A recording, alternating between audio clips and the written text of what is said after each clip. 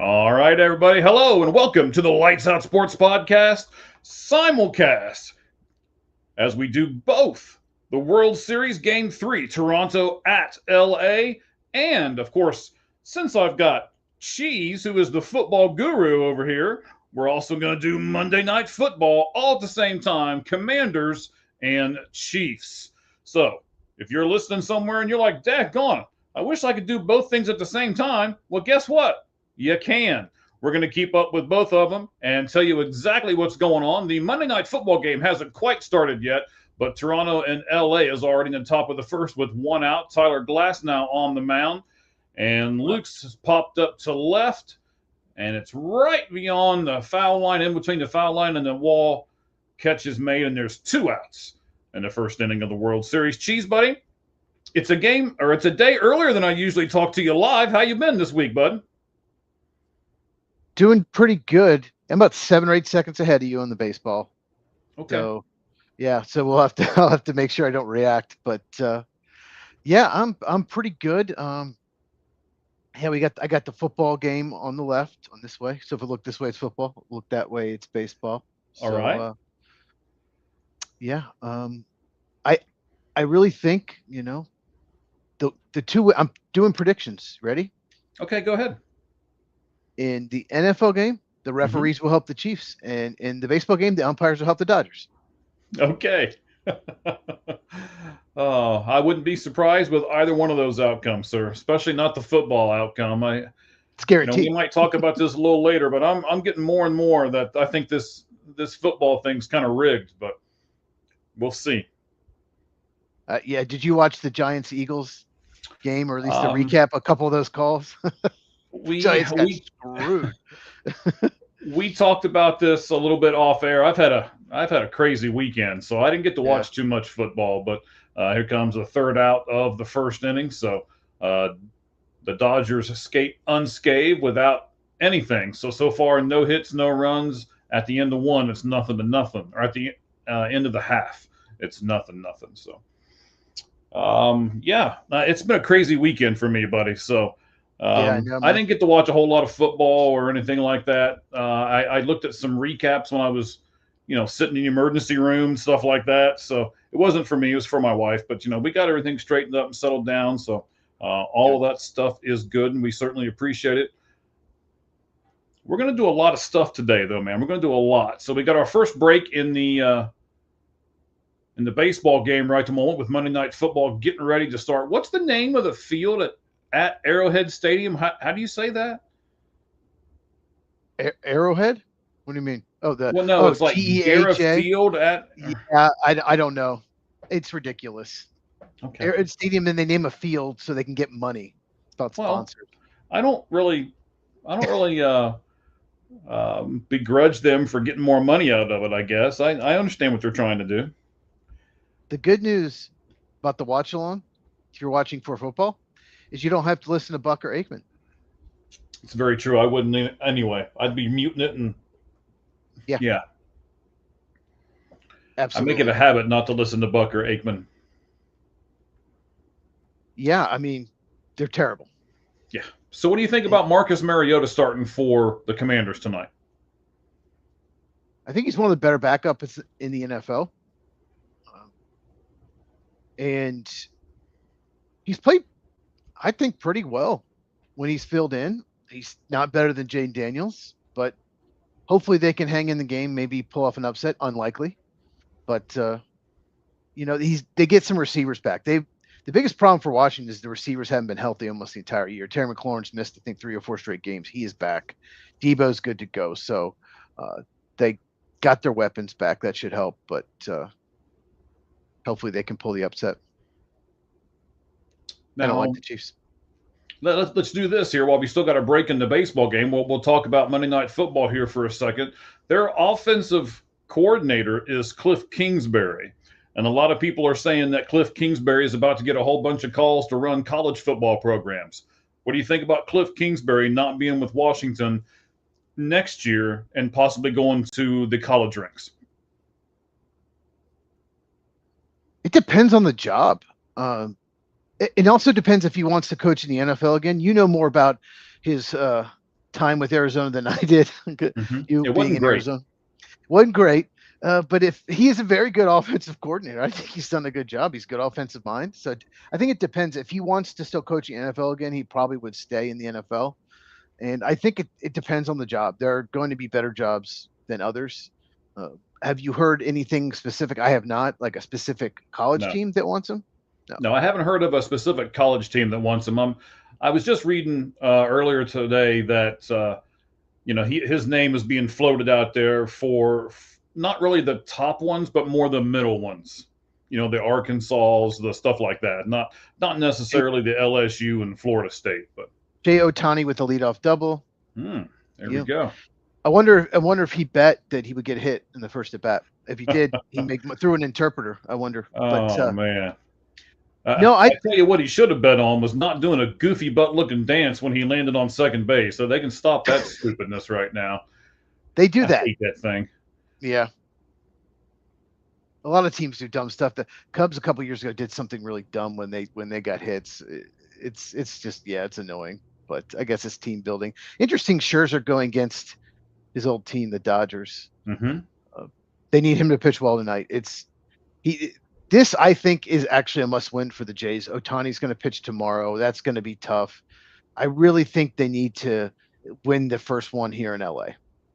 I think they're already underdog anyway. They need to score some runs, and they need Scherzer to pitch well. Yeah, I agree with you. I think this is it might not be classified as a must win, but it's going to be a lot easier for them to get where they want to be if the Blue Jays can pull this one off. I will give you that.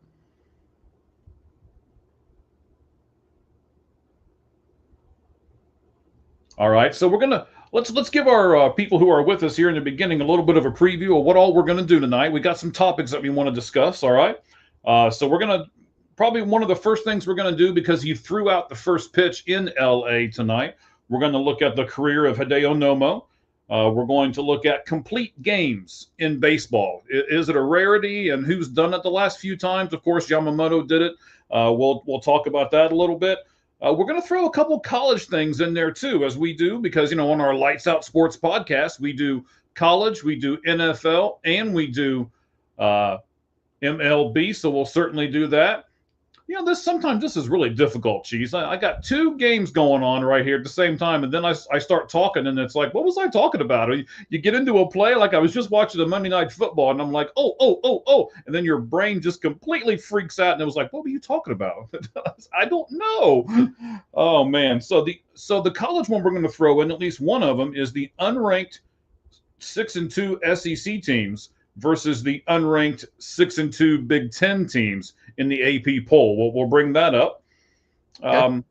All right. So I'm just I look at you every once in a while on the screen too, and if you really want to say something about one of the games, just I don't know, hold your hand up or something. Well, it was a good play of the right fielder of the Blue Jays. Very important out there to get Mookie with Freddie coming on deck. So that's a huge out. All right. I actually missed that because I was doing other stuff here. We're going to talk about going back to baseball. What Aroldis Chapman said about going back to the Yankees. It's an interesting quote by him. We'll have a little bit more conversation on that here in a little bit. We're also going to talk about tight ends in football, because tonight on the Monday Night Football game, Zach Ertz can set a record, or he can become one of a few people that have that record. We'll talk about what that is, and we'll talk about how important tight ends are to the NFL. What exactly do tight ends do in the NFL? I can't wait for Cheese's answer on this. And then it will lead us into something that we're going to do tomorrow night on the Lights Out Sports podcast. We'll get to all of that here in a moment. I feel a little naked right now because there's no music playing in the background. I didn't do anything when we were doing all of this. It feels weird because on our podcast, we always have music in the background while we're doing this kind of stuff. Believe it or not, I know it's going to be really hard for you to fathom this, sir, but the Bengals are number one in missed tackles. But the number probably by a lot. They missed so many. Oh no. Oh, that's not good. I just see him sliding in the end zone. So Washington was driving, everything was going great. They had first down inside the 20, and just an interception there off a receiver by Marcus Mariota. I want to see this replay. I think you're a little ahead of me in the football game. I don't know how I'm ahead of you in baseball. Oh, that was terrible. right off his hands, Debo, right to you. That cannot happen. That cannot happen. Actually, it happened to the Chiefs against the Eagles earlier this year. Right off Travis Kelce would have been a touchdown. Instead, Philadelphia gets interception, goes on to score a touchdown. Completely flipped. Awful. Well, there goes the upset. Anyway, baseball. Oh yeah. So we're gonna do the Bengals. They're the number one missed tackle team in all of football. They miss more tackles than any other football team. But the team that's second is actually playing tonight. So we'll take a look at that. That'll lead us to a little bit more Bengals talk. I want to stick with baseball for a second. We are also going to look at Dan Wilson, who was the first year manager of the Mariners. And he did something that no other manager for the Mariners in club history has ever done. We'll talk about that, how important it was to Seattle, and how important it is to Major League Baseball as a whole. And then I know you sent me a clip that you kind of want to look at the, 25 free agents, I believe, right, sir? Yeah, we don't have to go over all of them. I think it would take forever in the podcast because baseball's making us only too long. We have time now. We can talk about free agents and where we think they might go, how much we think they might get, maybe a sleeper team for some of them. Because you never know, because some teams that you don't necessarily think are going to spend, and vice versa. So that's very true. It's very true. And then I do want to do this one, and I know it'll take a little bit, so we'll I don't know exactly. We might do it at halftime of the NFL game, but I do want to look at the state of baseball. I've got some pretty good telling statistics that I put out here, and then we're also going to look at the Arizona Fall League a little bit. I believe we're going to have a couple guests on here before it's all said and done, and when we get the guests on, we are going to look at the Arizona Fall League whenever that happens. Ricky or Roger more than likely will come on, maybe both, who knows, from the Red Hot Reds podcast, and we'll look at all of that here in just a little bit. So we're back to the game here, right? 2 outs, bottom of the first. There's a 3-2 count on catcher Smith, waving that bat around up to bat. And Scherzer with the pitch. Will Smith. Yes, and Will Smith fouls the ball off, so it stays 3-2. Good news, Chris Rock is not at the game, according to my sources. He's not at the game. Chris Rock is not there, huh? He will not go in the stands and slap him, so that's good. Okay. That's the same one, right? That's the Will Smith that did that? Sure, we'll go with that. I think he's a little lighter in complexion, but okay. Yeah. Well, that will end the inning. I just realized that's right. I'm ahead of you. It's all right. Great pitch by Max Scherzer there to strike out. Wiki wow, Will Smith. All right. So why is the score 0-0 over here with Kansas City? What happened? Well, Kansas City just got an interception, and Washington was driving. It was a really good drive, and Deebo Samuel completely blew it. He was trying to run down the field before he had it off his hands for interception. Now the Chiefs have it, and Patrick Mahomes is running for his life. Great play by 55. I can't think who that is right now offhand. Oh, Martin. Right. Yeah, but I thought they didn't score a touchdown off of it. They just got the interception. Yeah, they just got back from the commercial. So the left tackle Josh Simmons, rookie left tackle Josh Simmons is out for personal reasons. That could be important because the left tackle filling in just got burned bad. I'm not sure what's going on with Josh Simmons, but he's looked very good as a rookie, and he's definitely an upgrade over anyone they've had the last few years at left tackle. Okay, and then we've also got Vesia, who is out for personal reasons on the Dodgers as well, one of their best relievers. That'll lead me to my first point here in MLB. We got a break in that, of course. Looks like Patrick Mahomes is going for the first down, and did he get it? Yeah, Jalen Moore is filling left tackle. He looked like he gave up another pressure on the next play. That's something to monitor for sure. Okay. You know Simmons well. He's a very good player. Yes. If he would have gone higher in the draft, he went late first round. If he had not tore his ACL last year for Ohio State. Yep, otherwise, he probably would have gone top 10. I thought he was a better prospect. Kelvin Banks, who went 9th to the Saints. All right. So, and that's what you do, right? Over on your channel, at Football with Cheese is the Twitter account. Over on the the YouTube side. The MySpace? MySpace. There we go. We're Yes. going to start that up. We're going to Yeah, revive yeah. MySpace. And also AOL. Yes. But something that we are going to do this coming week, the Lights Out Sports Podcast will do this for the first time this week, is we will be on Spotify. It's a nice, exciting thing for us. We're going into the realm of listener only. So if you have that in your vehicle and you're on your way to work, or you're coming home from work, or I don't know, you got to go to some family reunion somewhere or something, and you want some education before you get there, just pull up the Lights Out Sports Podcast, and you'll be able to now on Spotify Music. Fairly short for Mahomes there. Yeah, I won't tell you what happens on the next play because I know I'm in front of you. So okay. Okay. Unfortunately, okay. Yeah, that's all right. Yeah, so that guy getting the pressure, couple pressures, got a sack and a pressure, is, I just had it up. Jacob Martin. Jacob Martin, 29 years old. I do not know much about him. There's rarely a player I don't know, but 6th round pick in 2018 by Seattle. Okay, good for him. All right. So now we're also got over on the baseball side, you've got Bo Bichette, who's batting in the number 4 spot. So far in the postseason, he's 1 for 3. And he swings at a pitch at his shoulder blades. So Bo Bichette's interesting. 2 ball, 1 strike count. He'll be interesting in the offseason. He is a free agent. Yes. You want to talk about Bo for a minute? We can talk about Bo for a minute. Let's talk about Bo. He can hit. Yes. Slightly. He can really hit. Dante Bichette was his dad. Mm-hmm. Had his baseball card when I was a kid. And by the way, Dante could hit too, just so everybody's clear. For sure. And to me, like CBS did the top 25 free agents, and they put, where they think they could go. They put 3 suggestions and put the Braves as one. Here's the thing. Bichette really shouldn't be playing shortstop. He's not a good defensive shortstop, but I would love him as a second baseman or third baseman. So that if he is willing to play those spots, his suitors go from maybe 5 or 6 to 15 to 20 if he's willing to play those spots, because there are a lot of teams that need second baseman and third baseman. Yes, I agree with you. I'm going to pull up your rankings because you sent it to me here. I'm pulling it up on the phone right now. I'm going to go to Bo Bichette. There he is, number 3.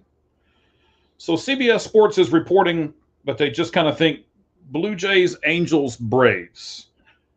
Angels are a lot on this list. I think maybe they got a rumor that the Angels are going to spend like crazy. Who knows? But Braves, I don't see it. I think they need a true shortstop. The Braves have got Dansby Swanson at shortstop, and they got Ozzie Albies at second. Well, Dansby Swanson's been on the Cubs the last 2 years, but I'm sorry, you are right. It's okay. That's all right. Hey, is it 2022? It could be. It could be over here. I'm a little behind on the baseball game from you, so maybe I'm really a few years behind. I don't know. Braves do need a shortstop, but I wonder if Bo Bichette will play third base. I wonder if the Cubs would go after him, use Matt Shaw as super utility, or trade Matt Shaw for pitching. Just throwing it out there. I can see them trading Matt Shaw for pitching. Matt Shaw's a great defensive player. He just didn't hit enough, and he was a rookie. We'll see, but Bo Bichette would be an upgrade bat. The Cubs could really use like a middle order bat, like just a guy that can really hit. I think that was kind of they had Carson Kelly as their cleanup hitter for a lot this year, the catcher, and he had a very good year, but still, they don't really have a cleanup hitter, in my opinion. They really could use that. I'm just laughing because I didn't see the play. I look up interception, I guess, right? Yeah, here it is. Okay. Both drives, interception, great play by Marshawn Lattimore, who's having a really rough year. Packers picked on him back in week 2. Great play.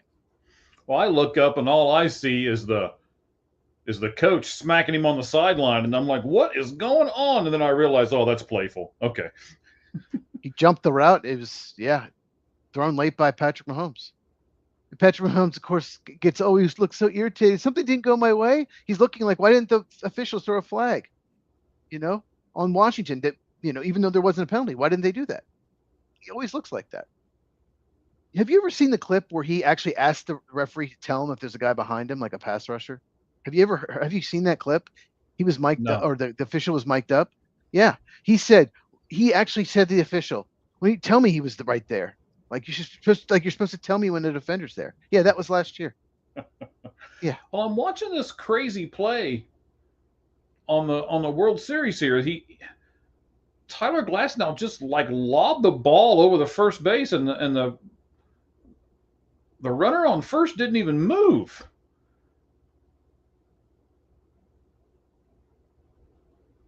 I don't know. That's a little strange. I need to pay a little more attention to the television. That's what I need to do. You're just so mesmerizing, sir. When you start talking, I'm just locked in and focused on you. Okay.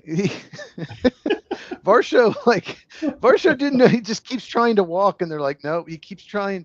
Yep. Go. No. Wait. He's like, what? Okay, and that's when they throw the over. Okay. I'm not sure what happened. That was so they called it a strike. To Varsho. So I guess the runner on first thought that he was going to go to second because they thought it was a walk. Yeah. The Bobichette thought it was a walk, so he took off. But God, but you got to make sure, man. If you're Bobichette, I don't know. People keep texting me, so maybe they're explaining what happened. I was watching the interception replay. The home plate umpire screwed the Jays because it was ball 4, clearly, but called a strike, and that's why Bobichette, he assumed. Of course, what did we say before? What did I say? The refs are going to help the Jays. The umps are going to help the Dodgers. We just know it. Yeah. See, look at you. You can look at you in your crystal baseball ball. Look at you. Nostradamus.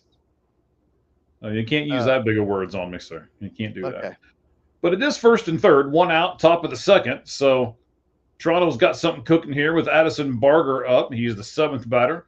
He has batted .300 so far in this postseason, but a really good weapon, especially late in most games for the Blue Jays here. It's an 0-1 count. Glasnow's getting ready to throw the second pitch of the at-bat. He fouls that one off, so it's 1-1. Or no, excuse me, it's 0-2, 0-2. The series is tied at 1-1.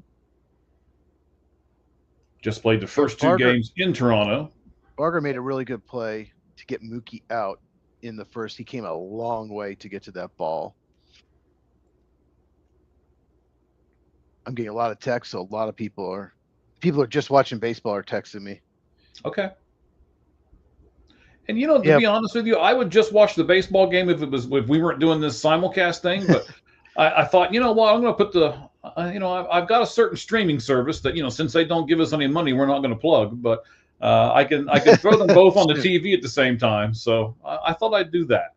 Soon we're going to have mugs. We're going to have everything. We're going to stop in the middle thing and like, oh, by the way. Yeah. So now it's just mugs. Wait. It's just, I just have to help my self-esteem with my mug right now. Wait a minute. Nothing gets. Well, like Bobichette, yes, it was a bad call. I look at the box now online. You can see the box. It was a terrible call. But Bobichette still has to make sure. You can't just assume. Still, I know it was a bad call, but yeah, you can't do that. Right.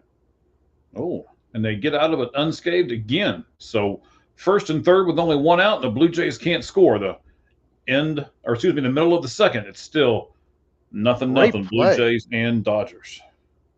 Is that Chris Rodriguez? Who was that? Oh no, that's Jeremy McNichols, the 3rd running back. Yeah, Washington, one of the few teams that plays all 3 running backs throughout the game. Now, at Ramen on Wheels, what's good? I don't know. Interceptions. IQ. I mean, well, let's not go that far. Well, all right. Well, got Marcus Mariota running for his life over here. I'm not sure if that's good. Did he make the catch? One topic we're going to talk about tomorrow. Yes, give us that. Is on the Lights Out podcast, 9 Eastern, 6 Pacific. Nice catch. We're going to talk about one thing I want to talk about last week, but I cut it for time because there were so many things to talk about. is the idea how teams use running backs, how they used to. Some teams split, some teams use, one primarily. I want to talk about that. I want to get your take on it, but I'll write the notes up. But Sure. because I have a problem with how one team specifically does it. And I've called this team out before. I'm not really a big fan of their head coach. So, yeah, we're going to talk about how running back usage tomorrow on the podcast. All right. So now they had a guy, got a break in the baseball game. The Monday Night Football game is still scoreless right at the moment with about 2 minutes and 30 seconds left in the first quarter. So today, the Dodgers had Hideo Nomo throw out the first pitch. Mm-hmm. Hideo Nomo, though, as I don't know how many of you know, it's been a little bit since Hideo has been on the mound. He hasn't been there since 2028. Right? Yeah, he took 6 and 7 off, and he came back and 8 for a little bit at age 39. Oh no, he did come back, but that was for the Korean Baseball League. So I was like, why does that look so weird? That's why. So, but he was not only with LA, but he was with Boston, Detroit, Milwaukee. He played for the Mets. I mean, there was all kinds of stuff that he played for. Now he did play for the Dodgers in his first 3 years. A fourth season, fifth, sixth, and seventh season. So, I mean, I guess I would say he played for the majority of his time with the Dodgers. He had a 20.9 WAR. So he won 123 and lost 109 with a 4.24 ERA in 323 games. No saves in 1,976 and a third innings. He got 1,918 strikeouts, so a little under a strikeout an inning. Cheese, I'm going to just ask you this. Is he an average pitcher or above average pitcher with those kind of stats? He was very good early in his career, not so much later. He had a splitter that was almost unhittable, and he had so much early success. Although Chipper Jones should have been Rookie of the Year, absolutely criminal. But I don't think Japanese players should be eligible for Rookie of the Year. But anyway, that's because they play professionally in Japan. But anyway, story for another day. But the problem with him is he really fell off because teams. No, not you. You okay. Can't see it. Roger's waiting on us here, so I see Roger. Yeah. I was holding my finger up for Roger, like, hang on, buddy. As soon as Cheese is done with his point, I'll pull you on. Oh. Well, I was almost done. Basically, I forgot you can't see Roger, but I can. I'm sorry, sir. Teams started laying off the splitter, and he stopped having success, and that's why he started bouncing around teams. He just wasn't as good anymore. But early in his career, he was very good. Yes, I agree. I mean, I liked Hideo Nomo as a pitcher, and I tell you what, let's bring in Roger. Let's see if Roger has any comments here on. There he is, buddy. Hello, Roger. How you doing? Hey guys, how you going? How you doing? Hey, excellent, man. Glad to see you on here with us. We're doing both things at the same time. We've got the World Series going on and Monday Night Football going on, so we'll talk about both of those with you if you don't mind. But let's ask you about Hideo Nomo. I mean, you're a young guy. How much do you remember about Hideo Nomo? Not terribly much. I know that he was, like, Cheese is saying, he kind of splashed on the scene right away. In fact, his name came up this year because he got added to the All-Star game after 6-7 starts, and that was kind of the talk about Mizorowski out of Milwaukee. It's like, well, they had Hideo Nomo back in the 90s, kind of just out of nowhere, come onto the scene, had like 6 or 7 starts, and then made the All-Star game for the Dodgers back then. So, like, that was kind of the justification of why they put Mizorowski on the 2025 All-Star game this year. Right. That sucked. Ooh. Yeah, that's gone. What we got? Oh, yeah, it's they wanted viewership in Japan. They wanted ratings. It's not about who deserves it. It's about ratings. And that's why Mizorowski, that's why Nomo, there's veteran pitchers never may deserve it. They don't care. It's about viewership. Yeah, especially the Hideo Nomo situation. Getting that Japanese viewership. He was one of the first, if not the first, Japanese import that really caught on. That really kind of expanded the game to have now guys like Shohei Ohtani come through and play and not be a big deal that we got a bunch of Japanese all-stars in Major League Baseball. So I'm going to jump into this World Series game for a second. So Teoscar Hernandez just hit an absolute bomb to left field into the bullpen. And the first guy to greet him at the top of the steps was Andy Pages. Pages. Sure. That's what I say every time. I want to say Pages. I know you say Pages a lot. That's why I'm laughing right now. But I mean, he's not even somebody I would consider like a big-time Dodger guy. Why is Andy Pages meeting him at the top of the steps like that? What is up with that? And we'll let Roger take that one. Well, I couldn't tell you. Maybe he's just really excited that the Dodgers are winning. You know what I mean? Pages, how long has he been with the Dodgers? This is rookie year, I believe. Maybe he had a very good year. And he did. He had a sneaky good year, right? A lot of people weren't looking at him. He hit over 300, I believe, for the season. I don't have his stats right up here in front of me, but some interesting stuff here. He's got that rookie energy still going through him. So maybe, first time in the World Series, wasn't on the team last year, I guess, with it'd be his first World Series. Maybe that's why everyone else is jaded. Like, oh yeah, we've done this before. High five, good job, Oscar. Good job. Yeah, I mean, I'm not saying not everybody in the in the Dodger dugout wasn't excited about it. I mean, he got high fives from everybody eventually, but I mean, Andy Pages came out of the dugout and everything, met him before he even got in the dugout. I mean, does that mean he's a locker room leader at year one? I don't know. What does that mean? Where are the leaders? Where are the leaders on the team? I don't know. I'm seeing on Baseball Reference, actually, Pages got a World Series ring for 2024. So actually, he's been there, done that. So I don't know. Good question. Usually Shohei is a guy that is pretty lively and has some sort of engagement with his teammates. He was calling his bookie at the time. Yeah. You and this bookie thing, you're on this, right?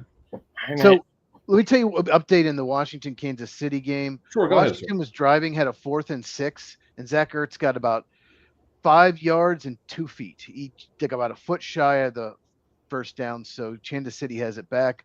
0-0 end of first quarter. All right.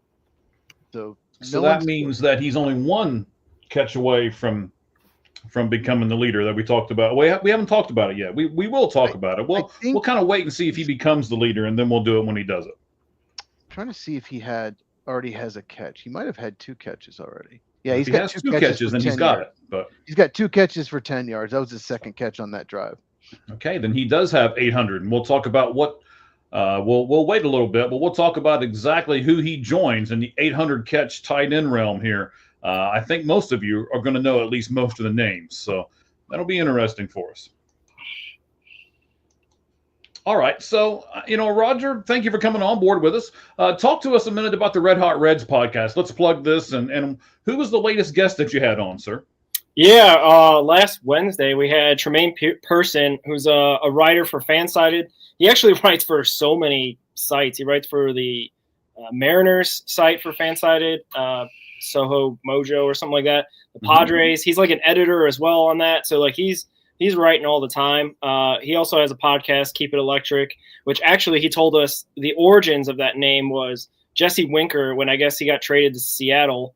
2001 or 2021 or whatever it was, said that this place is electric. Let's keep it electric. So he got that podcast inspiration name from our ex-Cincinnati Redleg, Jesse Winker. And we just talked about the Mariners run, how Cal Raleigh should probably win MVP, all the kind of Mariners / he likes to call his team the Seattle Reds sometimes because we got, Gino Suarez and Winker played there, and you got Castillo still pitching there and whatnot. And Ken Griffey Jr. Well, yeah, he's more like a Cincinnati Mariner. You know what I mean? Like he started right. Obviously, he went to school here though too at Moeller, so like he's a Cincinnati kid through and through. But yeah, for sure, there's a lot of overlap for Seattle Mariners and Cincinnati Reds. It really is. Yeah, it's kind of crazy. All right. So that's excellent. Now you got Ricky with you as well, and then it's the Red Hot Reds podcast. So you tell us how many podcasts do you do in a week, Roger? Well, it's off season, and we seem actually more productive than ever, doing at least 2 a week. Usually we try to go Sundays and Wednesdays, but like it might slow down a little bit. I've been kind of really getting into the Arizona Fall League. Yeah, we're going to talk about that in a few moments. Yeah, the Dominican Winter League's going on now, even though that a storm, Melissa, like washed out the whole week except for Monday. Hopefully they'll get started again. I didn't check. They're supposed to play today. I don't know if they were postponed again or not. I'll have to check in a minute. Also, the Mexican Pacific League, we got a guy named Ichiro Kano in our Reds organization who's got like one of the craziest first name, last name combinations, and no pressure, kid. You know, he's 20 years old, Mexican player with the name Ichiro Kano. We'll see how. His middle name Suzuki or Robinson? Which one is it? It's probably Randy Johnson, Ichiro Randy Johnson Kano, for all I know. You know, so we'll see. Another former Mariner, I guess. Yeah, Robinson Cano. So shout out to him, I guess. But anyway, the point is that we're covering. At least I feel like I'm covering more of the Reds more than I felt like I did a couple months ago, because there's a lot going on, and unfortunately, every single day brings a new Hunter Green rumor that he's going to get traded. So there's that as well. So yeah, that's not happening. And if it does, I'm going to be really, really upset. I'm not saying it's not going to happen. I'm saying that it keeps being talked about. And I don't know if that's like, you know, leaks from the front office to say, hey, we're taking calls, right? Or we're listening if anybody wants to call, because it sounds like the Red Sox are really interested. Sounds like who else? I mean, anybody would be interested to look for a starter. I was going to say any team should be interested, but the Reds shouldn't be interested in trading him unless they get half a baseball team or a complete infield or something for him. Yeah. You hope that the phone call goes as simply as, hey, you know, GM of whatever team, can we have Hunter Green? Yeah, can I have your starting outfielder, your starting infielder, your starting, and then the phone call gets hung up right there. Right. The reason why he won't be traded is because what they'll ask, no one will be willing to give up. People hold on to prospects more than ever now. Like it used to be, there were GMs who would just like, all right, yeah, what do you want? AA pitching, here you go. You know, they just wanted to win now. Now everyone is more guard with their prospects, so it's just not happening. Do you know how many more years of control they have for Green? Oh, he's under control until 2029, and then he's got a club option in 2030, and that's probably because that's for like $21 million in 2030, which will probably be cheap by 2030. Or we'll see how the CBA goes in the negotiations. Another interception. Oh, nice. Off Travis Kelce. He keeps doing that. Intercepted by Washington. So we have interception, turnover and downs, interception. Those are the 4 drives. But, yeah. Washington's got to get some scoring out of this. Yeah. So where'd it take place at? Where are we at on the field? Do you know? It looks like Chiefs were driving, so somewhere around the Chiefs 30 or 40-yard line. So okay. Yeah. Then LA is up 1-0 at the top of the third in the World Series game. So yes, this is the great thing about these watch-alongs. We're gonna talk about topics, and then we're gonna try to keep you guys abreast on what's going on both of these at the same time. So whenever our wives or girlfriends tell us that we can't multitask, we're just gonna play this live gamecast for them and be like, look right there, right? So you, Rogers, you said he's controllable to 2030. Then there's absolutely no reason to trade him. Even if you get good prospects, they're not guaranteed. You have them for that long, it shouldn't even be even talked about. Why would there be rumors? I don't know. It's funny because it first came from a Cincinnati Enquirer. Like, did they just do a pickoff play? And even anyway, it came from like a Cincinnati Enquirer writer a couple months ago, when basically Hunter Green was rehabbing, and then like they're throwing it out there, basically just like, hey, this guy's never healthy, why not trade him? Kind of argument and whatnot, because he does have a high ceiling, but if he's not available, you know what I mean? Even if he's on a cheap contract, it's still maybe not worth the squeeze. Is the argument of the writer? But then it came again from the Cincinnati Reds' own beat writer, most recently, which is why it's alarming to me, is that it's coming from inside the clubhouse, coming from inside like a guy that talks to the front office frequently, at least, and publishes articles like on a pretty like pro Reds basis. So it was kind of interesting coming that way. and it still hasn't died. That's the problem. Is what I'm having is that it's not like being quashed by the front office or anything like that. They did make some sort of comment like they would trade pitching for prospects. So that was like, okay, well, if we're gonna do that, then why the heck are we even entertaining trading Hunter Green? His contract's so cheap, and with his high ceiling, no prospect would be worth what he's valued at right now, in my opinion. And you have to have starting pitching. You have to have starting pitching to win. And why trade it? Trade him for some bats that may or may not work out. But that's why the comment from Nick Kroll or Brad Meter said like recently that they wouldn't trade like pitching for major league talent. It's like, what? Okay, like this is like getting into some weird bizarro world where hopefully we come out on the other side and Hunter Green's still under contract and in a Reds uniform come March 2026. Well, now let me play devil's advocate here for a second, Roger, and help me out. And Cheese, I mean, I don't know how much you know about the Reds farm system, but I know Roger and I both know a lot about the Reds farm system. Chase Burns is probably not considered a farm system person anymore because he was with the Reds there towards the end of the season in the bullpen. He started out in the rotation. Not that it didn't work out, because it did, but he got injured. And then when he came back, they're like, we're going to limit your innings, so you're going to go to the bullpen. So you've got Chase Burns, right? You've got Chase Petty as well. You've got Rhett Lauder as well. So you've got three really good pitchers that are on the cusp of being on the Reds staff itself. So if you can trade Hunter Green and you can get two more prospects and two outfielders, two bats that they really need, and you've got those three guys waiting in the wings, how much of it do you really entertain when you've got three other good guys waiting down there in AAA, and you've got a team that's willing to give you two really good prospects and two good starters? Yeah, I hear you. Like the whole adage is like you can't have enough good pitching, which means if you could turn Hunter into two or three pretty legitimate prospects that will be ready in a year or less time, yeah, sure. But I don't know if that's. I don't think there's anything out there. Like I'm not too, up to date on what other. I mean, I think Pittsburgh's got a pretty nice pitcher in that Bubba Thompson, something like that. Bubba Chandler.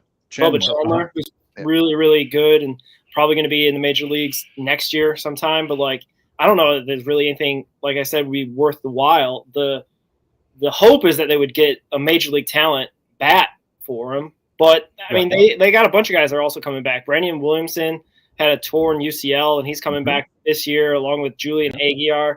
Like there's a lot of guys. Spires is coming back. I mean, Carson Spires will be back. Yeah. They really do have an abundance of pitching. And if the only way I would entertain this is if I need a big bat and then another average bat back. Yeah. And then a couple, three prospects I can toss down in like AA or even a couple single A people I'd be okay with, I guess, as long as I can get the big bat that I need. But how many teams have that? Like how many teams have the prospects and the bat, have all of that would be willing to give up for Hunter Green? Very few. Like there are probably teams that would love to have Hunter Green, but there's nothing the Reds would want out of them. So so let's just use the Toronto Blue Jays for an example, right? Would I take Barger in the outfield? I'll start with that, right? And that's honestly, if I'm talking to the Blue Jays, that's where I'm starting. All right, so I'll start with Barger. Okay. I'm thinking, what else am I? Hang on, let me go over here to their roster. There is one possibility that I wouldn't terribly be upset about. Like I mentioned, the Red Sox earlier. Jarren Duran just got recently extended by the Red Sox, and that would be one. But they would mean also, like, because the Red Sox have a little bit deeper pockets than the Reds, that hopefully they would also take some of his salary. You know what I mean? And they get like a prorated contract for the Reds to put on their books. That's basically, in my estimation, the best case scenario for getting a major league talent bat that's proven, that plays outfield, that a left-handed power bat basically as well, that could be worth trading Hunter Green. You know what I mean? So like other than that, I'm not. Yeah, I kind of like.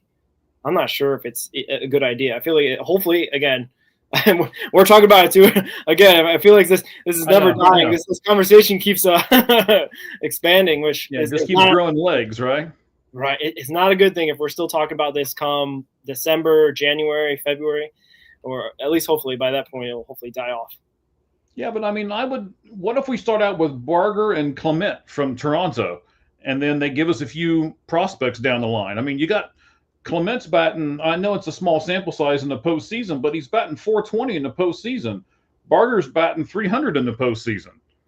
Yeah, both of them have been really, really good. Clement also pretty decent fielder as well, I believe. So like that wouldn't be bad for Tito's system where he values guys that save runs in the infield and the outfield. So like, yeah, I mean I don't know. What Toronto do is the question, right? Like, and they're like 3 wins away from a World Series. I don't know if they're necessarily looking there. I guess if they do lose the World Series to the Dodgers potentially, they would be looking to restock and try to go again because this is their kind of championship window with a lot of their guys that are like in their prime or close to their prime. Mm-hmm.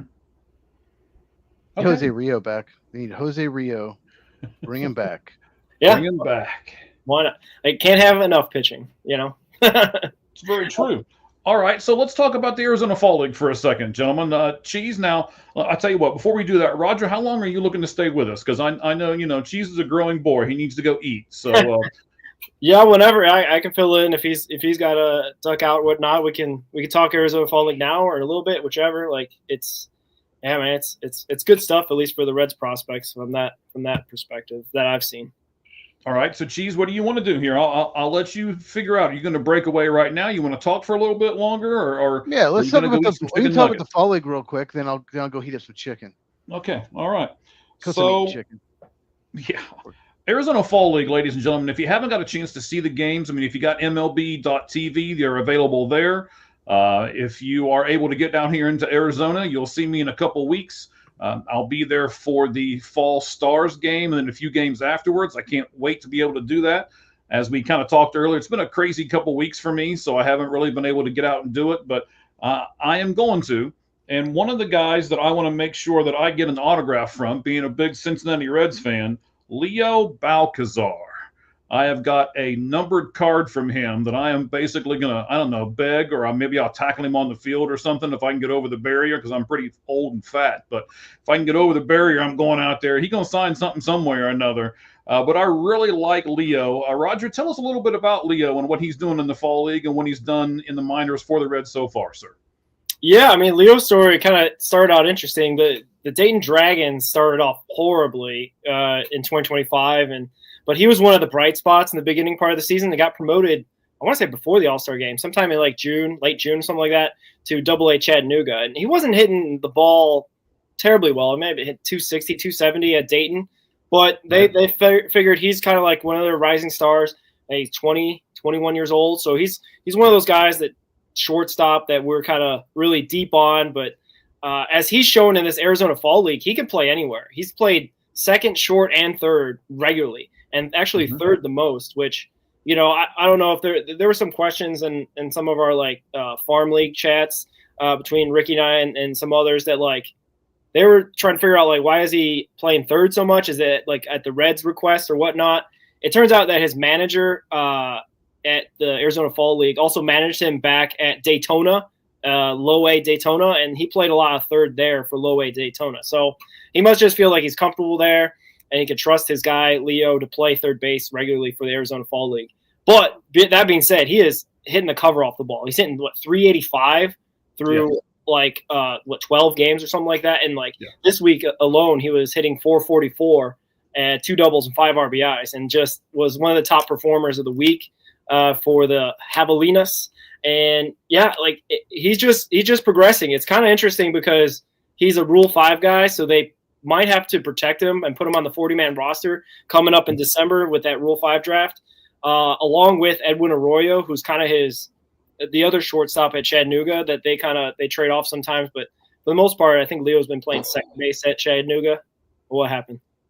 Teo, Ohtani. Another? Ohtani happened. Ohtani happened, yeah. 2-0. Yeah. Yeah, and they say in the Reds organization that home runs are mishits. So it seems like a lot of these playoff teams have a lot of mishit balls, by the way. I don't know if you guys ever caught that commentary from hitting coach Chris Felica.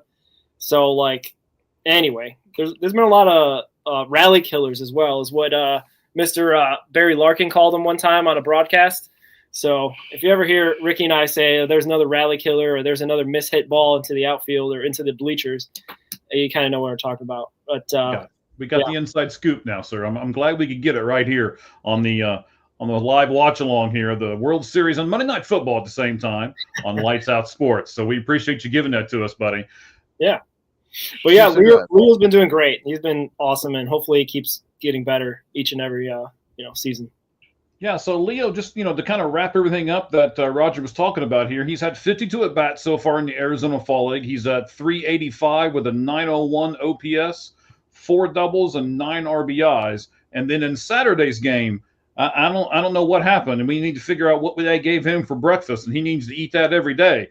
But he went 4 for 5 and scored 3 runs for the Javelinas on Saturday. And then if you look at just his 126 regular season games, as you said in your commentary earlier, he split those between Dayton and AA Chattanooga. He's 21 years old, and he's hit 363 with a 720 OPS, and he hit a career-high 12 home runs this year. So, yes, what we got, Cheese? I saw the symbol. Rasheed Rice, direct snap to Rasheed Rice, the wide receiver, 8-yard touchdown. Rushing touchdown. No, that replay is going to be that's not a touchdown. I can watch. I know I'm ahead of you on it, but that's going to be like on the 1-inch line. It looks like. Okay, first and goal about the 1 inch, 1 foot line. Okay, yeah. Yeah, no problem. Almost, it looked like they ruled it a touchdown. It's not my fault, Right? You saw the hands go up, so your hands went up. Yeah. I saw it. I hope you have deodorant on for other people in the room, but I saw your hands go up. I did. I saw it. There's no one else in the room. Okay, well that's good. It's just us and our viewers, so. That's fantastic, sir. No pets. No pets. No pets either? Not even a turtle. Oh, man. Not even a demogorgon. Not even a demodog, Stranger Things. All right. So we'll talk in a moment about the number 1 prospect this week in the Arizona Fall League, but he plays for a team that none of the 3 of us really cover, so I'll wait for him for a moment. But, Cheese, not that you cover the Houston Astros, but you don't live too far away from Houston. Tell us about the number 10 prospect on their board this week. That's according to Baseball America, and his name is James Hicks. Tell us about him, sir. Well, let me say this. The thing with the Arizona Fall League is some guys just play so well, and some fans think, oh, my God, this is the next great prospect. But you got to take it with a grain of salt. Some of these guys just play really well. They're playing against other minor leaguers, A or AA type players, but yeah, Hicks is let's just say this. He throws 6 pitches and he's got great control. He throws a sinker. He's a pitchability type. He's a back of rotation type pitcher, maybe middle reliever, like if you get in the postseason, but he's pitching well. You need guys like that. Every team needs players like that. Like Colin Ray was so valuable for the Cubs this year. He's that type of player. When they had pitching injuries, they would not have made the postseason without him. And you need guys like that, but he's deceptive too. So anyone that doesn't know pitching, deception is huge. If you throw like 92, 93, but you're deceptive. Once it was Austin Riley, the Braves third baseman, was talking about Shoto Imanga, Cubs pitcher. He said his fastball's like 92, 94, but it looks like it's 97, 98 because it's so deceptive. So if you're deceptive, even though you don't have great stuff like Hicks, you can stick around the big leagues for 10, 12 years. And that's the kind of pitcher he is. Back of rotation, and he's just, throws 6 offerings and has very good control. Right now, I want to talk about this guy for a second because I think he can be, and you said this, every team needs some guy, right? That's like their 6th or 7th starter. And I'm not sure if he's going to break the team out of spring training or anything like that, but he may be used sometime during the season, right? And then you also said that, hey, he's up against other Arizona Fall League guys, and these are, sometimes AA, AAA, even a few single A people are there. One of the guys we talked about last week on the Pittsburgh Pirates was basically a high A guy, which I don't want to get into the weeds too much about how the minor leagues work, but it's still kind of a single A type prospect, right? But if you look at James Hicks dating back to 2006, only 13 other Arizona Fall League pitchers have gone unscored upon in 11 innings. And one of those is James Hicks. So this week he went 4 innings, only allowed 2 hits, no runs, no walks, and struck out 6. And overall, he's worked 11 innings without allowing a run and 14 strikeouts in that span. Yes, I agree with you. Small sample size theater, right? as our good buddies over on the MLB Now like to say, right? But it's still a good sample size at that. I mean, the worst thing you want is small sample size theater, and it's awful. Yeah, and thing with him is, and this is why a lot of teams send guys to the fall league, is he only pitched 46 innings. I'm assuming he was hurt at AA Corpus Christi, but he struggled too. So he did not pitch many innings, and he struggled. And that's the kind of guys you send to the fall league. So they don't have wear and tear on their arms, and maybe we can fix something. And whatever the struggles were, it looks like he's not having them. He's off to a great start. And it's hard to pitch in the fall league. The ball jumps, as you know, Mike. The ball jumps off the bat. So he's definitely one of those players you want to send the fall league, and I think it's definitely going to help his development. All right. I agree with all of that. So I tell you what, we'll talk about this here in a minute when Cheese goes off and cooks his chicken, but I'll leave the question at the bottom because, Ramen on Wheels has an interesting question that I think Roger knows a lot about, and then I could kind of add some comments to it as far as what the Reds are going to have money-wise to spend this offseason. We'll look at that here in a moment. The third player that I want to look at, the number 4 hitter in the top 10 this week, according to Baseball America, in the prospects that are in the Arizona Fall League, based on the week that they had, was Jack Hurley. He's an outfielder for the Salt River Rafters, which is also he's a Diamondback prospect. I see the umpires huddling for a challenge on the World Series up here. We'll figure out what that is here in just a minute. It looks like Toronto is challenging something that happened in the game. So he had a 385 average. He's 5 for 13 this week with a double, a triple, 2 home runs, 8 RBIs, and 14 total bases. So you can say he had a week. But most of his damage came in one game. He was a 2023 third-round draft pick, 4-hit, 2-homer, 8 RBI night for the Rafters on Thursday night, and he powered the club to he was hitting in the 7th spot in the order and still got those stats. So he's 23 years old. He's been, as Cheese was just saying, a lot of these teams send their injured at home. Do what? Freddie Freeman tried to score, and he was too slow. Oh, okay. Great throw by Barger. Wow, that is a great he's throw. He's having a really good defensive game. He really is. Okay. Future Red. There you go. Future Red. Mr. Barger, we're taking you right now, right? Watch this replay. This looks nice. His not even a hop, right to the catcher. Yep. Well, the thing is, Freddie stole second, and it was a bang play, but they called him safe, so of course they kept it. They're not going to overturn. So it didn't matter though. Got him out anyway. Right. So so far the refs did help Dodgers twice now, but that one didn't work out as well for him. So, So I mean, again, a lot of the Reds players that have gone to the Arizona Fall League this year were injured. The Rhett Louders of the world and things like that. So this guy, Jack Hurley, was injured this year as well. So, it's a guy that you want to get at bats. You want to see where they're at. They're high enough on your prospect list. And as Cheese was just talking about the pitcher from Houston, he was injured some this year. So they're like, you know what? Let's send him to the Fall League and let's find out what they got. I love the Fall League because of this. These guys are, I said it last week on our podcast, and I'm still going to keep with it. These guys still want to sign, and I love autographs, man. I'd love to go up there and get them and talk to the players for a second, encourage them, and ask them if they'll sign something. And, you guys can't see the room, but I have yet to have a person walk into it and go, oh, God, what's all this crap? And if they do that, I just toss them back out.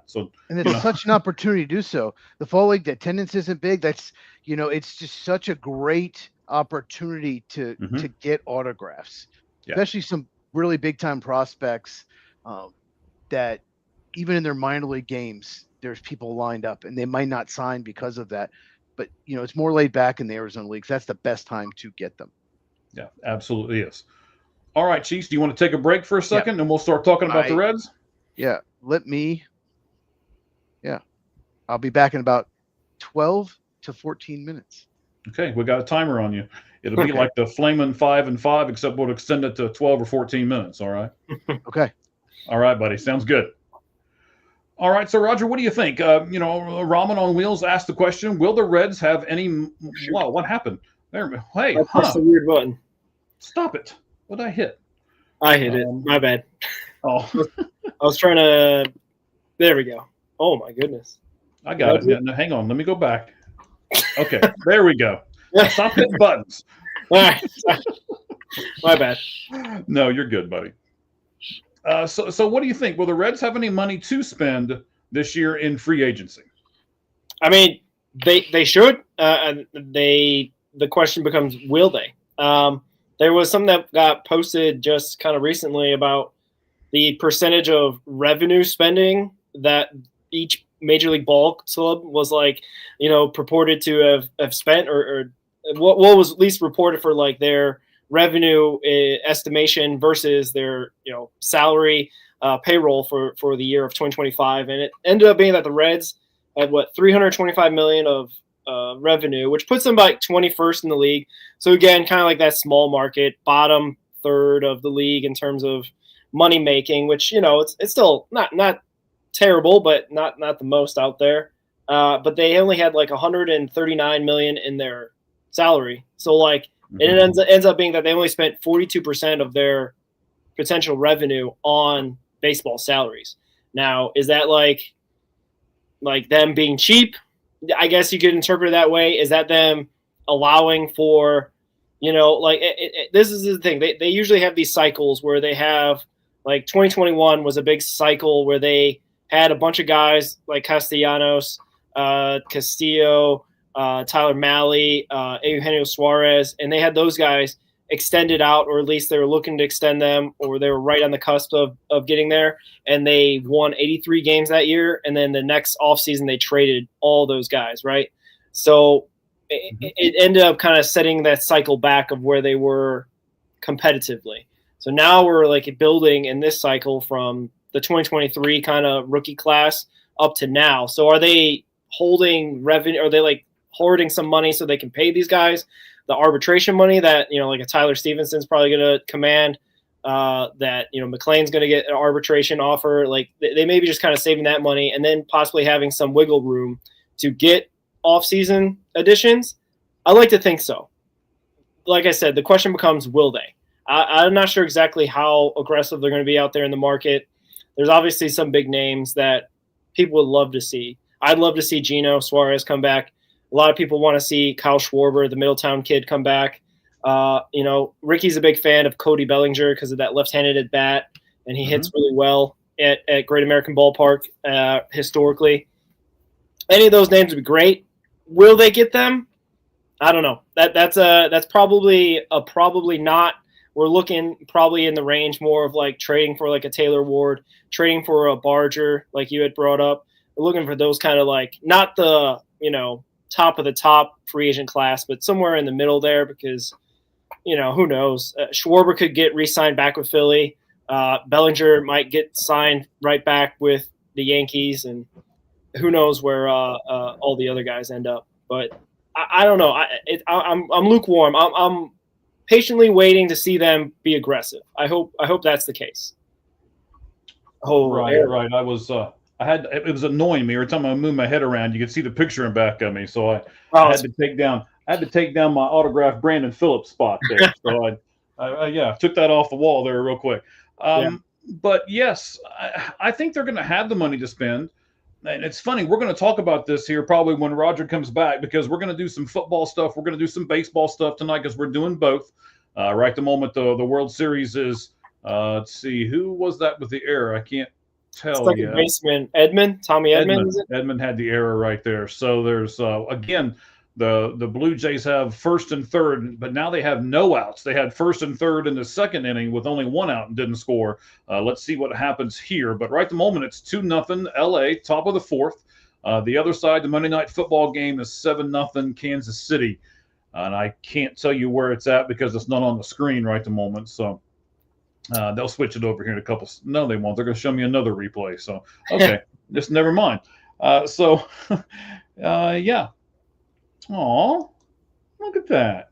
Thanks, Roman. Thanks for the question. I mean, this is the big thing about the Reds is will they be aggressive? They spent money to get the manager. They got Tito, so it fired Bell before his contract was done.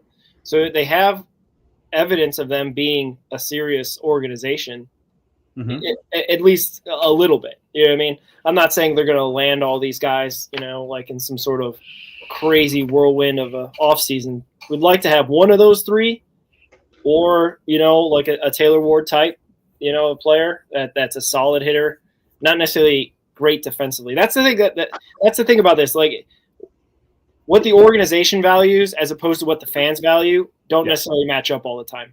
That's 100% right. But I do have to say here, I'll take Nick Castellanos too.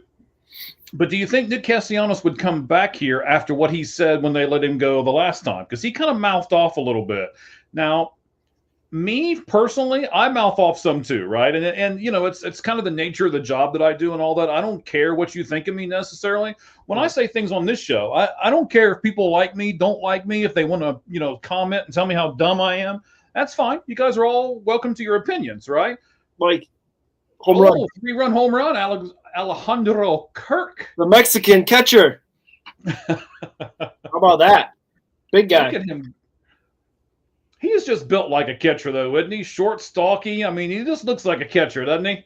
Yeah, he looks like a fire hydrant for sure. Sure does, man. Sure does. He got the jacket on one of his arms, and he just flying down the dugout, man. So now the Toronto Blue Jays are up with just one out on the LA Dodgers, 3-0. And of course, when you hit a home run over the fence, the bases suddenly get cleared out. So they got nobody on with only one out here against Tyler Glasnow, who gives the first pitch strike to Barger, who we like a lot, by the way. Well, yeah, now that we've seen him do well in the World Series, now probably the Reds can't afford him now with that throwing the guy out at home type of stuff. But you never know. We can dream. But we can. Yeah, I mean, we're going to look at, and you're willing to stay on, or you're stay on as long as you want, buddy. We're going to do some stuff here when Cheese gets back with us in a few minutes. As far as we got a lot of baseball topics that we'll go over. I do want to talk about, because I know you're not only paying attention to the Reds prospects in the Arizona Fall League, you're basically paying attention to everybody in the Arizona Fall League. So the number one prospect this week was the Chicago White Sox guy, and by golly, they need all the number one prospects they can get, right? So he reached base in 13 of the 17 games.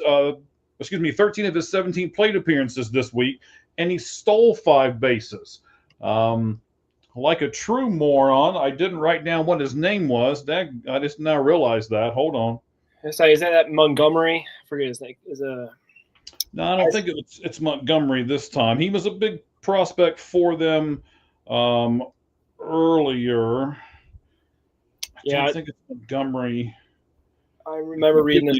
Oh, yeah. Sam. Oh my gosh, why'd they have to pick this guy? and Tennessee, it's ANTONACCI, and Tennessee. Sure, that's what we'll go with. Yeah, Italian guy. Sure. And if you go over to, of course, our Twitter page that all of us are sharing here at Gloves Off Sports Media, you can go to at All Gloves Off SM, and you can see that list. Actually, it's not too far down on our timeline there. So take a look at it if you want all 10 of the Arizona Fall League All-Stars on it. Do you know anything about that Chicago White Sox prospect, sir? I can't say he's not one of the major ones, and that's kind of what Cheese was hitting on in terms of like these guys. There are some top prospects. For example, the Reds, one of their top prospects is Rhett Lauder, and he had an injured, riddled season, so he's there. Same with Alfredo Deneau. But it looks like that this guy, Antonassi, let's say, he looks like he's a rookie ball guy, ACL prospect. At least he spent some time there, also spent some time in high A in 2025. He must have had a really kind of struggle of a season, which is, again, a great reason to have the fall league. I see it as like an extension of a lot of guys' minor league season, because some might be having a real good year. Like the guy we, interviewed, Trevor Kunsel, had a great year. And I think the Reds wanted to see even more out of him. But Rhett Lauder obviously did not have a great year. So they wanted to see if he could build on, his recovery and maybe have some success before we enter the calendar year of 2026. But this and Tanasi, he hit like 279 at high A, Winston-Salem, with 4 homers and 29 RBIs. So he's doing okay. Like he kind of just had looked like an up and down season where he was all over, even spending some time, like I said, in the ACL complex, Arizona Complex League, rookie ball. So I'm guessing that he just had, some struggles that they wanted him to kind of continue work on in the fall. And it looks like he's doing pretty darn well. And that bodes well for the White Sox, which, I think you might know this about me. I'm from Chicago. My dad's still a White Sox fan. So he's he's suffered a lot the last couple of seasons at the very least. So to have some possible prospects like, Montgomery, that's shortstop, and this guy, hopefully, and then Hagen Smith, I think, is also in that fall league for the White Sox, and he had a decent year and is pitching pretty well, I believe, for his fall league team, the Glendale. What are the Glendale somethings? Glendale Desert Dogs. That's what Glendale is called. I'm just watching the game here because the second guy I want from the Toronto Blue Jays, Matt Clement? Ernie Clement. There we go. He just had a nice single. And again, the Toronto Blue Jays have first and third. They've already got 3 runs in this inning. They're trying to tack on more. Wait till Cheese comes back from his break, and he's going to be like, "What? What happened?" So, man. Blue Jays can hit, man. Like, it's crazy. Like, I saw them come to Great American Ballpark, and they just hit us around a lot. I actually went to Sal Stewart's debut game, and luckily they only scored 2 runs or 3 runs, and then we won 4-3, 5-3. So, like, luckily that day we did not get any of these guys. I mean, any of these guys can go off. Obviously, Guerrero Jr. included. Right. So they're showing it on the board there. They were just had it up, but Clement was released by the A's, and at the beginning of this season, believe it or not, now I just lost his name. He's getting ready to score. Barger. 4. Yeah, Barger was the starting shortstop for their AAA team, and they moved him to right field this year. So, real Nueve Marte experience, I guess. Just a little backwards, right? Yeah. Well, I mean. Well, no, it's actually, you're right. That was exactly what he was. So he went from third base to right field. And Washington has also tied it up there with 58 seconds to go in the first half. Really? Washington is now tied the score. Wow. Oh, no, he's in there. Yeah. Clement at second base. Yeah. A little sacrifice action. Get it 4-2. But Andres Jimenez, former Cleveland Guardian and Gold Glove winner, I believe, he was really big when the Guardians let him go because he was one of those guys that Tito would like that saved lots of runs at second base. And it was a decent. I mean, we've got a good defender in Matt McClain. We would basically have the same guy at second base, right? I love Matty Ice. You can't see it, but I got a whole shelf above my head that's nothing but autographed Matty Ice cards. I got a couple of them before anybody even knew who the heck he was on the back fields back here on the Reds minor league complex. But I love him to death. Nobody wants Matt McClain to succeed more than I do because I think he's a really humble guy. I've got the chance to he'll stop and talk to you a little bit during every spring training that I've been to for the last 3 years. I mean, he doesn't want to have a half-hour full-blown conversation with me, and I don't want to have a full-blown conversation with me. But I mean, just for these guys to stop and acknowledge you for a second, and you have them sign something, tell them thank you, and tell them have a great season, and it just makes you a fan of these guys when you see them do it to a lot of other, especially kids and stuff like that. So I want to see Matty Ice succeed more than anybody, but I don't know. This coming season is going to be his make or break year, I think. What do you think about that? Yeah, for sure. There's a guy in the Winter Dominican League that had a pretty good he's AAA. He's at Louisville, Francisco Urbaez, who hit 314 at second for the Bats. And it's never really kind of been talked about as he's like very underrated prospect. So like, I'm not saying that McClain's on the hot seat. I'm just wondering like if they ever give Urbaez a chance, because he seems to be the profile of type of hitter that obviously I kind of made fun of, that the Reds kind of devalue home runs because it's technically to them a mishit, miss swing at the ball, getting underneath the ball, whatever. But anyway, Urbaez seems to be that kind of contact hitter, puts the ball in play, had a pretty good season. He's 28 though, so he's older than Matt McClain. I'm not exactly sure if his defense is as good as McClain, which is probably why he's going to be obviously the second baseman in 2026 for sure, unless something obviously happens between now and then.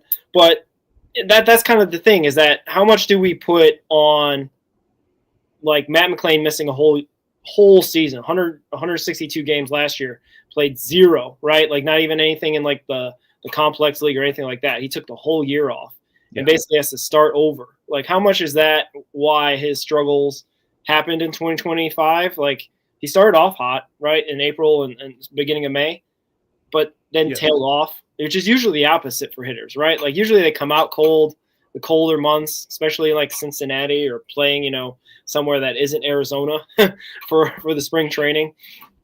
And then they usually get warmer toward the summer when like pitchers start to cool off a little bit, when the heat starts to get to the guys out there throwing 100 miles an hour and having to pitch 6-7 innings. But I guess I'm trying to figure out like will we get the real Matt McClain in 2026? Because I feel like we got a lesser version this year that was allowed to work through his struggles and was allowed to kind of not hit, but was at least an adequate player defensively that made him, I think, a 0.0 WAR. Because you would think a guy that had that much struggles at the plate this year would be like a negative WAR player, but he ended up being just average, which is, I guess a good thing that his defense made up for his poor offensive output. But yeah, 2026 might be a year where they start going like, okay, you have this year, you had a whole year to kind of get back to where you were. 2026 could be that make or break a year, like you said. Right. So let's go back to your podcast for a minute, Roger. So when will you broadcast next, buddy? Ricky and I have been toying around this idea of doing like different things in the off season in terms of just like not necessarily doing a regular schedule. We try to go, like I said, every Sunday and Wednesday nights to talk about the Reds. But now that this off season's kind of going, it's going in terms of like for my interest of the Arizona Fall League and stuff like that. But I don't think we're talking too much about the big league club as much as we did in previous months. But we are looking to look at that documentary that I think you brought up one time, who killed the Montreal Expos. Yes. And we were going to try to review that and talk about that, because that was kind of, at least for me, that was like a pivotal year in my childhood, 1994. Just getting into baseball, just getting into like, oh wow, they canceled the World Series, and now like baseball has to try to come back, and they came back in a big way in the 1997, 1998, 99 with the home run chase and whatnot of McGuire and Sosa. Like those were the formidable years for me for baseball. So like kind of looking back at that with the Expos lens, that perspective will be interesting to talk about it, and also try to figure out what went wrong. Because supposedly what I learned is that baseball started back in Montreal in 1967. So they got a pretty rich history of playing baseball. It wasn't like they just started the team like in the 90s like they did with the Marlins or the Rockies or anything like that, Right. So they had like some, they had some baseball heritage, and for it to not work out there, it kind of stinks. But you know what? We'll kind of explore that and talk about that sometime this week, I believe, maybe Wednesday. All right. You know what? We're going to talk about. I don't know if you saw it or not. Let me. I'm going to get back to this here.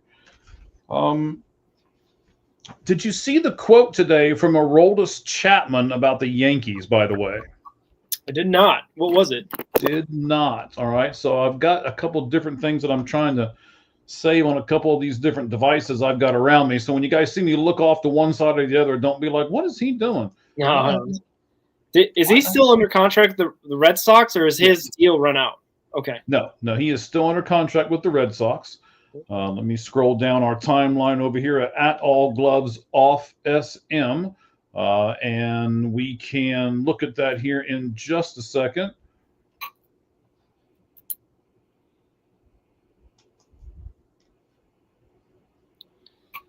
Yeah, since he's still a Red Sox, talking about the Yankees, I guess I can have a faint idea exactly what he's That's okay. So alluding to. He was asked, would you ever play for the Yankees again? And here's his direct quote: "No way." not even dead. If I were told that I was being traded to New York, I'd pack my things and go home. I'd retire right on the spot if that happens. I'm not crazy. Never again. I dealt with a lot of disrespect there. Oh, okay. So there's like a story there. There must be a story there, yes. I didn't know that. It's interesting. I'm sure it's going to come out in the coming days because you don't say a quote like that and something else, the other shoe doesn't drop, as they would say, before it's all said and done.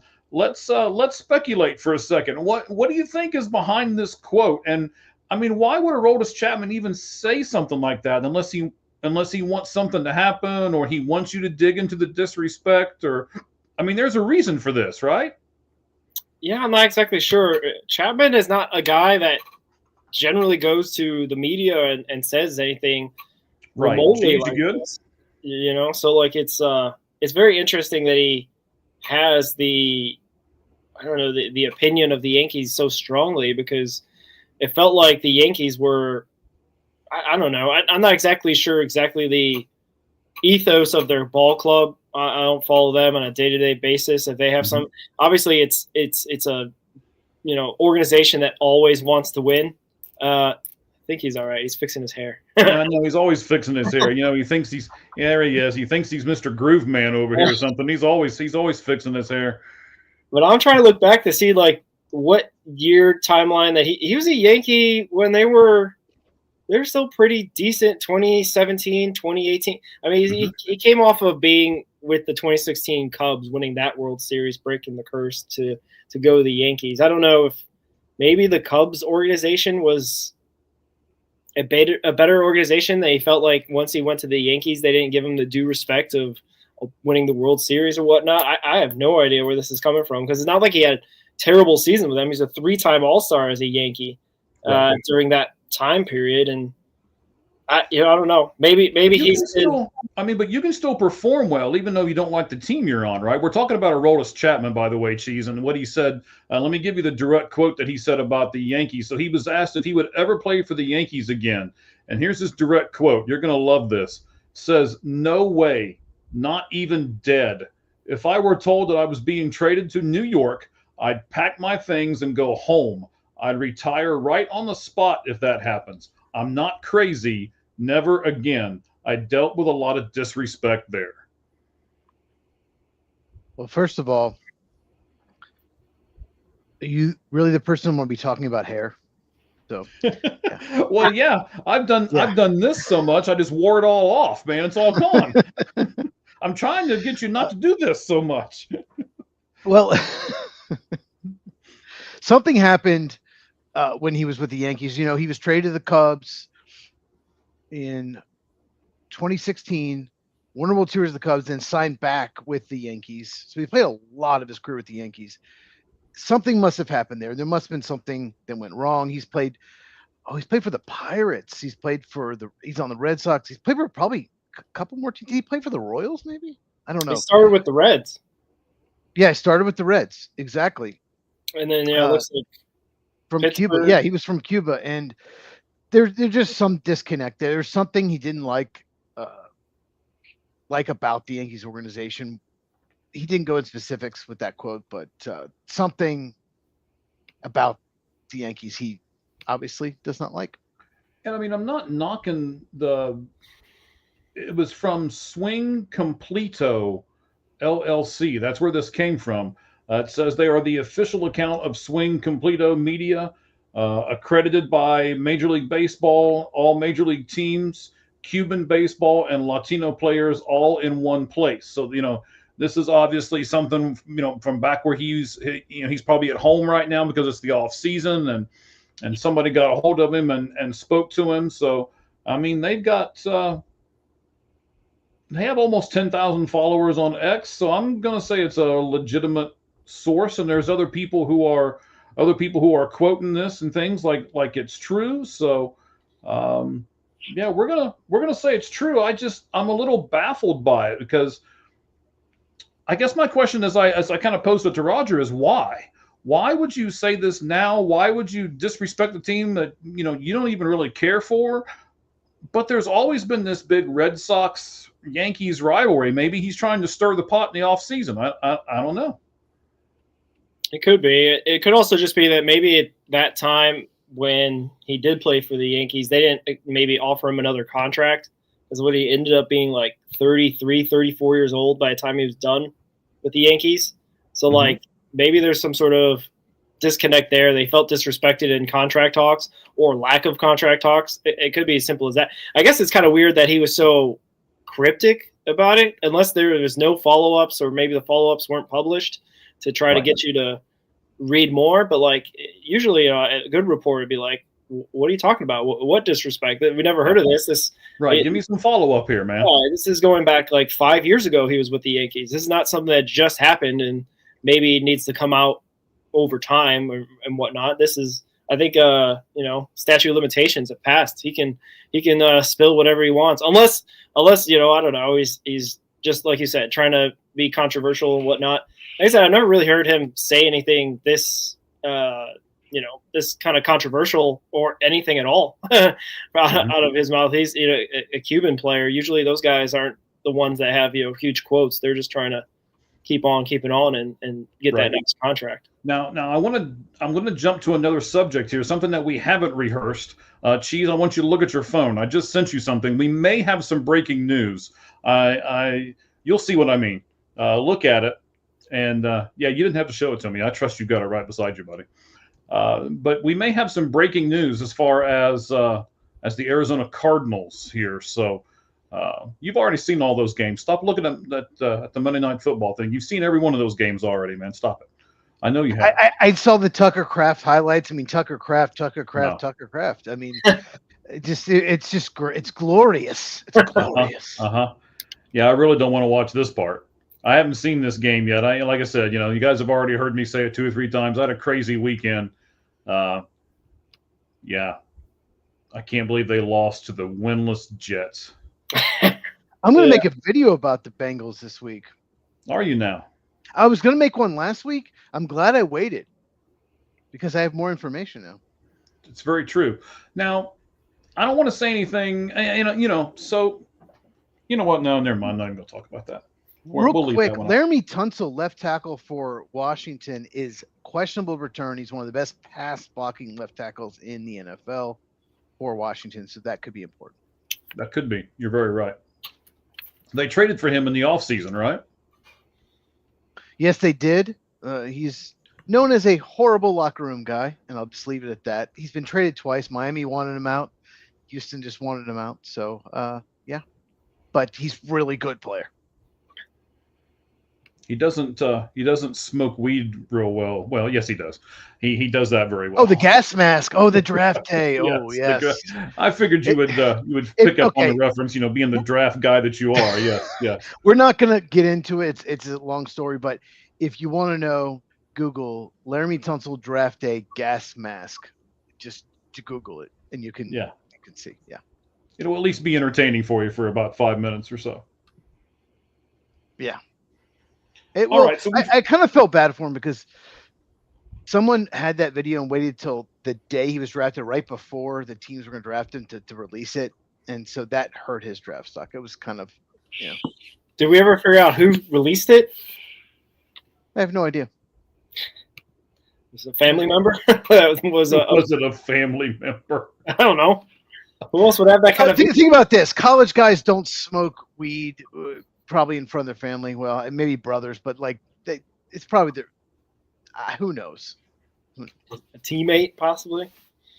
Yeah, that's crazy. Hey, I don't remember if they. I don't think they've ever talked about if they found the culprit. I don't think they have actually. I think you're right. I mean, they're still looking for Manti Te'o's girlfriend as well. True. Was there breaking news? Was there something huge about the Cardinals? No, just read the tweet. Did you read it? Where's the tweet? I sent it to you on your phone. That's why I told you to look at your phone. On X. Yeah. I haven't everything out. Do I have to spell everything out for you? Do you know how many texts I've gotten during this whole thing? No, I'm not near as popular as you are, sir. I do not know how that works, buddy. People text me left and right. Let me see. Well, if they're texting you left and right, tell them to watch the game cast here. I mean, shoot, the watch along with us. Well, yeah, the viewership will skyrocket if even half those people. Brees Hall. Is that well? Okay, so since I'm just going to go ahead and go through it all real quick. All right. So I followed this guy named Mr. Arizona. All right. He's a let's see here. He's got 15.6 followers. He follows us back. I appreciate that from Mr. AZ Sports. Good guy to have around here. He does a lot of breaking stuff for us. So I've talked to him a few times. He might even be on our show before it's all said and done one of these weeks. So you never know about this. But so Benjamin Albright sent him a tweet. Benjamin Albright, which is kind of where I was going with this. I wanted to see if you knew some things here. So Benjamin Albright is he has 213,000 followers on X. So that's a few more than we have, just a few. So he's a host and reporter at the Broncos flagship. He was let's see, that's really all it says about him. So he's a media personality. He's from Denver. So he covers the Broncos. And then he tweets to Mr. Arizona and says, RB incoming. So talk to me a minute, Cheese, because you're going to know this much better than myself or Roger. Who are the running backs for the Denver Broncos, and who might be the RB incoming? RB means R&B. They're talking about music.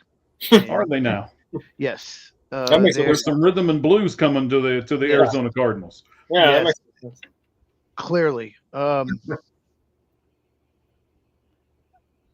don't know. I mean, there are some bad. I was trying to get you to read everything and figure out so that you would have all this prepared before I asked you these questions, so it doesn't look like I'm just snowballing you here. But you forced me into this. Okay. I don't know. I've not heard anything about this. Brees I Hall haven't either. Brees Hall's been a name this or mentioned not, but that's the definition of breaking news, sir. Well, but what news was broken? There wasn't anything. It was just like keep posted. Like who got traded? Right. We're assuming some things here, but that's how we're going to try to break this. We're going to try to break it open and see what's happening here. Two things I want to say about Arizona. I think Trey Benson's going to come back at some point. I don't see them trading for Brees Hall. If Arizona was 5-2, maybe, but I could see Brees Hall being traded. The Jets are a disaster. They did win a game, I think, though. But they are an enough out of you. They're a disaster. But some of the NFL, it's not like baseball. Nothing like baseball. The trade deadline is there's going to be 10 or 12 trades, most of them minor, and I don't think the Arizona Cardinals are going to trade for running back. And you mentioned the Denver Broncos. They're not going to trade for running back either. I don't see it. They just use a second round pick. So because it's done by Albright, I'm assuming it's someone that's on the Denver Broncos roster. Why else would he know about it? Why else would he do So someone on the Denver Broncos roster is being traded? That's what I'm assuming. That's what I'm asking you. Who are the running backs on the Broncos roster? Do they have like a ton of running backs or something? I mean, they have J.K. Dobbins and they have R.J. Harvey, their second round pick. I don't know. They split carries pretty much. There's no one else I would want necessarily. It's not a great running back room. I don't know. No. And by the way, Denver is a contender. Right. So do you think that okay, so Jaleel McLaughlin? I mean, no one wants Jaleel McLaughlin. Well, this might be backwards. So I'm doing some investigating while everybody's talking, right? And I see today that Tom Pelissero has just said about 4 hours ago that the Cardinals actually released veteran running back Michael Carter. So I'm wondering if he's meaning that the Cardinals running back is going to be coming to Denver, if he's saying that he knows that Denver's going to pick him up.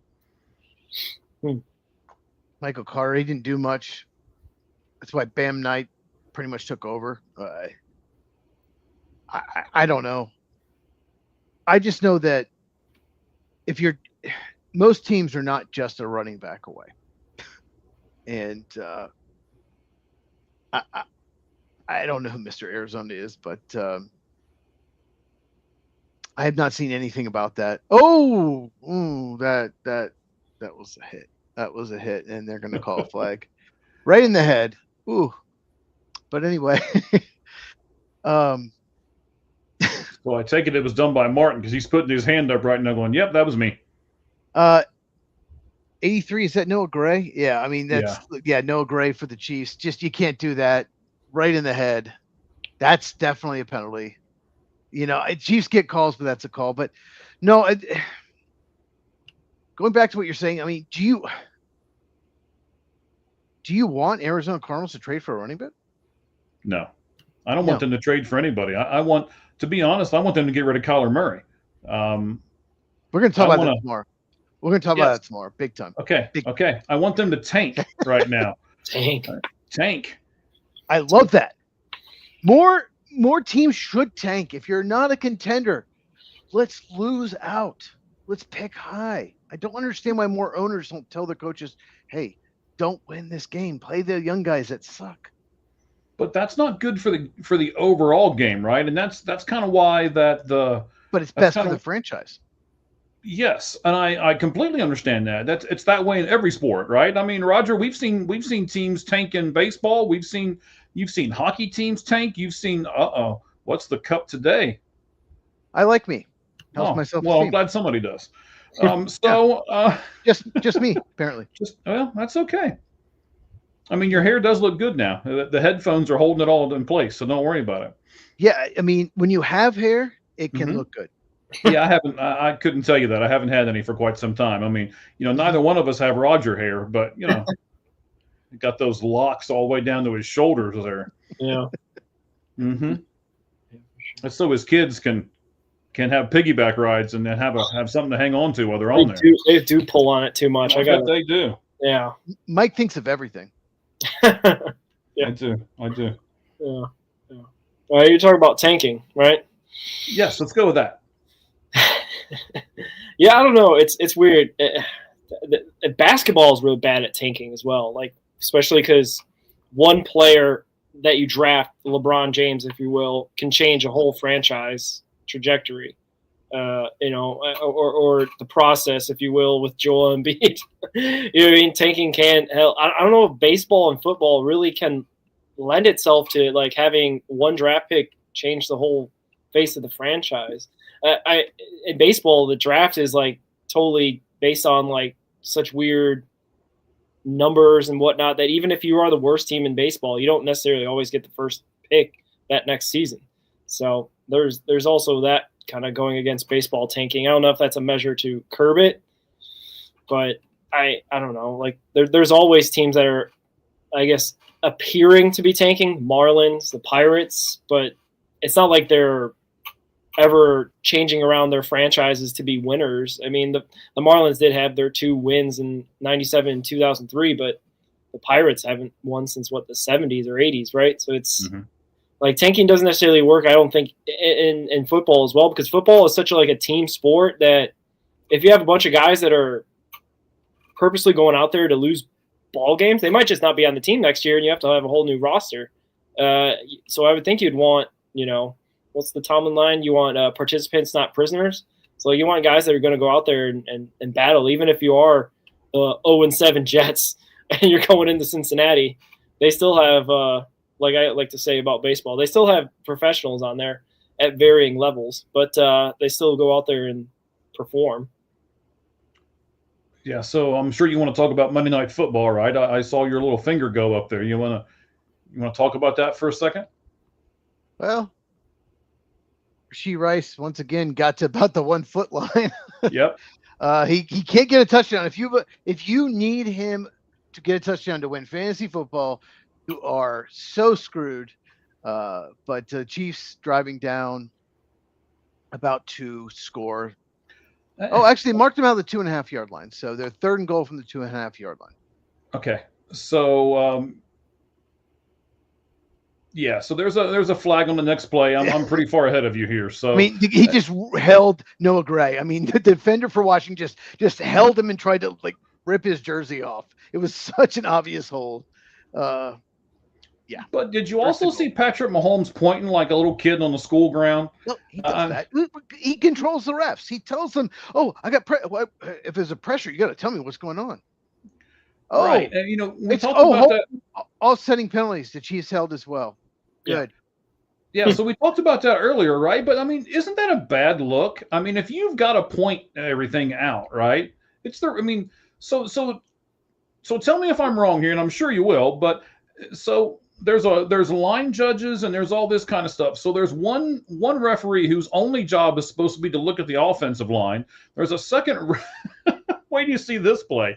There's a second referee that only looks at the defensive line. What was that? What was that? I mean, it looked like Dancing with the Stars in the end zone, for God's sake. They were hugging each other. It hasn't even started yet for me. I don't know. I'm sorry, sir. You'll get there. No, it's fine. Patrick Mahomes should have been pointing at that play, and what is going on there? His own teammate had no idea. I mean, they're literally hugging each other. I'm surprised that wasn't a penalty on Washington. Did they not call it? I think that's why Mahomes threw it in that general area, was to draw attention to it. Wait, did the Chiefs actually get a break from the refs? Like, well, not a break? Yeah. Yeah, but it's not going to matter now. You'll see the next play. Shit. Language. I had the same reaction. I just didn't say it out loud. Language. Kareem Hunt still in Kansas City? What? No, somebody else, a friend of mine texted me that a couple weeks ago. Kareem Hunt's back with the Chiefs. Wait, what? I remember him with the Browns. I thought he was still with the Browns. Yeah. Sir, nobody's with the Browns besides Myles Garrett. He doesn't want to be. Oh, yeah. Yeah. Well, I just want to say the stat. Sure. He had 5 sacks in the game, right? Yes. And then? No one, it's happened. It doesn't happen a lot, but no one who's ever gotten 5 sacks has ever either won or not lost by 3 points. Okay, that sounded weird, but everyone who's gotten 5 sacks has lost by 3 points or less or won the game. And they got blown out. Yeah, by like 19. NFL history. Yes, they lost by 19. I saw the stat too. And did you see where did you see where Myles Garrett released on Instagram this big speech where he wants out of Cleveland now? He wanted out, but they paid him, and he's like, "Oh wait, money." No, he released this on Sunday night. I did not see that, but you know what? He didn't have to sign that contract. They threw money at him, knowing they could not get the draft picks, whatever, to get a player that good. He's one of the best defensive ends in NFL history, but he didn't have to sign that contract. He's stuck. What's he going to do? He just signed a contract for over $40 million a year. So if he wants out, that's fine. He wanted out early in the offseason. He could have, then when they offered all that money, he could have said, no, I want out. And they eventually would have had to trade him. So it's his own fault. He shouldn't have signed that. I thought people were reposting his trade request that happened. What was this offseason, right, Cheese? Yeah. Like, I thought people were just throwing that back in his face. I think that was it, Mike. I don't think he has a Yeah, I'm pretty sure. I think they're just kind of, laughing at like this guy who said, "Oh, I wanted a trade request," but then signed the biggest contract and now has to just, lay in the bed he made. Maybe so. Probably, but he wanted out. He said he wanted to win, and then all of a sudden, we'll give you $40 million a year. Okay, I want to be a Cleveland Brown for the rest of my life. Yeah. So it's just if he wants out, if he's unhappy, it's his own fault. He there's a point where they're going to have to trade him. You can hold out long enough where you can force a trade. And the Browns, I think if Andrew Berry, they're terrible GM because he's terrible. At some point, he would have probably traded him. And 27 teams would have probably offered 2 or 3 first-round picks for him. Yep. And that would have like replenished their stock from the whole, he should not be named being traded there and signing that big contract. So like, I don't know, man. It's an interesting situation. I don't know how much money it would take me to stay in Cleveland for the rest of my life, but it'd probably be north of $40 million. He's not tradable right now with the new contract. He's not tradable for a couple of years. Yeah. Because the dead cap hit, they're already paying Deshaun Watson so much. They can't take the dead cap hit. Yeah. Oh. All right. So what about Carson Wentz, Cheese? What we got here? He mishandled the kickoff. Yeah, so you guys keep I'll us abreast find out on in about 5 more seconds. Sorry. Yeah, spoiler alert. Yeah, I mean it's weird. I'm ahead in baseball, behind in football. I don't know. Oh, that's just horrible. That's just Well, at least it went out of bounds for him. Yeah, 1 yard line. I think that's the worst kickoff I've ever seen that didn't result in a turnover. I don't think you could have handled it worse. Other than turn over the ball, right? Yeah. Oh, Otani's about to come up. All right. Does someone have a question? What about Carson Wentz? So Carson Wentz is out for the season, right? He's undergoing shoulder surgery and will miss the rest of the season. What does that mean for Minnesota? I feel bad for him. He could not. He had nothing with that left shoulder, his non-throwing shoulder, and he was getting hit, and they kept throwing him back out there, and it affected his game. I don't necessarily calling for an investigation of the Vikings.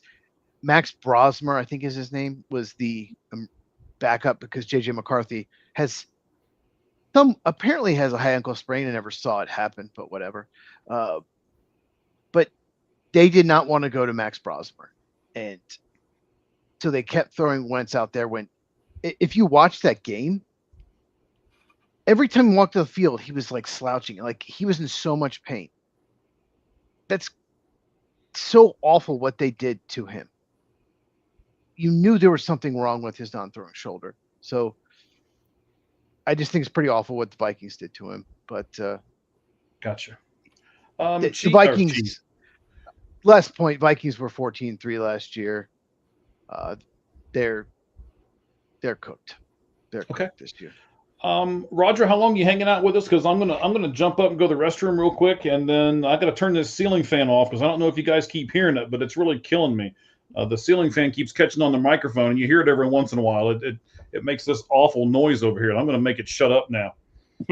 I'll stick on a little bit more. Like Cheese said, Otani's up, and there's one out, one on. So okay. So let me throw a question out there for you guys to kind of talk about. I'll be back in about 2-3 minutes. So Randy Johnson threw 2 complete game shutouts in the 2021 postseason, and his teammate Kurt Schilling threw 3 complete games in the postseason. Now, let's see here. From 2017 to 2024, there's only been 1 complete game in MLB postseason history, which was Justin Verlander in 2017. So it's not been done very many times. Yet Yoshinobu Yamamoto, right? I believe that's how you say it. That's killing me right there. Yeah. Has thrown 2 complete games so far during this postseason. There he goes. He got himself a hit. I know. So what is that? Oh, darn it. I do not want this team to come back. So probably will. Stop it. What is so you guys can kind of chop this up for a second. What does that mean history-wise? Oh, almost another interception. What does that mean history-wise to the game of baseball when you've got a guy that is this much on fire, and you can throw him out there and he's going to give you, the best game of his life, and then another best game of his life, and then another best game of his life. What does that mean? And I'll let you guys talk about it. I'm going to go up and do a couple things. I'll be right back. Yeah, I don't know. Like, obviously, I'm not wishing for the Dodgers to win the World Series, but it's obviously he's making a case for a World Series MVP.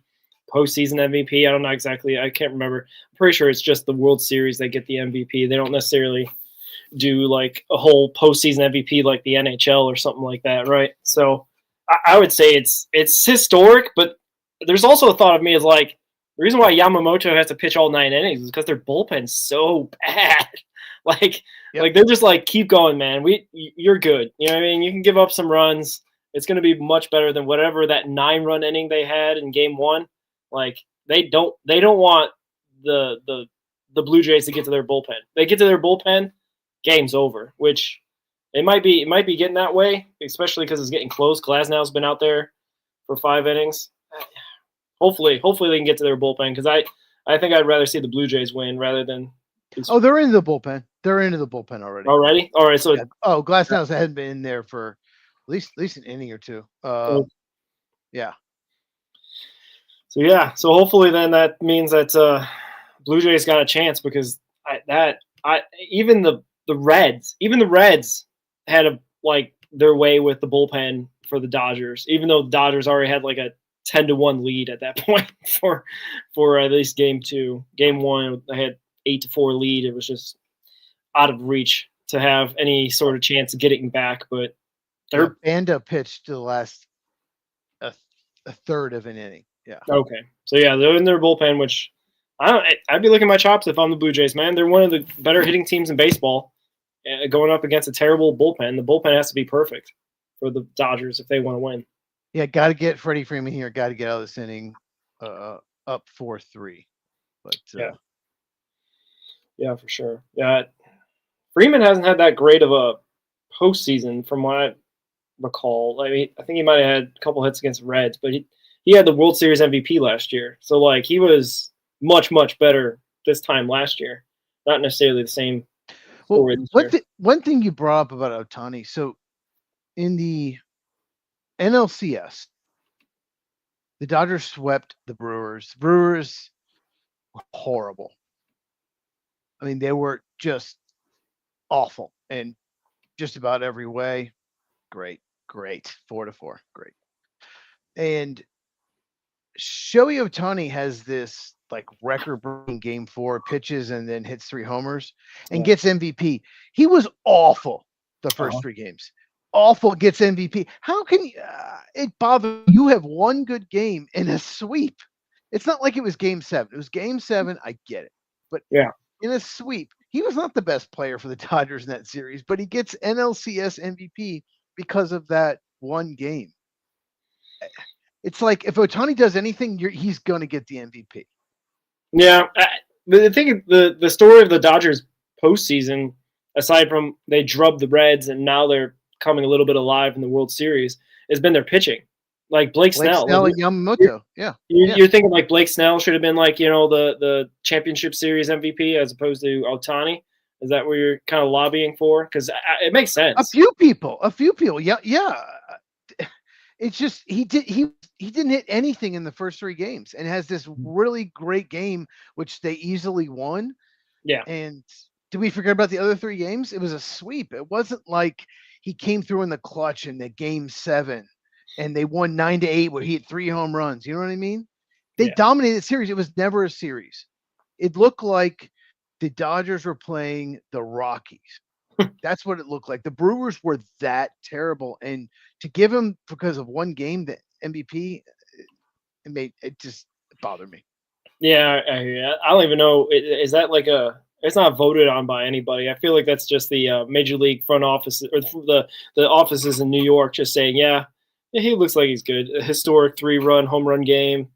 How many like what 7-8 strikeouts that he had for his outing or whatever. So like, yeah, I can see it. It's fixes in. Yamamoto would have been also. Yeah, Yamamoto would have been another pick as well, especially Mike citing that he's got historic, 2 complete games that hasn't happened since, what did you say, Kurt Schilling, for one guy to have 2 complete games in a postseason. So, and yeah, he's been spectacular for them as well. Mike, you're muted. You are muted. Oh, there it even says it in great big letters at the top of the screen for me, but I still didn't see it. So, okay. Yeah. So let's talk about that season for a second for the Diamondbacks, right? So, do you think there's ever going to be a better 1-2 punch than Randy Johnson, Kurt Schilling?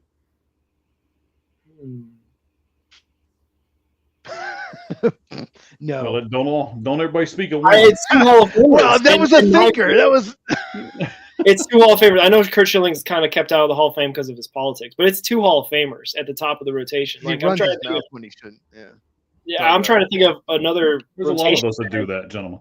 that has two top like Hall of Famers at the top of their rotation. Like I'm struggling to just think. A lot of teams have one and maybe a maybe Hall of Famer. Well, I mean, I was thinking Blake Snell, Yamamoto, right? Even though Blake Snell didn't look great in Game 1, he's looked really good in some of the other postseason games this year. Is Blake Snell a Hall of Famer? No, He's he's won. been hurt too much. Yeah, he's got like Well, that. we'll see. Rays. He had that good couple seasons with the Rays. And he won a Cy Young, I think, with the Giants. But I believe he's so. hurt a lot. He'd have to have 3 or 4 really good years, I think, to even be a possibility. It's tough to get in the Baseball Hall of Fame. He's got 2 Cy Youngs, actually. He's got a Cy Young with the Padres in 2023 and then 2018 with the Rays. So he didn't win one with the Giants. Okay. No, his Giants year was kind of like a bounce back year. He did get a no-hitter against the Reds in 2024. So that was awesome to see him come back in a major way in 2024. But All right, Padres, so he's got 2 Cy Youngs. He's got a complete game no-hitter, but he only has 81 wins. I mean, he's the analytics 5 and dive guy until recently, where they've let him kind of pitch more. Like with the Rays, he's infamously was the guy that got pulled out in the 5th inning or 6th inning by Kevin Cash in 2020 against the Dodgers. That basically, like after that, it lost the World Series for the Rays. That was like their chance of winning the World Series in 2020 because he was obviously peak of his powers, just coming off a Cy Young year 2 years earlier, and basically just being pretty dominant. But that third time through the rotation type stuff always kept him from being like a guy they would trust in the 6th, 7th, or 8th inning. Mm-hmm. But I borderline. He's still 32. You know what I mean? They got still Max Scherzer pitching out there at 43. I'm not saying that he's going to pitch that long, but he's got probably 3 or 4 more years that could be productive, especially if he's in a Dodgers uniform.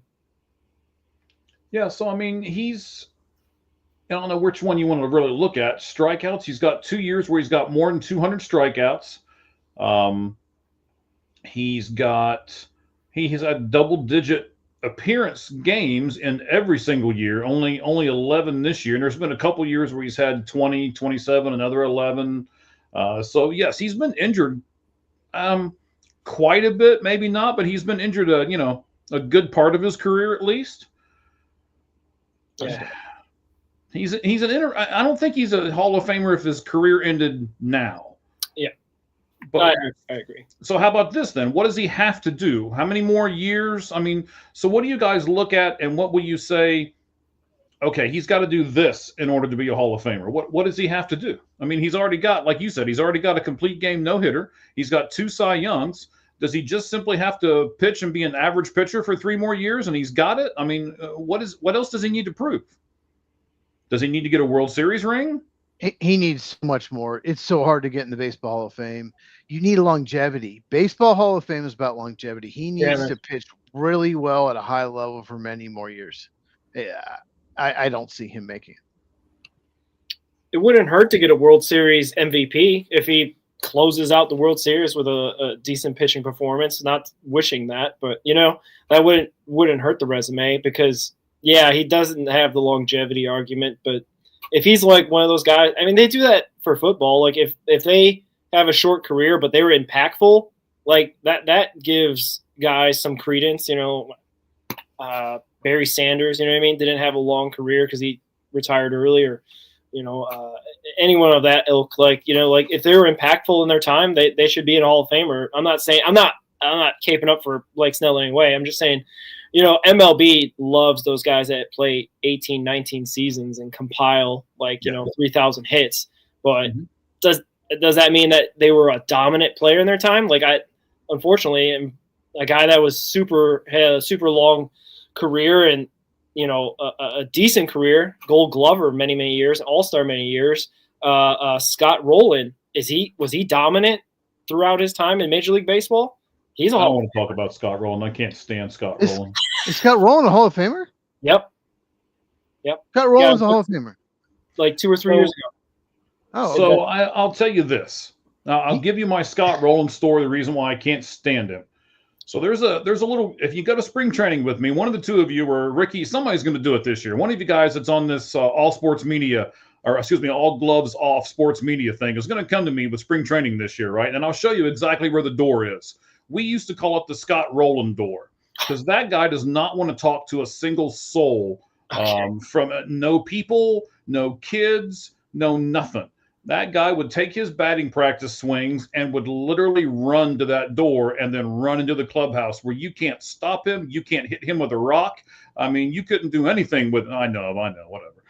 But you couldn't do anything with him. He would literally run away from everyone trying to talk to him or see him or get an autograph from him. So we called it the Scott Rowland door all the time. And we would even shout, yeah, just go on out the Scott Rowland door. And the other players on the team would just laugh because they knew exactly what we were talking about. So I don't want to talk about him. Well, I'll just say this about Scott Rowland. I've never seen a player go through more stop signs and get thrown out at home than Scott Rowland. He was one of the dumbest base runners I've ever seen. He thought he could score no matter what. That's what I remember about Scott Rowland. Okay, you can say anything about Scott Rowland you want. I'll agree with it. I'm good with He ran through every stop sign. That's my memory of. He was definitely not fleet of foot. Like he was not Ellie De La Cruz coming around third type of situation. It was yeah, that is interesting. And yeah, it's interesting. He is in the Hall of Fame, inducted 2023. Cheese. It's I think he was like probably on the 9th or 10th. He was a good player, but wow, I'm a little surprised. Just a little surprised. Okay. All right. It's baseball for you. It's some guys are in. Isn't like a Biggio in? I wouldn't say Biggio's a bad player in any stretch of the imagination, but you know he got 3,000 hits, and that kind of like rubber stamps you for like a Hall of Fame type of situation. Yeah. Was Biggio ever like a great player? He's just always very good. But was he ever a great player? Maybe not. And you got players like, well, my problem with the Hall of Fame is the players that were just so good in their prime, but maybe not before or after, get punished, and longevity stats help. Like Fred McGriff is in, but he had to wait forever. Mm-hmm. In his prime, when I was a little kid, he was incredible. Yeah. Fred McGriff, and he never got the 500 homers. He had 490 some maybe. That was another thing I heard him. You have to hit a certain number. It was crazy. But Fred McGriff had to wait forever. But in his prime, that dude was so good. And that's the issue I have with the Hall of Fame. It's if you stay healthy and play 16, 17 years and get to a certain milestone, then you're just going to get in. Yeah. Fred McGriff, 493 home runs. So okay. It's like right there. He had 550. He would have been first ballot. And he had to wait forever. Yes. So he was so good when I was a kid. I went to a game and he hit 2 home runs. I was actually in San Francisco when I was a little kid. Candlestick Park. He was obviously playing for the Braves, my team, but and he had 2 home runs in that game. He was just so good. Yeah. He was great for. Heck, he played for the Rays for a bit, right? Like he was the expansion Rays, I believe. Played for the Padres. Played for the Blue Jays. Played for the Cubs. Played for a lot of teams. Yeah. All right, so let's jump into some football real quick. I know, Roger, I'm not sure how long you can actually stay with us, but let me get some Bengals things out of the way here. I know you at least follow them. What a catch. Oh, follow. What a catch by Terry McLaurin. Oh, nice. I'm watching the replay and they call it not a catch. Okay. How do they call it not a catch? He came to the ground. His elbow hit first. That's a catch. That's a catch. Elbow down right there. And they called it a catch. And then, the right knee is down. That's a catch. Mm-hmm. How is that? It's down in bounds. That is the definition of a catch. Well, knee down. See, they'll show you a few angles. I know we're ahead of each other. Yeah, that's a catch. All right. So would you challenge? Oh yeah, they are challenging. 1 on, 1 out. Ernie Clement is up 4-4 tie. If you have not been watching, Unfortunately, the Dodgers tied it up the last inning. Freddie Freeman got a clutch hit. I love Freddie Freeman, but I also I'm rooting against him so much right now. Yeah, this That's is a not catch. at all what I wanted to see. So let's talk about the Bengals for just a second here. So the Washington Commanders are challenging the ruling on the field here. So we'll kind of wait for that for a moment. So the number one team in missed tackles with 81 are the Cincinnati Bengals. Of course. That's 13.3% of the tackles they have tried to do have been missed, right? That's a good It's amount. horrible. That's Yes. that's horrible. Like 10% is horrible.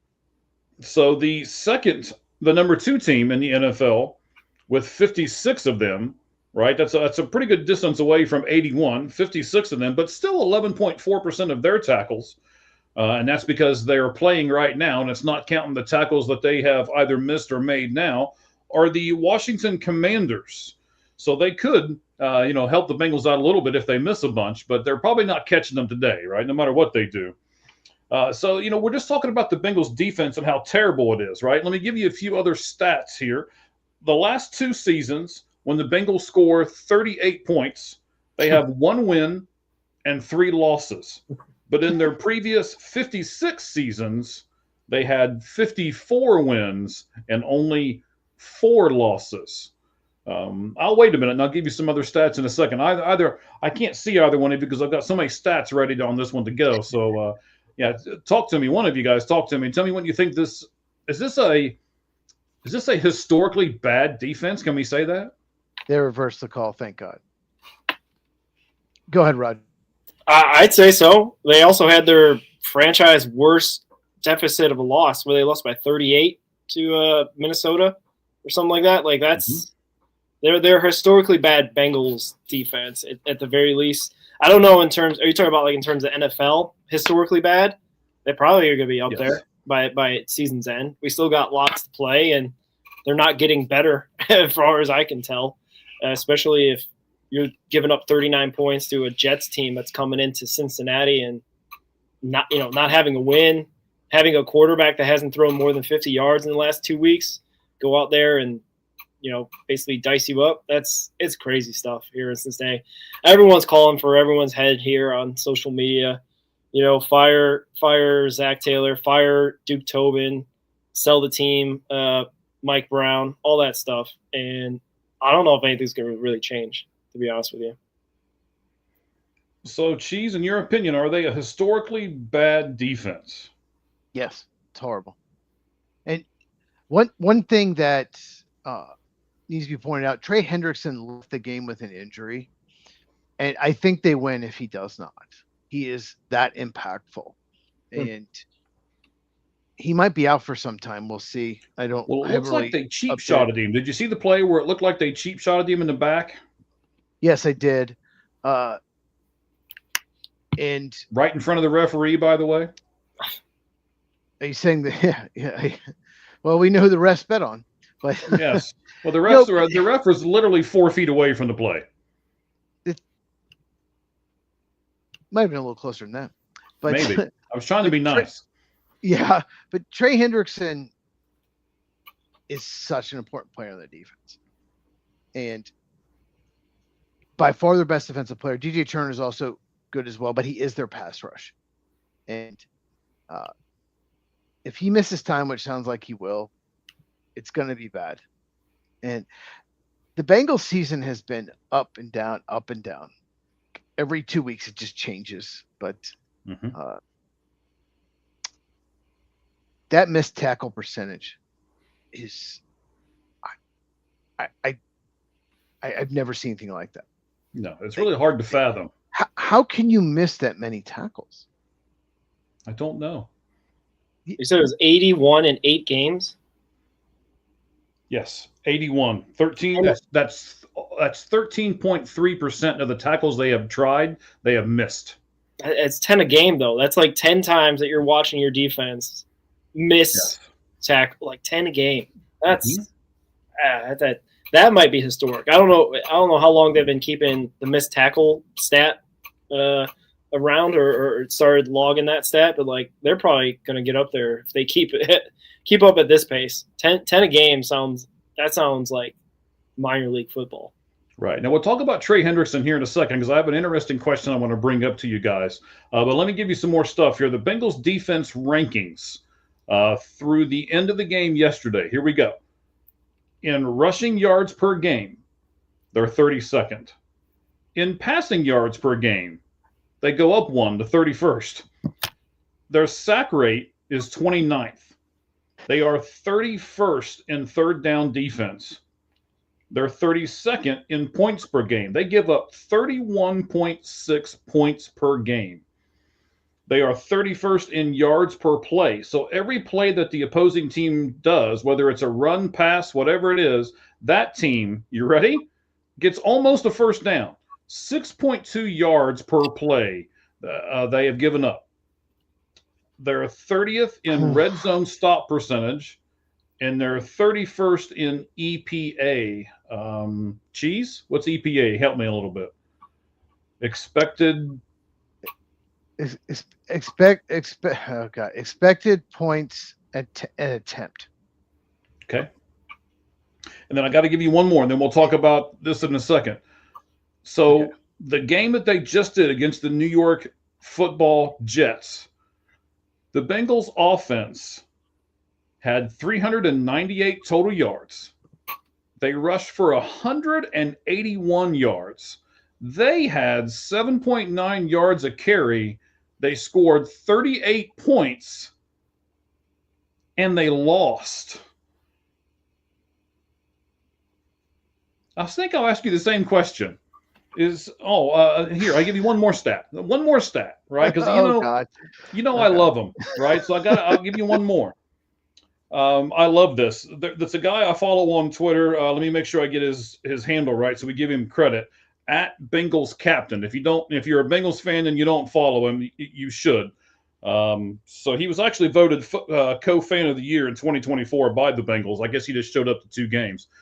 So it says all the Bengals had to do was hold the Jets to 21 points in the fourth quarter, and on Monday they would have been first placed in the AFC North. But they couldn't do it. They scored, I guess, 22 points in the fourth quarter. That's nuts. That's absolutely insane. So now I'm going to ask you this. Here's my follow-up question. Dallas has supposedly called the Cincinnati Bengals about Trey Hendrickson. Do you trade Trey Hendrickson right now? Real quick, EPA is expected points added. Okay. Thank you. I appreciate the clarification. Yeah, it's expected points added per play, per player. Yes. It's a stat, so the Bengals suck at it. Not the only one. It's been really bad. Trey Hendrickson trade, well, he's hurt. So if he's hurt, I mean, I guess you're going to get less for him, but he's only signed through this season, right? So you have to make a decision. Do you get offers that are so much better than a compensatory pick in 2027 draft? You will get a 3rd round pick in the 2027 draft, no matter what, for Trey Hendrickson. Compensatory pick. So Cheese, help me here a little bit, because you're the football guy. I don't know all this like I do in baseball, right? So because he signed that 1-year contract, if another team signs him, they're going to get at least a 3rd round pick? No, they will get a 3rd round pick because he's going to get a contract big enough. It's based on contract, how much money you get. And there's 3rd, 4th, 5th, 6th, 7th round compensatory picks. So they will get a 3rd round pick in 2027 at the very end of the 3rd round, which isn't a great pick, no matter what. The Bengals have to decide, do we get offered more than that? Like, if somebody offers like a 4th round pick next year, there's no reason to take it. That's not worth it. If someone offers you a 2nd round pick next year, oh, of course you take it. They should. But you know how the Bengals run their franchise. You know how stubborn they are. They had chances to when they had Chad Ochocinco, the Washington Redskins, because of the Redskins at the time, offered 2 first round picks and they turned it down, and then he was never good again. They're so stubborn. the Bengals, the way they run the organization, it's almost like that we don't want to give up it. We don't want to admit that we should trade anyone. So they should have traded him before the season started. They should have. And I don't know what teams will offer at the deadline. You're not going to get as much at the middle of the season because you only get him for half the year if he's healthy than you would before the season. So you have to get at least probably a third rounder next year, probably more, to trade for him. And I don't know what teams will offer. Yeah, so unless they get a 1 or a 2, and they're not getting a 1 for an injured Trey Hendrickson, right? Not in the middle of the season. They could have gotten a 1 before the season, like before the draft, probably. Mm-hmm. Oh, I don't know if he's out at third base or not. I just happened to look up and saw, but I want him to be out at third base, but I don't know. It's a close play. They'll show it again on the replay here. Vladimir Guerrero gunning the ball across the field on one hop. Yeah, I think he's out. Yeah, I think you're right. That angle, he does look out from the angle of the third base side. Why is he wearing pink shoes? He's wearing purple shoes, I think, sir. I think you're a little colorblind, but I don't know. They might be pink. Well, either way, it's not good. Roger, what do you think of pink and purple shoes? I like pink. Yeah, I would say it is like a magenta. It's a purple pinkish, but yeah, I don't know. He does look out. Now, Roger, how many girls do you have, sir, of your kids? I have 1 girl, 1 boy. You have 1 girl, 1 boy. So you know all about magenta and blue and all of that stuff, right? And all of his clues and all that stuff, right? For sure. Mm-hmm. Yeah, definitely. Sure. Definitely. They called it out at the play? They called it out. So. Okay. Yeah. Oh, yeah. All familiar with that. It's good stuff. What's going on with Rashid Rice taunting on the other screen? Rashid Rice he is not having a good game. He has character issues. Let's just say that. I'll leave it at that. But yeah, Trey Hendrickson, Bengals have completely screwed up that situation. Not only did they give him more money, they didn't extend it. They didn't get anything out of it. We're just going to give you more money. We didn't give you extra years. I don't understand what the Bengals are doing. They're so poorly run. I didn't want to just go off, but I'm getting irritated just thinking about it. I'm not a Bengals fan, and I'm very happy that I'm not, because it's just insane how poorly run they are, and he's very likely to leave as a free agent. And now it sounds like they don't want to trade him, unlikely to trade him. Well, what if someone does offer a late first round pick and they turn it down, and not only do you not get a 2026 first round pick, but the only thing you get is a 2027 third rounder, late third rounder. It just cements what we already know, right?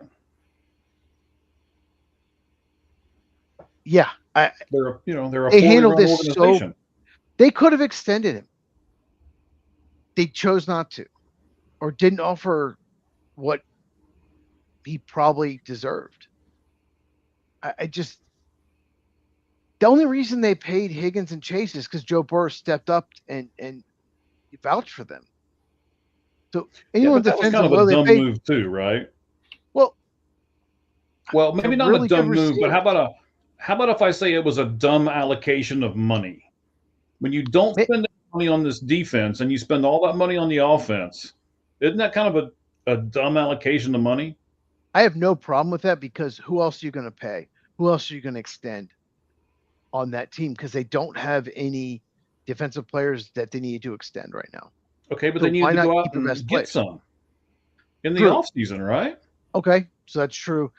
Agency it's tricky. You can find some good players in free agency, but a lot of times they're players that weren't extended by other teams. So to just say, let's just go buy a defense, they need to draft better. They need a new owner. It's just not a well-run organization. Commander on the ground. It's just not a well-run organization, and they have some elite players at certain positions that mask that make them relevant at times. And they almost stole a Super Bowl because of it. They should have. If Aaron Donald didn't exist, they would have easily won that Super Bowl. Yeah. Okay, Yeah. and that part I'll give you. What about this gentleman? So we've got a brand new manager in Baltimore, even though they can't announce it until November 4th. It's leaked so much now that it's like, okay, we all know. And the reason why it has to wait till November 4th, I assume, I don't have a calendar in front of me, but I assume that's the next day that the World Series is off. Baseball doesn't like you doing anything during the World Series because they believe it detracts away from the actual World Series. I kind of agree with that, but with social media the way it is right now, let's talk about that first. Is this a good thing or a bad thing that all this social media stuff gets everything out there way before it's supposed to be? What do you think, Roger? I don't know. I'm kind of weirded out that they have to wait so long and to not.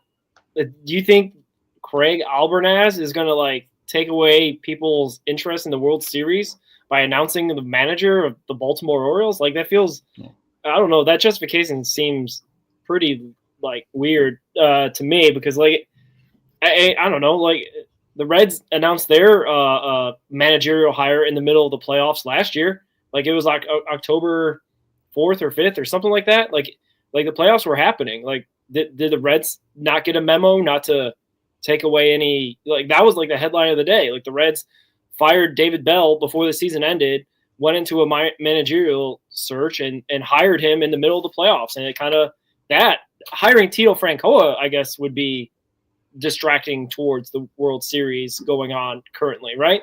I guess that would be kind of the thing. But like Craig, I don't even know who this guy is, to be honest with you. He was with the Guardians. Yeah, I'm going to tell you a little bit about him here in a couple seconds. But so I didn't never heard of him either. I'd never heard of him either. Yeah, I barely know who he is, and I'm a big baseball nut. So I'll give you some background on him here in just a minute. But so the World Series is over on the 3rd, so they can do the press conference on the 4th, and they've announced basically yes, he's going to be hired, and we're going to do a press conference on the 4th, and that's basically how they've kind of covered it up. So let me give you some stuff on him. So Albernaz is his name. This past season, he was like second. 2 seasons ago, he was basically the second runner-up for the Guardian spot. So Stephen Vogt saw him, put him on his staff. He just says he was put on his own coaching staff. So he was a finalist for both the White Sox and the Marlins in their managerial searches in this past offseason. I'm not sure if that's anything to hang your hat on or not, but he was linked to the Giants' vacancy this year and was also interviewed by the Nationals for their vacancy that they haven't announced their manager for yet. So he was in the middle. Let's see here. I lost my spot here. So Abernathy has no managerial experience whatsoever. He spent 4 years with the Rays in their developmental program. Then he went a couple spots in between. And last year he was on the Indians managerial staff. So another one of these guys. Indians, yes, not Guardians. Yes. Indians. Okay. I'll let that one go for a moment. Yes. All right. So yes. The picture of him Devil so Rays, old, by the way. Devil Rays. I'm sorry. Devil Rays and Indians. Yes. Yeah. So the picture of him is so old in this article that his uniform says Indians across it. Okay. That's crazy. Yeah. So if you were hiring, Roger, I'll start with you. If you were hiring a new manager, would you want him to have at least some kind of experience? Or do you want to go with the guy who doesn't have anything so that you can kind of mold him and make him what you want to be if you're in the front office? I mean, it's only been 2 years since the Baltimore Orioles were like really, really good, like winning 100 games or 90-something games at least. I think it might have been 3 years ago they won 100. Like, they have a pretty young core, so I would think you would want to go experience over a guy just doing it for the first time. If it was like a situation where maybe the ball club's a little bit older and guys have been there, done that, and whatnot, and I guess you would want some experience if you're a perennial playoff team to make those tough decisions in the big moments. I guess you'd like that too. So I guess I'm trying to figure out what Baltimore's doing other than maybe the GM or the owner wants to have some sort of like, control over those decisions. And we already see that in baseball already, where a lot of managers are just kind of middlemen where a lot of decisions are being made by the analytics department, for example, and not necessarily by the manager. Mm-hmm. So it could be that kind of situation. But like I said, with the young core, like Gunnar Henderson and some of those other guys they still got in that ball club, the Holiday kid, like you'd think you want a guy that's been around and, he has been with Stephen Vogt and at Guardians Cleveland are a decent organization. They produced, decent ball players through the years. And, and Vogt's done a decent job. So he probably has learned at least a little bit. But being the guy that makes the lineup card every day or, decisions on the pitching staff is going to be kind of a big learning curve for a guy that's never done it before. Okay. Cheese, what do you think here? Would you rather have the guy with experience if you're hiring somebody and you're the front office, or would you rather have some new guy who's not really done a whole lot and you can kind of mold him into doing whatever you want him to do? Rashee Rice was so close to 3 touchdowns. Just missed 2. He finally got one. It depends. I'm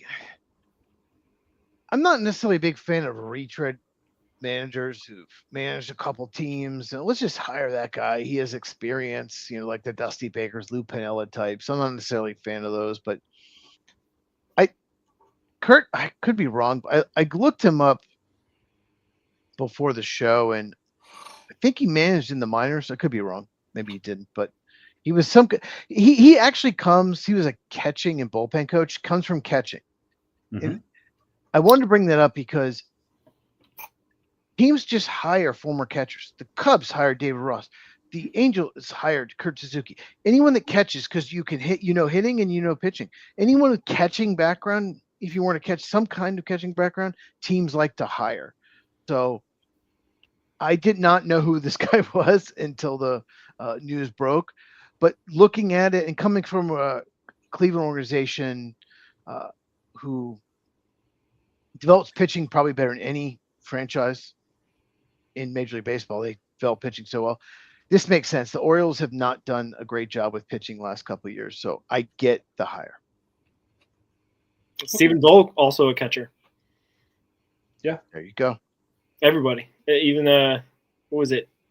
Forgetting the guy's name, but there is a pro catcher bias for managers. I guess there is a lot to it though, because I feel like we talked to somebody that had some of these experience with catching. It's just at least the old school catchers that used to actually give signals and whatnot and call pitches. Like those guys definitely have experience, at least having, knowing where guys are supposed to be in certain parts of the field, knowing what pitch sequence to call and all that kind of stuff. But now the modern day catcher, not as much. So that's kind of interesting. And Albernaz or whatever, he's only 40 something years old. So he's kind of, he's in that range where they started to go from the analytics calling all the pitch sequences to, having pitch comm where they're just buzzing whatever pitch they're supposed to throw next. I hope you can see the replay of this pitch and hit by Guerrero right here. Is it like his dad? Yep. Yeah, it was definitely a dad hit. Yep, that ball is the ball was not even off close. The plate. He just throw the bat at it? Just throws the bat at it and gets it to go in between the shortstop and the second base bag. I mean, that's just – he looked just like his dad right there. He really did. I have a Vladimir Guerrero story real quick. Go ahead. Someone asked – he was with the Expos at the time. Yes. And when the Expos had maybe the most talented team I've ever seen, the strike year, I mean, they were so loaded. They had everybody, future all-stars on their team. And Greg Maddux was with the Braves, and he was asked how you pitch Vladimir Guerrero. And he said, well, he hits everything out of the zone for hits, so I just throw it down the middle. Were they challenging this play at first base? Well, for that, have you seen the doc, Cheese, who killed the Montreal Expos? No, I have not. Oh, okay. It's a good watch. It should Netflix, if you have Netflix, check it out. I do. I got to catch up on Stranger Things. Okay, for yeah. Season 5, so I do. And it's Squid Game and Alice in Borderland. There's things to watch. You're not caught up in Squid Game? Oh man. Oh no, I am. I got to catch up on Alice in Borderland. I have not caught up in Alice in Borderland, but I'm going through Stranger Things again. So Yeah, that's smart. Yeah, since it's been And 10 Mike years. just killed himself, so he's seen Alice in Borderland, where people do that. Oh Nice. man, I don't have time for all those shows, man. I really don't. I don't get Because you into all work that 85 stuff. hours a week. Yeah, Yeah, that's true. I really do. I work a lot, and I do work a lot and do sports stuff, and that's the extent of my. I spend some time with my family, and every once in a while, I see my wife. So Every Yeah. once in a while. every Yeah. once in a while. Just every once in a while. Yeah. But okay, I will check that out for sure. All right. So I got 6 questions here on the state of baseball. Can we do that real quick? sure. All right. So the ticket prices, first of all.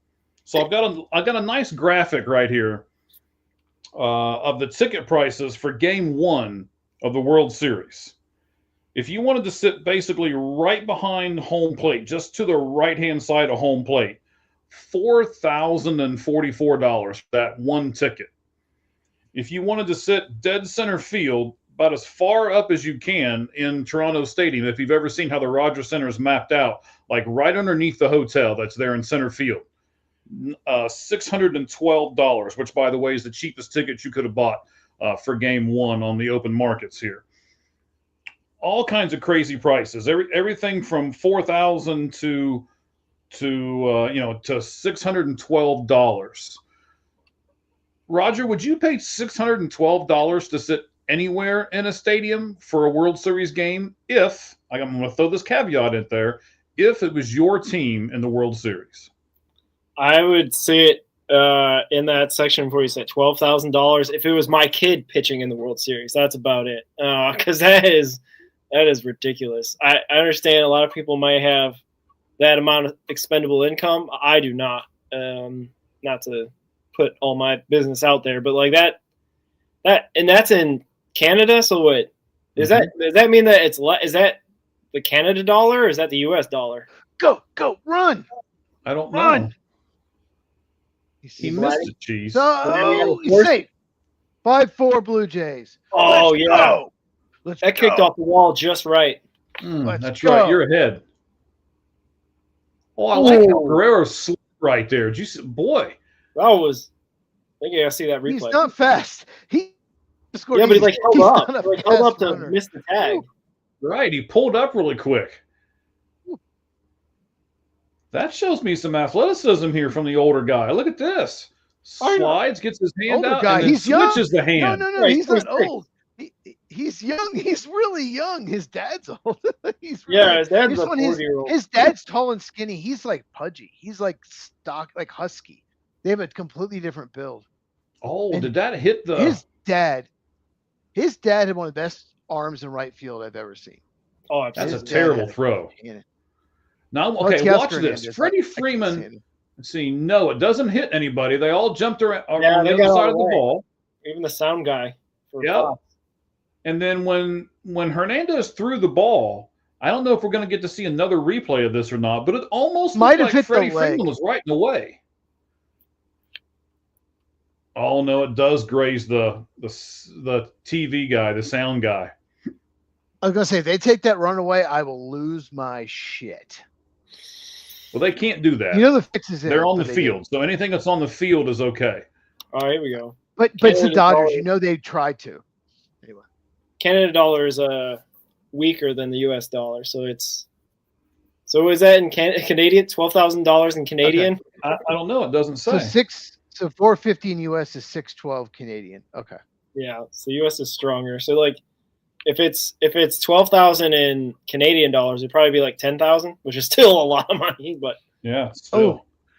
Blake Train just got away with a hanger. He absolutely hung that 83-mile-an-hour pitch right down the middle. Varsho just missed it. This is what I'm talking to you about, Cheese. Like you get to the Dodgers bullpen, you got a chance because they're terrible. Like just, I mean. Like I said, even the Reds, that's their weakness. Even the Reds offense that's known to just go missing for a month, right? Can get runs against the Dodgers bullpen, then you can have a chance. This is crazy. Oh, okay, hang on. We have somebody. I would like some more insurance. Yeah. Yep. That's very somebody helping us down here. So at 72. All right, infield hit. Go. Let's This go. at 72 who? Is that how you say that? He says Canadian dollars 612 is about 450 US dollars. So we got some people helping us out here. Yeah. So let's talk about the teams and how they spend their revenue, right? Earlier we were talking, Cheese, when you went and heated up your chicken nuggets. Were they Dino Nuggets? No, it was not. It was grilled chicken. Oh, It was grilled chicken breast. I was heating that up. okay. You wanted to knock that out of the water real quick, didn't you? All right, buddy. Well, it's important. It's important, but I wasn't eating chicken nuggets. They're not the best leftover. Okay. I'm sorry. I'm clicking stuff and things are going away and yeah. Okay. So yeah, I'm not really having technical difficulties. Got too much stuff around me over here. So let's look at teams and how they spend their revenue. We were talking earlier when you were at your break, Cheese, and Roger and I were talking. So how much did the Reds spend of their revenue that they made last year, Roger? Give me that stat again. About 43%. Their revenue was about $325 million, and their payroll was about 139 million. So less than half of what they're bringing in, they're paying the players. And obviously there's overhead costs. There's the employees that work in the organization as well. I don't think they total up to $180 million as far as I know. I'm no baseball insider, but I'm pretty sure that the Castellinis and all the other ownership groups are taking some of that revenue and putting it in their pockets, or I guess they could say they're doing it in stadium experience and spending stuff like that, to make a new hot dog or something. Okay, so let's define revenue. Okay. So my quick little Google search here tells me that revenue is the total income that a business generates from its primary operations and its other sources. So calculated basically as the number of units sold, if you look at it from a business standpoint. All right. So I think this is interesting. So only 3 of the 32 major league teams spent over 50% of their 2024 revenue strictly on their payroll. Number 1 were the New York Mets. They spent 90% of their revenue on their payroll. And of course, they had the highest payroll in baseball. So that's not surprising, right? Mm-hmm. The other 2 teams, you might know them. The Dodgers, they spent 73% of their revenue on payroll. And the third team, the Toronto Blue Jays, they spent 72% on payroll. So, gentlemen, is that the secret, that you spend a high amount of your revenue right back in on your payroll? Since 2 of the 3 of those teams made the playoffs, and here they are in the World Series? Well, we have a huge revenue. It's easier to spend a lot of it. I'll say that. So it's easier for teams like the Dodgers and Mets, when you have a huge revenue, to spend a lot of it because you still make a lot. When your revenue is really small, I kind of get not spending as much. But at the same time, every team made money. And these teams that just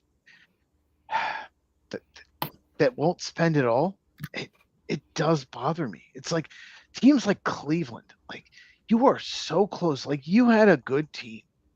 Like you are maybe a couple players away from being really good, and they won't go out and get that guy. So I don't know. What do you think, Roger? Yeah, Cleveland, by these numbers, made $336 million. Was good for 17th best in the league. So they're still a small market, middle of the pack, but they only spent 39% of that revenue.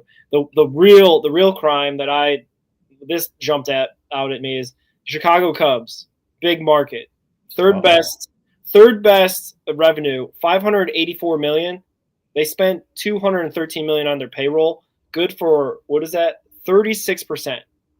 Like, what is that? Like, that's like that. I can see the Pirates, I can see the Cubs, I can see the Brewers, I can see the Cleveland, teams saying we're not going to spend more than 40, 45, 50% of our revenue.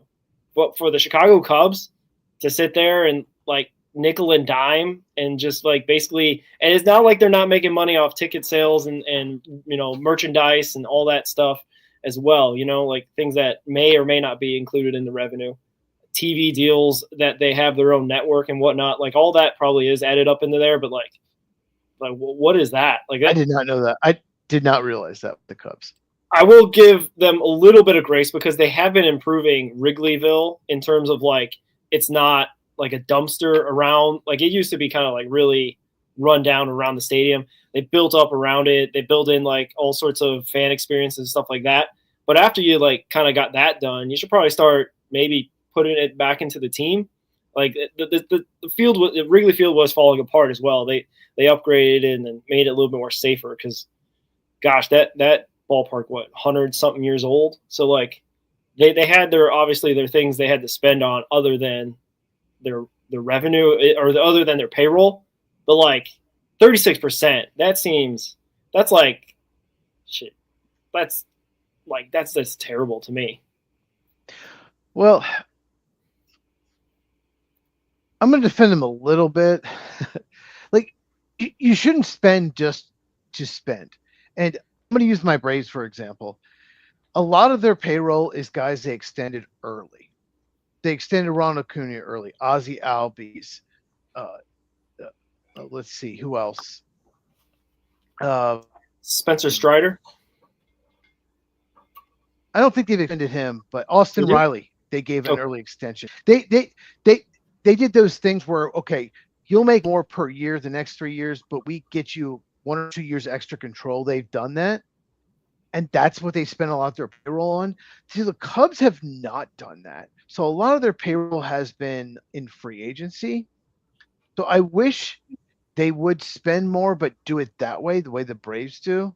But that is a little surprising that the Cubs had that much. Last year, they didn't even make the playoffs, and they were third in revenue. Good Lord. They should have. Yeah, they should probably have done more. Yeah. All right, so I'm just talking about the state of baseball right at the moment because Cheese and I kind of brought this up on the podcast last week, the Lights Out Sports podcast, of course. What would, and we'll circle the wagons here in a couple seconds, but I thought that was interesting. Now, here's something else for you. In May of this season, talking about the World Series, the Blue Jays are at the Dodgers tonight. So in May of this season, the Dodgers had $102 million on pitchers that were on the IL. So that is more than the payroll of 6 other Major League Baseball teams. Is that an unfair advantage to be able to have as much money just on your pitching injured list than other teams spend for their entire team? Or is that more of a dichotomy of how much money teams spend on other teams?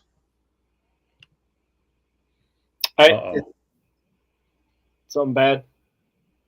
Oh, yep. Tie game. Yep. 5-5. Get Magic Johnson off the television. He's there? Oh, nice. Anyway. Give me 1 second. Anyway, back to your question. Yell at something. Yeah. Back to your question. It's the way that it's set up right now, currently, to have the biggest markets with the biggest and richest owners be able to make bigger mistakes, and players getting injured isn't a mistake. I shouldn't say. Like, you can write bad contracts of guys that you have to end up DFAing, and those are the mistakes that rich owners can also kind of, basically spend money to fix that. Yeah. And when you get injured, they have the money to also fix that as well by adding other players. So it's a good problem to have when you have money. Like you were talking about how like the top 3 teams or top teams that are in this World Series or the playoffs have spent a really significant amount of their revenue. Mm-hmm. Well, I mean, you have to have the money to spend it. Like Cheese said, like you can't, if you're the Cincinnati Reds, sign guys that big contracts who end up being hurt or terrible and make those mistakes because, it's not going to be worth it because you're not going to be able to make up for it by signing another guy. So it's difficult. The whole thing I'm pointing toward is the CBA negotiations that are going to be here in about 1 year time, maybe 13 months, December 2026.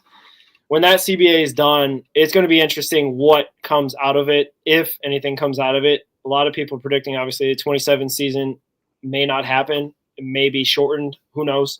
But it may hopefully come out some good things in terms of competitive balance, of having payrolls be a little bit more under control, so that the Dodgers and the Mets and the Yankees and whomever can't just spend their way out of errors or spend their way out of injury. All right. So, Cheese, what does it say more about in baseball? Does it say more about the Dodgers that can have that 100 million plus on the IL just in their pitchers, or does it say a negative thing about the other teams that only spend that much on their entire team? Yeah, I think both and neither. I hate that teams like Dodgers, Mets, Yankees can spend so much more than everyone else. They do have a revenue, but the luxury tax, they don't care. It doesn't really punish them. They don't care if they have to pay all this tax. They don't care if their draft pick drops 10 spots down. They don't care. And they do it anyway. To answer your question, there needs to be some more middle ground. The lower teams need to come more toward the middle, and the teams like the Dodgers and Mets and Yankees shouldn't be able to spend that much. Yeah, I agree. Go ahead, buddy. Real quick, one more point. I mentioned this on one of our podcasts, but we'll do a whole probably segment on this in the off season. But the NBA was facing a similar situation, and they did max contracts. The players probably never agree to it, but that's what they need to do. Max contracts, and that way it's helped the NBA. Now, all the superstars can re-sign with their own team. Giannis can re-sign with the Bucks. Nikola Jokic can re-sign with the Nuggets, get paid as much as anyone. Tatum can re-sign with the Celtics. They're going to stay because they can get paid as much as anyone staying with their team. And that is what we want. I want Tony Gwynn's. I want people that stay with their team their whole career.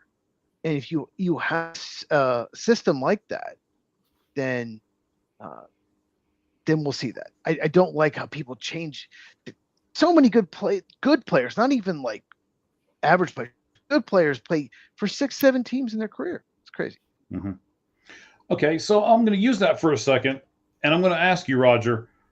So a lot of these teams do, yes, and they're called max contracts for a reason, because they're huge contracts.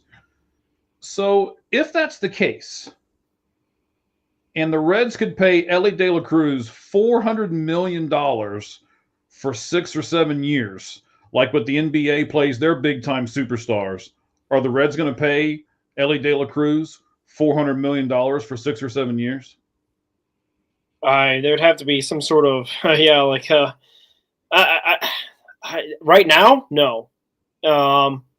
That's why I'm kind of like mostly interested in the CBA talks, and Cheese was kind of alluding to it with like having a salary floor. Like that's basically the other end of the equation. If we're going to cap salaries or make hard caps with even more strict luxury tax penalties, because the funny thing about the NBA that Cheese brought up is that they had a luxury tax floor or luxury tax level 1 that, a bunch of owners like Golden State Warriors blew through, especially that 2022 season. They blew through it. So that's so much that they created a second level of luxury tax on top of that would even punish them even more. So like, I'm guessing that will end up happening with the Dodgers or Yankees or Mets, for example, is that they'll probably get that salary cap with a luxury cap, hard, like harsh penalties for busting through there. But Steve Cohen or Magic Johnson and the Dodgers group, like they might blow through that salary cap and get into that luxury tax level and not care. So they'd have to structure it so much. Like it's going to be a very complex system that they'd have to set up. That probably have to be adjusted, more times than not going forward. But you also have to get the other end of it where these Marlins teams are spending like $40 million total on their whole team. Like they got to bring that up to have some sort of competitive balance alignment where like nobody wants to go to the Marlins because they know they're not going to get any money. And that could be also said about the Reds in some respects as well. So if you have the ability to give the Reds a salary cap that would allow Ellie De La Cruz to make that money that you put out there, Mike, maybe it might happen. But that's still like 2 years from now that would actually possibly happen. That's correct. So you got 2 outs here, bottom of the 7th, 5-5 tie. They've got 2 on, 2 out to the Dodgers. Got to get this guy. Yeah. Right, you got to get this guy. You got Sir Anthony Dominguez still on the mound, which I'm a little surprised at. And you've got Chris Bassett, believe it or not, warming in the bullpen for the Toronto Blue Jays right now. So just to keep us abreast on all of that stuff. So, because we're doing the Blue Jays and the Dodgers, and we're also doing Monday Night Football with the Commanders visiting the Chiefs. The Chiefs are up 28-7 with 1 minute and 42 seconds left in the game. So would it help if the overall product in baseball, gentlemen, if baseball players were paid only part of their contracts if they missed a significant time, like what's done in the NFL? Not going to happen. That's cat's out the bag. Baseball's got that strong union leadership group, and they're going to have guaranteed contracts until well after we're off this earth. So it's kind of we're never going to go back there. But we have a new CBA coming up. You mentioned that too. Yeah. That'd be interesting. Let me add to what Roger said. It is the strongest union in the country. Yeah. The union is strong, and Scott Boras has a bunch of his clients on the board or involved. And all Scott Boras wants to do is get 30 or 40 people to get 5 or 6 teams to give his clients as much money as possible, and who cares about everybody else? It's true. That's all why he cares about, get as much money. And he has the voice of the players union. And the owners should get together and say, and just give Scott Boras and them the finger and say, fine, we're just not going to play baseball. We're just not going to play baseball, but this has gotten out of hand. Look at the NFL, the shared revenue. It's made the league, like every team has a chance to compete. And right now their teams, yes, they should spend more, but at the same time, they don't have the revenue. And there needs to be change. And I agree with you. I'm sorry, I can't see you guys because I flipped away on the screen. You got a 40-year-old Max Scherzer right now playing in Toronto, right? Who before tonight had a 5-5 record. And let me scroll on down the Baseball Reference page and tell you what his astronomical salary is, because I know it's huge. He's a Scott Boras client. He got this done for his guy, right? He's making $15 million this season after making $43.3 million for each season before this. These are the guys that I believe are taking away a lot of money from some of the other players. These Scott Boras clients who are making this just absolutely ridiculous money, and all Scott needs is one team that's willing to pay. Yes, that's all he needs. And he goes to the same 5 or 6 teams. Nationals were one of the teams he used to go to, but they've kind of rebuilding. But he goes to those teams, and they could say, no, we're not doing that. You're insane. But someone seems to almost always cave. Not always, but almost always cave and give him what he wants. And it's so bad for baseball. And once someone gets this humongous contract, the next guy wants even more. His next client wants even more. Scott Boras, I despise the man. He's so bad for baseball. Yeah, me too. And if you're, I don't want to get into it. I could talk forever. So the Monday Night Football game is officially over. It's the final 28-7. The Chiefs go to 5-3, and the Washington Commanders drop to 3-5. It's now the top of the 8th at LA, tied at 5. You've got Dreyer on the mound for Chicago. Jeez. For LA, who just did his first pitch. The White Sox are in the World Series. Sox are in the World Series. Is this 2005? Error? Is that an error? Oh. It was actually yesterday that the 20th anniversary happened for them clinching the World Series. Man. Yeah. Paul Konerko. Hell Scott yeah. Sednick, Jeff Blum. Shout out to those guys. Oh, what was that lefty pitcher who used to play Mark in Burley. the rain delays? Mark Burley. Yes. Yes. Hey, they were really good. That was a really good team. Well, talk about complete games. Mike, I can't believe that didn't come up in your research, but that, I guess it wasn't in the World Series. They had like a ALCS where all 4 of their starters went the distance. Or maybe it might have been the division series. I can't remember exactly, but it was like Burley, Jose Contreras, El Duque Hernandez, and the white guy. What's his name? El Duque. Oh, I haven't heard his name forever. Shout out. He was really good. He was good for the Yankees as well. He's great for the Yankees. Another Cuban pitcher. Popped it up. So I'll give you this today. I just actually saw this when I was scrolling through on my Twitter stuff while you guys were speaking. The San Diego State baseball team has hired a special assistant to the head coach, a very famous baseball player. Anybody want to take a stab at who that might be? San Diego State? Yes, San Diego State. Who did you say, Roger? Barry Bonds? No. Good guess, but no. San Diego State. I don't even have a guess. I'll give you a little bit of a hint. His first name and his last name starts with the same letter. Sammy Sosa? The right letter. That's the right letter. We said that this was she said this was a team that Scott Boras went to all the time to get the money for his clients. Right. Team or player? Like. Nope. Okay. So he played for the team that Scott Boras went to. In fact, this was a Scott Boras client. Strasburg? Steven Strasburg. That is correct. Oh, that's right. He played for San Diego State. Yes. Yes. San Diego State hired Steven Strasburg today to be the special assistant to the head coach, is what they're calling it. Okay. First and second. Sorry to interrupt. First and second, one out. Blue Jays got something going here. Jimenez, big time hit there. Now, is our guy Clement going to be the next guy up? Is that who this is going to be? No, this is Jimenez. Sazaki's Sazaki's coming in. No, Jimenez is on first. It's who is that was just coming up?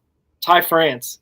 So to start the inning, another Ekbred. Mookie Betts made an error to start the inning. That's why there's a man on second.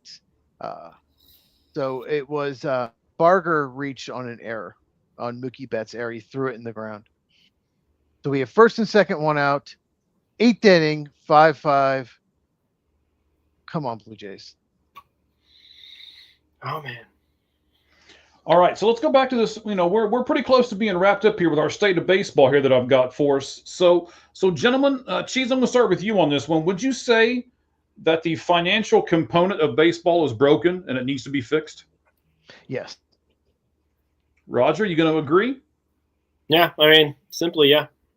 Well, everything we just been talked about, yes. Mm-hmm. So we've talked about a little bit on how we're going to fix it or how we would fix it. I agree with you guys. A lot of what you said, but I want to kind of cap it all and put a bow on it here. So when the luxury tax is done and they get that money from the luxury tax, it gets divided amongst those really low teams, right? That's how this is supposed to work. And supposedly how it's supposed to work is then they take that luxury tax money and they're supposed to spend it on their team.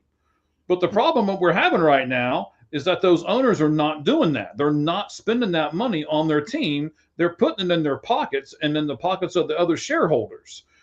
So for me, not only do you need a bottom, which a couple of you have talked about it, both of you actually have talked about a bottom salary cap. I don't necessarily care about a top hand salary cap because I don't think that's ever going to happen. So why shoot for something that's never going to happen? What does need to happen is kind of like what the Oakland A's had to do last year and this year, which they had to spend X amount of dollars. They forced them to because they have been so poor for so many years. They passed that in the last CBA that if you don't spend X amount of dollars 3 years running, then on that fourth year, you have to come through and spend a lot of money. I don't think we need to give teams 3 years.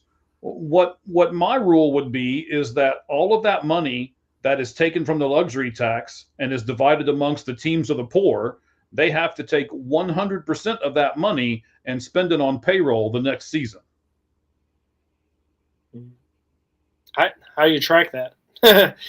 Well, you track it really easy because you know exactly how much money gets put into that pot, and you know exactly how much money gets split between every team. So then that team has to spend that much money the next season simply on their payroll. That wouldn't be hard to track at all. Yeah, but making teams, you have to spend this much, have to spend that much. I get what you're saying, Mike. I get it. It's just I don't even like the whole luxury tax system. It's such a flawed system. I'm not saying it's not a flawed system. I'm kind of like Roger. I would really love for him to only pay, part of the guarantee if they get injured and stuff like that, so that these teams can then turn around and they have no excuse to spend money. But even if you do something like that, the NFL, when teams so when Joe Burrow gets hurt, and all three of us on this screen know that he has insurance on that contract. So the Bengals are not paying the majority of that contract. Whatever insurance company they have the policy through is what's paying that contract right now. But are the Bengals going to use that money and re-sign other players? No. Well, they have a salary cap. They have a salary cap. They can't necessarily do that. But the thing, baseball. But yes, but I want you to remember, Cheese.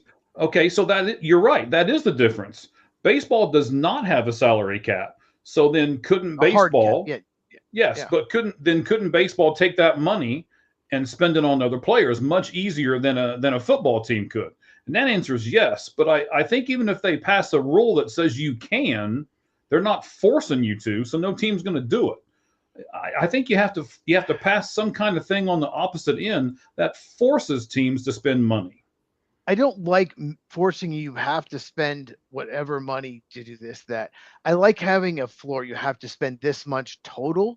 I don't necessarily say you have to spend, if you get this, you have to make sure you put it into, because then you're telling a team, maybe it's a weak free agent group and the players you wanted signed elsewhere. That means you're forced to sign a player that you don't want to because you have to use all that money. It's pretty complicated. It's baseball spending is have and have nots and should never have gotten there. Dodgers won the World Series last year, probably going to win this year, unfortunately. I hope not, but we can't keep having this. Like, this is why might not even have a 2027 season. But they've got to find some way to make the people that never spend more, and they've got to somehow have some penalties or something to stop the Dodgers, Mets, and Yankees. Yeah, I was going to say that, like, the problem the Major League Baseball has compared to even like the NBA or the NFL is the amount of money those two leagues are bringing in makes those owners, even if you're the Bengals, have hand over fist amount of money that you can just spend at whatever leisure or whatever they can do with their salary cap. With Major League Baseball, it's kind of like, it's difficult to like tell an owner who may or may not be. I mean, like you proposed earlier, and this is, I forget, Ricky always brings this up. You proposed, Mike, that the Reds potentially have a $400 million contract over 6 or whatever amount of years you said. But do you know what the net worth of Phil Castellini is? No. Less than $400 million. It's like $300 million. So you're telling me that like a baseball owner who, even if it obviously, we can talk about like what his valuation of his franchise is versus his net worth and whatnot. But like, he's not going to be able, like, it doesn't make really kind of logical sense that he would have a contract worth way more than he can even put into the team, basically, is what I'm trying to get at. Should he be allowed to be an owner with only that much money? Yeah, that's a good question. Well, that's the thing. That's I'm trying to talk about. Like the NFL, everyone's dying to get into that club of 32 owners because that's where the revenue is going to be coming in no matter what they do, whether they run their team well or run their team poorly, like, the Bengals or Jerry Jones or, how a lot of teams are pretty well run and make lots of money anyway, and also have good football teams. With baseball, you can have a really good team like the Guardians and not have great revenue. or like the Milwaukee Brewers, right? Like any of those small market teams that are run well, but that doesn't mean that you're going to be making money as much as the Cubs. Even though the Cubs don't spend their money, they still bring it in. Same with the Dodgers and Yankees and whatnot. But like that's the problem that Major League Baseball has, is that it's like you said, have and have nots.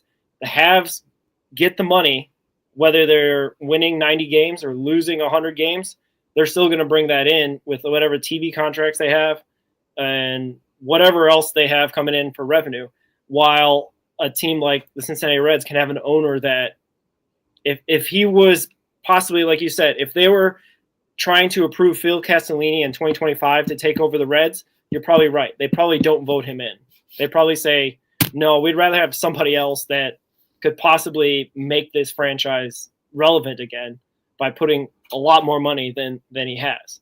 But luckily for him, he was approved back in 2006 or something like that. Like he got in before baseball basically took a real hard turn down and football really took that hard turn up. So it's a good question in terms of like, what does baseball do to fix this? Because you can't just find 15 rich owners because baseball isn't as profitable as it once was. So there's not going to be those people that are going to risk it because there's no upside potentially. If baseball, goes away in 2027, they might take another popularity hit like they did in 94. And then all of a sudden have to try to claw back that fandom and might lose out more, market share to NFL again. NFL always wins, man, no matter what they do. Like you were talking about how like the Brown family screws up the Bengals. Guess who still buys tickets? Cincinnati fans for the Bengals, no matter who or what's going on with that team. It's kind of a weird phenomenon in modern But sport. NFL is that shared TV contract. They have that shared TV contract, so all the teams are guaranteed money. So then, is that a solution for baseball? Like to try to? It's never going to happen. It's never going to happen, unfortunately. But that would be a solution, but it's never going to happen. Like Tampa Bay Devil Rays, TV contracts never going to be the same as the New York Mets.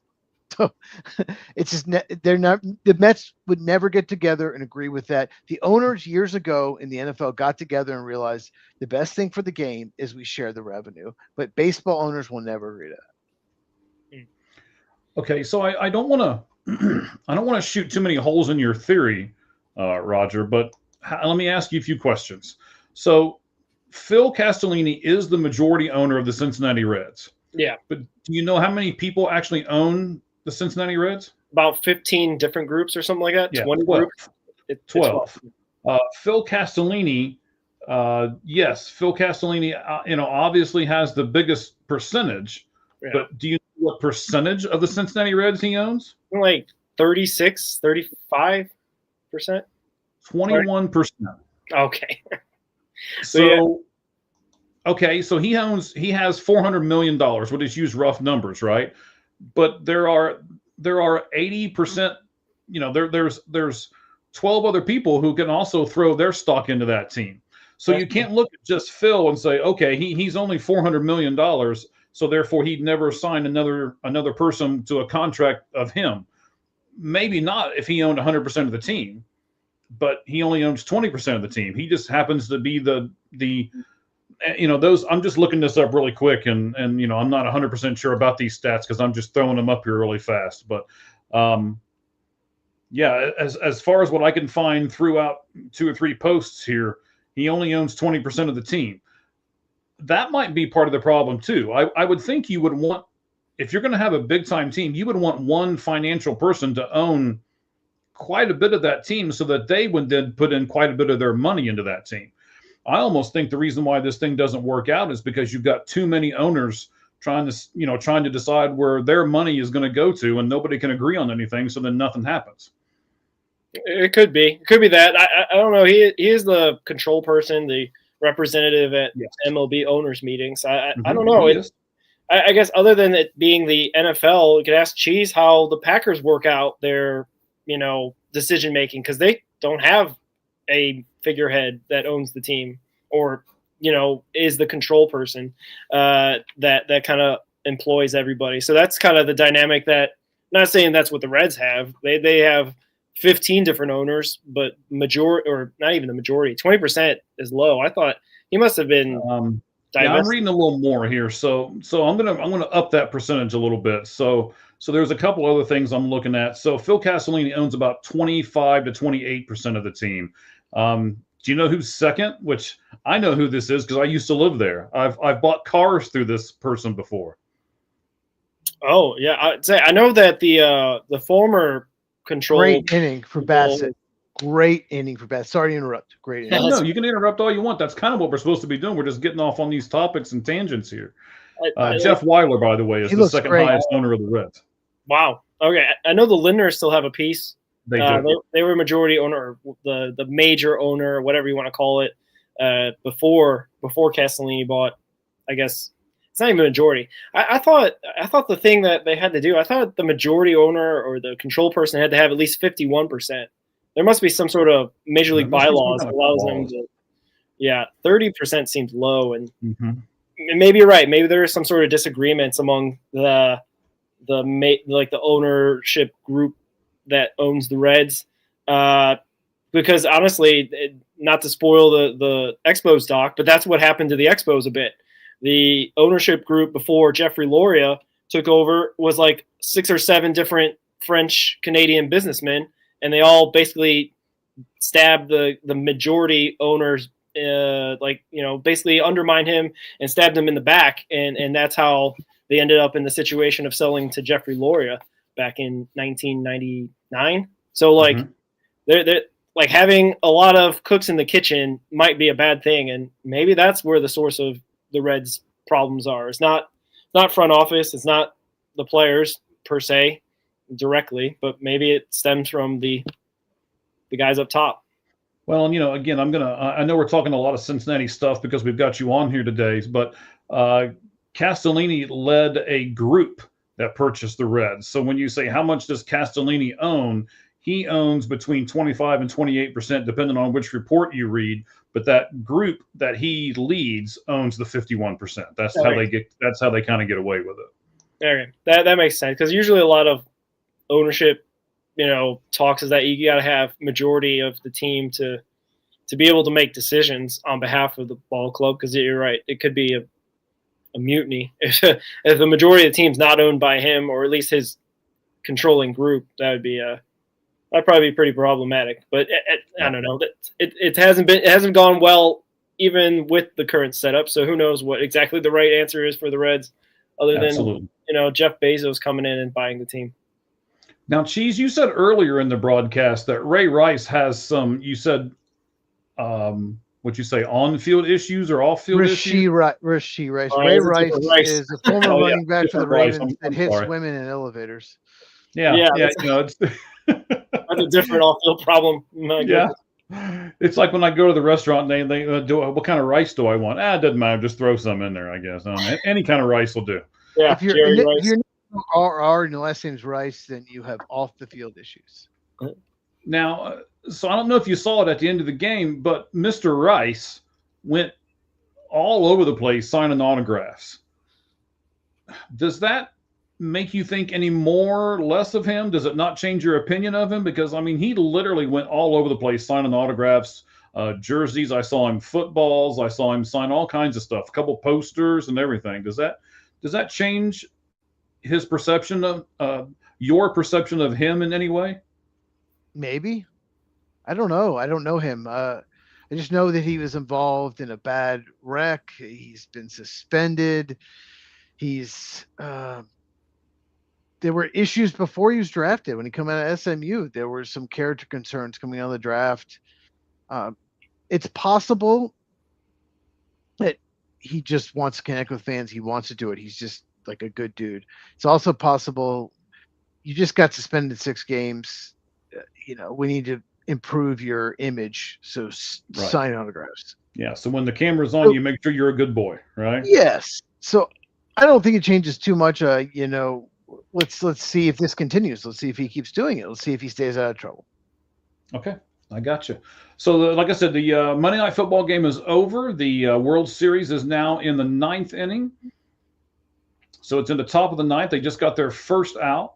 Isaiah Philippa is at bat, and he's batting a big whopping 200 in the postseason. So we'll see what he does with his at bat. How many?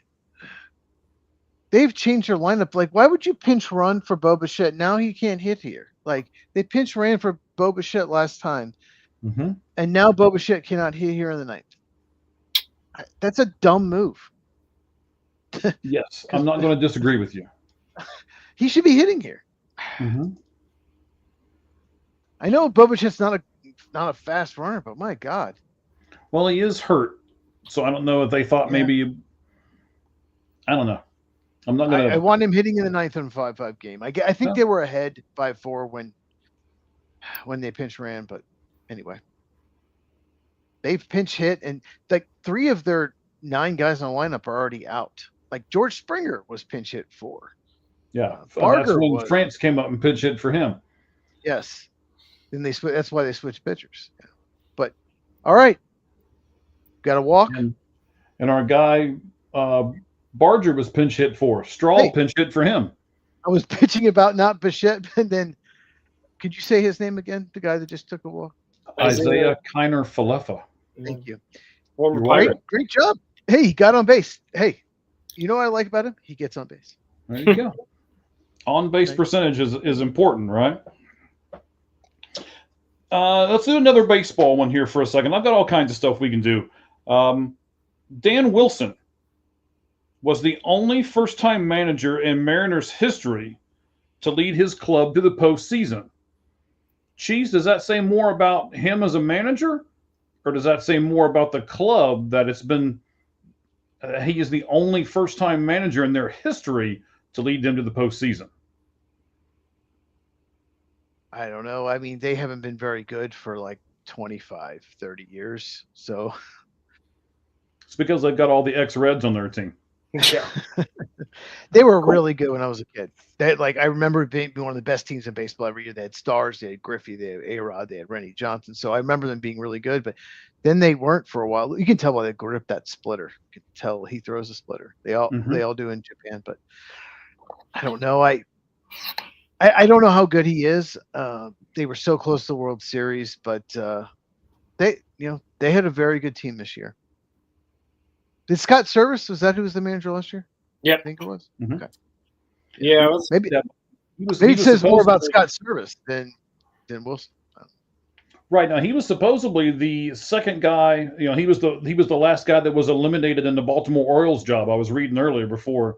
I have to look up the guy's name again. Craig Albernaz was hired. So Scott Service was number 2 there, and he got outdone by the other guy. All these guys catchers, by the way. Yeah, every one of them. Every one of them. You're 100% right. Good point. Yeah, but Tremaine talked about this with Scott Service. Go to third. Sorry. You go first to third? I'm behind. Yeah, we're really far behind, Chief. You got thrown out. Like the play is just happening. Well, yeah, he was out. He's going to go to third. He's listening to you. Quiet. They're looking to challenge it. I don't think so. That'd be a good play by Edmund. Okay, let's see here. So Freddie taps it. That goes out in the outfield. He easily goes to third if that isn't knocked down. I got to give Tommy Edmond what a play. What a play by Tommy Edmond. I mean, yeah, he's out. Tommy Edmond made that might save the game for them. Yeah, heck of a play. Well, he hesitated. He thought Freddie caught it. He hesitated. That's what cost him. Yeah. And he is out. There's no. I mean, he has to stop because if Freeman catches it, you know what I mean? Like he's dead to rights as a double play. But just Tommy Edmond made what a play.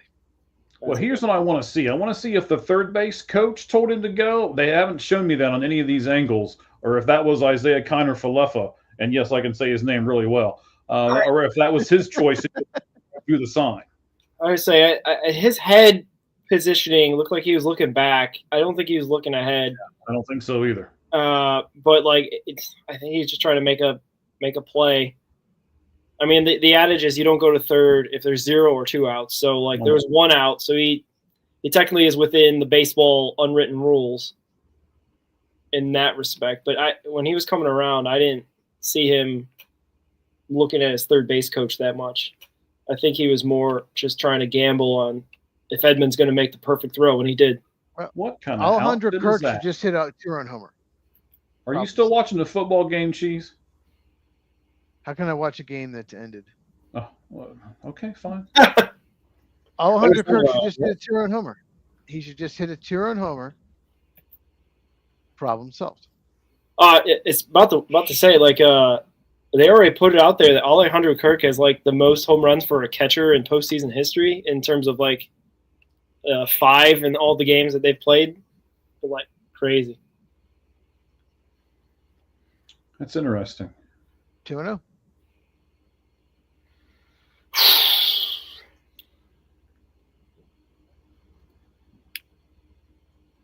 No one's talking. Well, I'm looking. You are so perceptive, sir. I am. Just ask my girlfriend.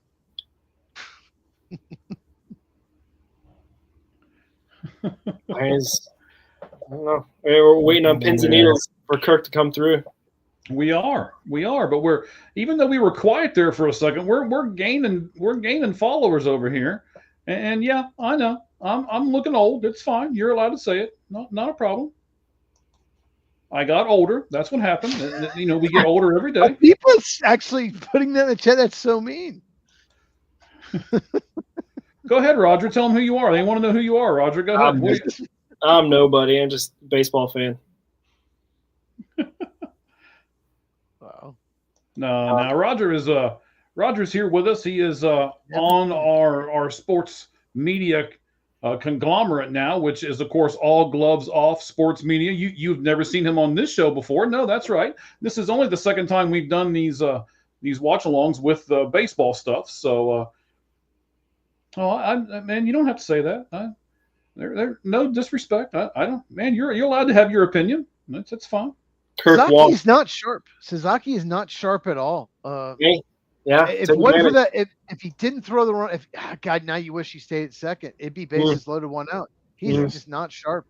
So, who is that? Who is up? I want to say it's Barger.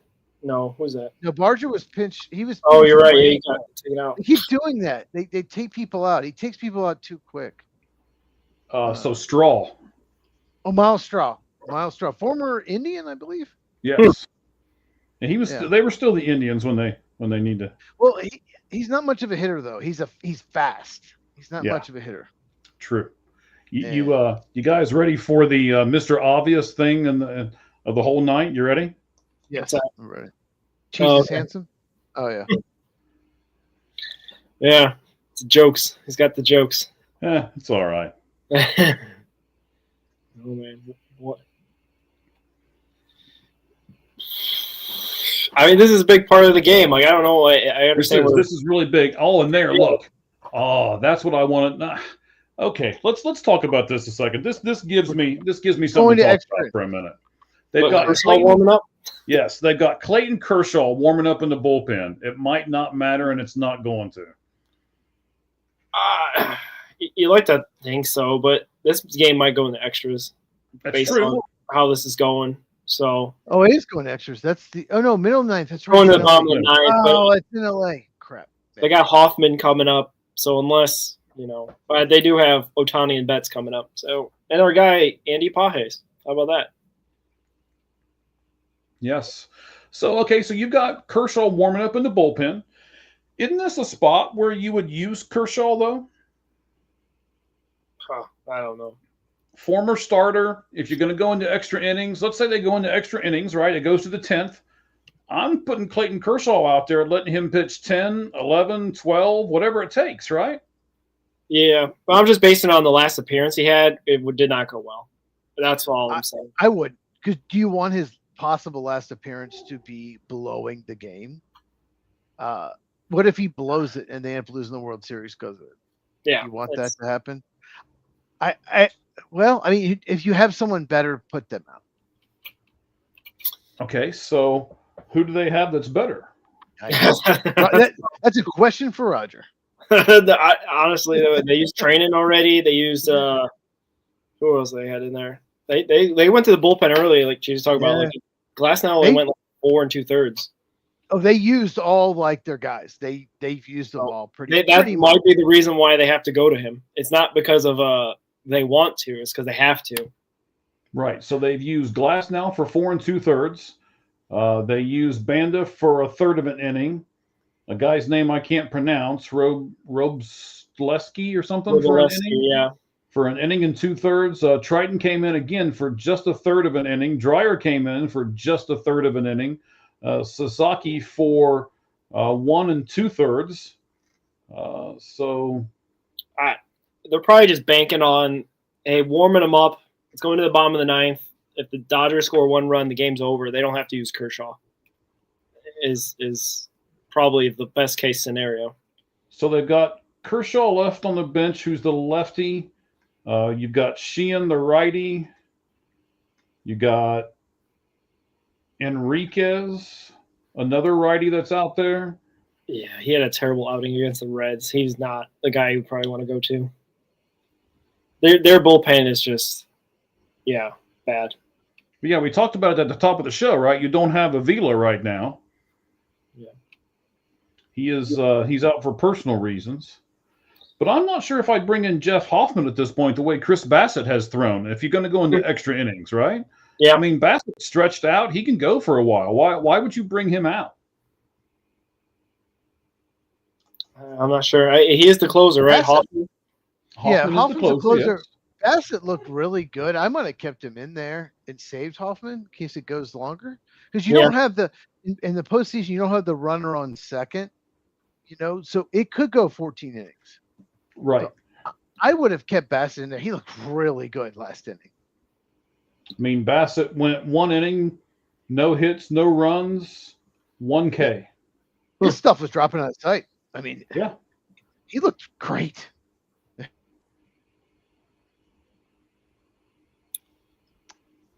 By the way, throwing this out there. Have you guys heard the rumor about who will be the next manager of the Atlanta Braves? No, I have not. You have your ear to the ground on the Braves a lot more than either myself or Roger does. So go ahead and tell us. I saw that Snitker's son got. Yeah, I saw Snitker's son got hired by somebody, right? He's the Mets hitting coach. Yes. Yeah, that's all I got. The Braves, there's been like no news at all about any interviews or anything. It's different in the NFL when you find out all the interviews, it all gets leaked. Baseball, it's not like that. A lot of teams take their time. But we've heard no news about the Braves. So the rumor is that they're going to hire Danny Lehman. He is the bench coach for the Dodgers. And that's why we haven't heard anything, because they can't hire him yet. No. Mm-hmm. I thought you were going to say Bobby Cox for a second. He's like 80 years old. But Danny Lehman, Danny Lehman is a very analytical. He was Alex Anthopoulos, the general manager of the Braves, was with the Dodgers before he got the job in Toronto. And he was with the Dodgers, and Danny Lehman was a video analyst or video scout, like analytical guy. Eventually became the bench coach. So he is very new school, very analytical, use video metrics to manage. And Brian Snitker is the complete opposite, who they just let go or allowed to retire. So that's interesting. If he is hired, he is definitely an analytical, new school type manager. So that is the rumor. Okay. That would be interesting. Yeah. To start in the video room and eventually become a manager, that's crazy. Like within 7-8 years. Yeah. So, yeah. Video scout. He was a video scout, it says here. So it's like how Eric Spoelstra started with the Heat down in the video room. Right. He's still on Paje still? 2-2 count on Pajes right now. He keeps fouling off pitch after pitch after pitch. Yeah. This is pitch 8. Well, that was pitch 8. He'll be doing pitch 9 here in just a moment. Yep. Tomorrow's starter for the Blue Jays is going to be Shane Bieber, and he'll be a free agent. Where do you think he's going to rank as far as the top free agents. The CBS report that she sent me earlier has him as number 13. Do you think he's a little higher than that, a little lower than that? Is that about right for Shane Bieber, or does it depend on what he does tomorrow night? Depends on what he does tomorrow night, I think. Does he still look like if he pitches great, it could change things. He hasn't pitched much this year, obviously. No, but I mean, he's pitched in 40 in the third inning so far this season, 37 strikeouts and only 7 walks. I like those numbers, right? ERA is a little high, 3.57, maybe about average, I guess. His fastball, since he's come back from the Tommy John, his fastball has been clocked the highest it's been since 2021. Wow, they walked him. Intentionally? Yeah. Makes sense. Why not? I don't know. I mean, why put? Oh, wow. Freeman's not been killing it, so that makes sense. There's nobody on, 1 out, and you put him on base. And Mookie Betts is up. Oh, I forgot. It's Betts, not Freeman. Oh yeah. Nobody on. Like, you just put him on. You don't even pitch to him. Yeah, you could just pitch away from him. Yeah, but doesn't that kind of say that they don't have confidence in Hoffman? You could throw a couple pitches a little out of the zone, see if he reaches, and then put him on. And now he's stealing. He's probably got it. He's out. Yeah, he's out. There you go. You are so far ahead of us on this thing. Sorry. That's okay. When you were saying it, he wasn't You were even so moving far ahead yet. of the football. It's so weird that he got a good jump, but he's out. Well, he fell off the bag. Mm-hmm. Yeah. That's where they called him out. Yep. Right. He would have been safe if he stayed on the bag. Yeah, because if you watch the umpire, he doesn't make a call until he stumbles off the bag. And Ohtani still says, no, I'm safe. No, you're clearly out. You're not on the I bag. Oh, yeah. You're not on the bag. He jumped off the bag. Yeah, that's an easy call. All right, let's see. This angle will show me. You're right. This game could go 14. It's not even close. He is so out. He's way off the bag, and they have the tag on. Yep. Yeah, I mean, he's trying to jump out of the way. Dodgers challenged it. I don't know why. I mean, I guess. Well, you get 2 challenges, and then you'll get more in extra innings. So why not? They just lost the challenge. Of course they did. Yeah. I mean, you may as well challenge here, right? I don't know if you know, you get an extra challenge in the World Series game, so you get 2, and then in extra innings you're going to get another one. So if it goes into extra innings, you're going to be right back up to 2 again. Yeah, and, it's like you said. Sometimes the umpires will just be like, "Oh yeah, it's the Dodgers. Sure, he's safe." So, Dave Roberts, I can't stand him, by the way. That's a story for another day. But so intentionally walking Ohtani worked out in a really crazy, messed up way, but it ended up being the right call. You don't. How many times do you see someone intentionally walk with no one on and 1 out? Yeah, results over process. Barry Bonds is the last player I've ever seen that happen to. Yeah. It was. They just showed him walking in the dugout. Didn't it look like he was limping a little? I missed that. I don't know. It seemed fine. He probably maybe a little pulled up a little bit, but he's a DH. He doesn't have to go out there and field. That's true. He is just a DH. But yeah, it worked out for the Blue Jays. So maybe they got little baseball gods touching them there, and hopefully they'll pull it out in the extras. And we go to extra innings. Spoiler alert. Yeah. Thanks. Oh, so, we were talking earlier about the Cincinnati Bengals scoring so many runs on their offense, right, and how terrible their defense is. I got another stat for you. Sleeper Bengals just put this out.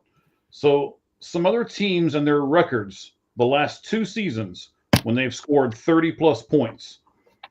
The Eagles are 8-1 when they score 30-plus points. The Lions are 13-1. The Ravens are 13-2. The Chiefs are 5-0. The Bills are 16-1. And the Bengals are 6-5. All right. Oh my God. I think with that, Mike, I'm out. I can't take any more Bengals talk. But no, I do have to take off. I got an early day tomorrow. Yeah, I understand, buddy. You're back in Ohio, so we certainly appreciate you. Thank you very much for being on with us. We don't know how many more of these innings we got to go, but we're going to stay here until it's done, unless, Cheese decides he's going to bed. I don't know. He's kind of old, so. I'll wake up in the middle of the night to see if you guys are still on. Okay. I can't say Cheese is old. I got him by a few years, I'm sure. All right, Roger. Hey, thank you very much, buddy. We appreciate you. Yeah, When's your next podcast, bud? The Red Hot Reds podcast right here on All Gloves Off Sports Media. When's the next one, buddy? Wednesday? We'll probably Wednesday. We'll come back on, talk some maybe Arizona Fall League or whatever else is going on in Reds world. Copy that. What time so people can tune in, bud? Usually 8 p.m. we'll be going. Usually like to go live then. So copy. So 8 p.m. Cincinnati time. Yes, Eastern Standard. Got you. Well, once again, buddy, I appreciate you. Thank you very much for coming on. We'll see you soon, bud. Thank you. Appreciate it. No problem. We'll talk to you later. See you. All right. Bye, buddy. By the way, that stat, you said the Lions are 13-1? Hang on, I can go back to it. The Lions last year lost a game where they scored. Hey, Pat Sajak. Pat Sajak's there. That guy's like 80 years old. He looks like he's 52. Unbelievable. I'm still on the commercial. Okay, there's Pat. Wow, you're that right. He guy's hasn't like aged 80. a whole lot. He does. He looks the same as he did 20 years ago. It's crazy. Wow. I was showing Adrian Beltre. That's where I'm at. Who cares about Justin Bieber? The Lions are 13-1, and when they score 30 points, is that correct? I don't know who Glenn Powell is.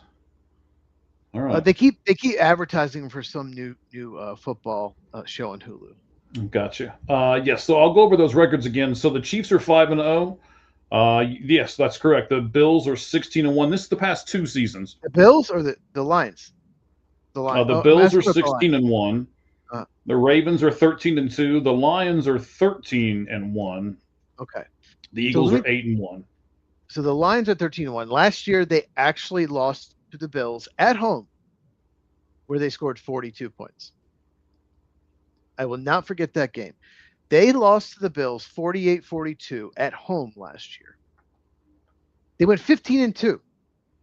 They could have they went 15-2 last year, but lost the game where they scored 42 points. I will never forget that game. 48-42. You just don't see games that high scoring. So no, you don't. That's the one. That is the one. Oh yeah. The Bengals, the defense. You can't be 6-5. You can't be 30+ points. You can't be 8-3 in those situations. Know what were you gonna say? No, I'm looking at the pitchers here. What the Dodgers have left, and it's not much. No.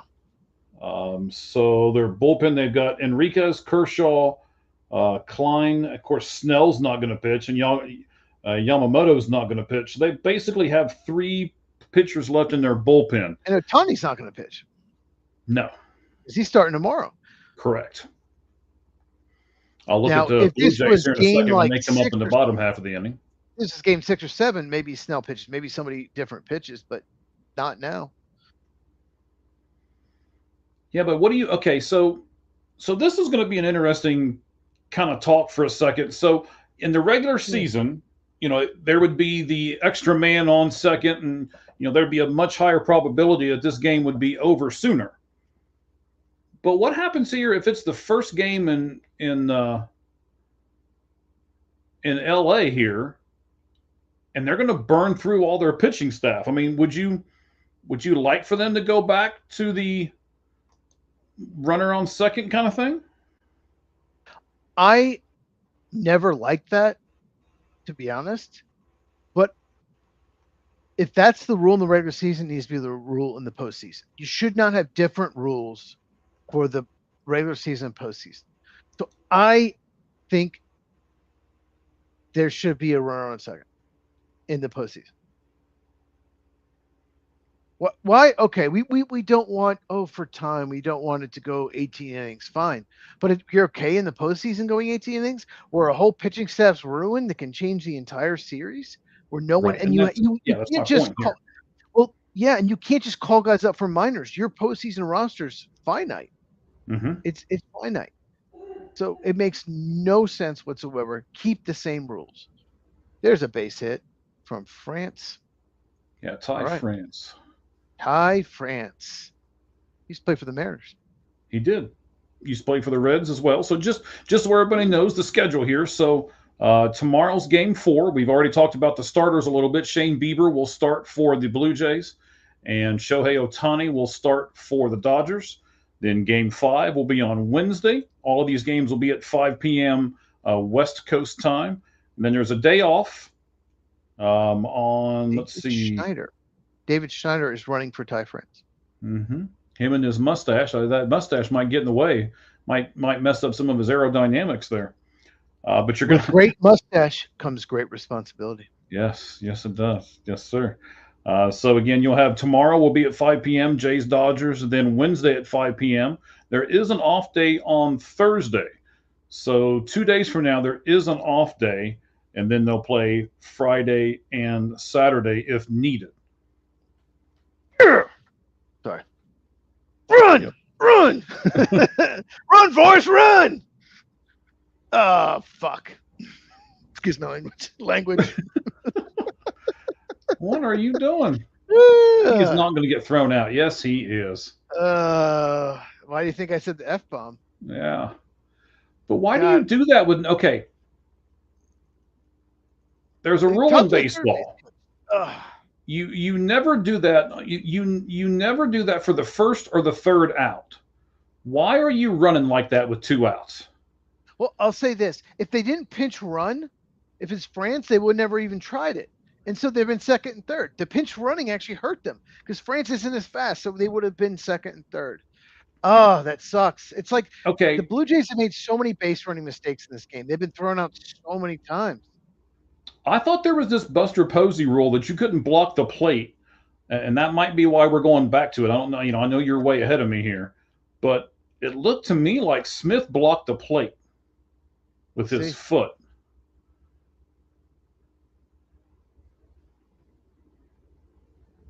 I mean, I'm waiting for kind of a replay, but that's the way it looked to me. Was that okay? So if the throw takes you into the baseline, you're allowed to do so.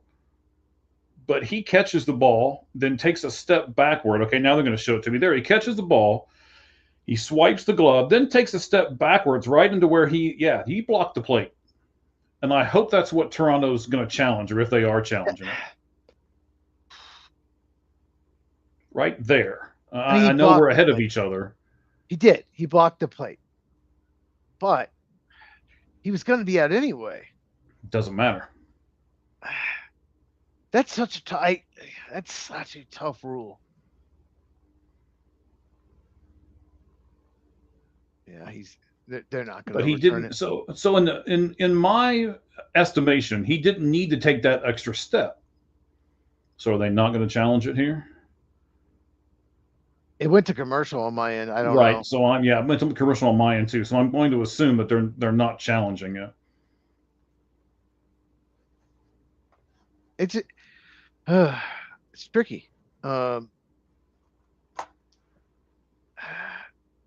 not going to call that in a World Series game. They're not going to say, "Oh wait, he's safe." All of a sudden, they're not going to overturn that in a World Series game. They're just not.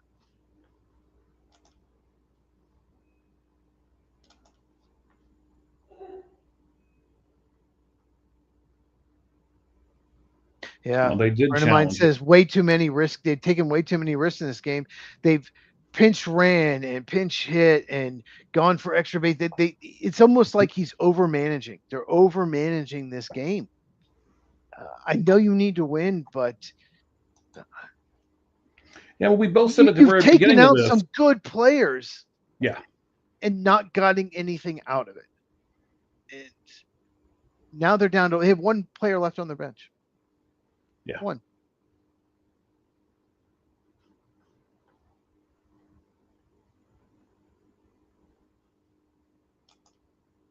All right, so let's look at how this is going right at the moment. So Toronto's bullpen, you do have Bieber, but of course he's not doing anything because he starts tomorrow. You got Fisher, you got Gosman, you got Lauer, you got Little, and you do have the game 1 starter, Savage. that you've still got in your bullpen, but you don't want to waste him because he's going to start later on in the series. So yeah, Trey, you cannot waste Trey Savage. He is a stud rookie. You right, need he's a him. kid. You cannot put him. I mean, you have to win this game. I think you do, but at the same time, what if you use him and lose? Yeah. Yeah, I'm not sure what they're doing here. I don't like how they've managed this game I think whatsoever. they've overmanaged is what they've done. They've overmanaged this game, and just taking Bo Bichette out for a pinch runner. Oh God! I mean, just that. One of the stupidest things I've ever heard of. He can hit. He's one of the best hitters in the game. Dude Yeah. can just freaking hit. I know the guy that replaced him walked, but he's still out of the game. Maybe he hits a homer. Oh my gosh. I still can't believe you did that. And the third base coach, I get why they sent him, but I don't think he would have sent Ty France. And then they'd have second, third. The next guy would have had a shot.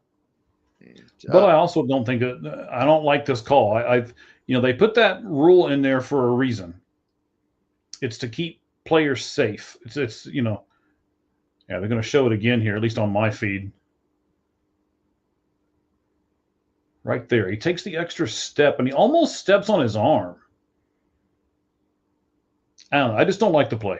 They're not going to overturn that in a World Series game. But they did challenge it, according to Major League Baseball's website here. They did challenge it, and they upheld the call on the field. Of course they did.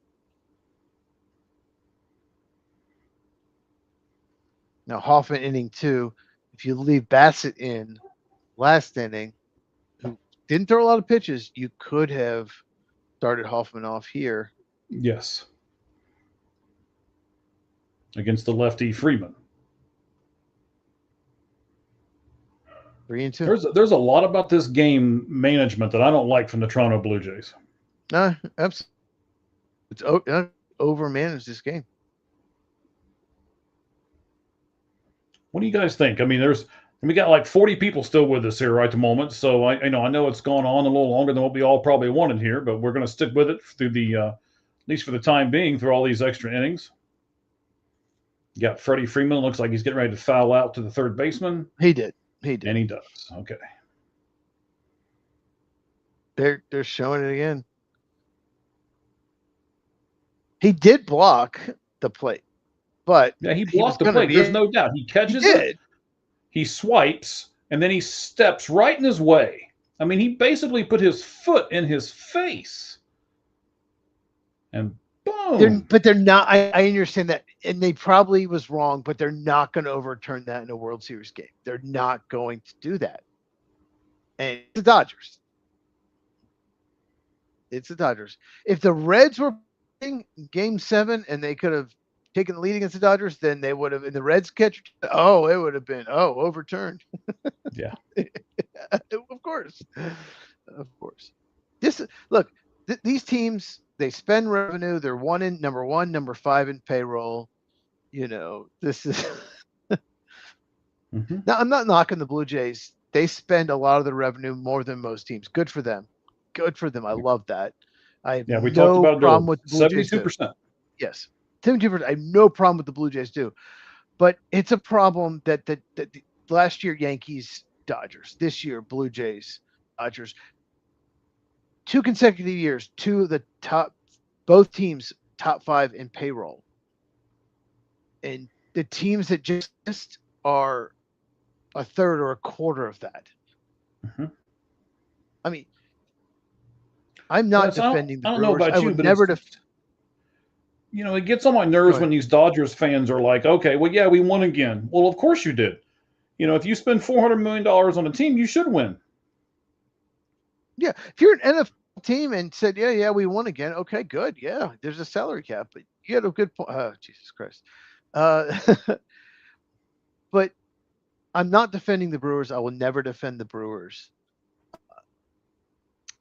I've been on this channel so long, it's timing out. It's trying to turn off.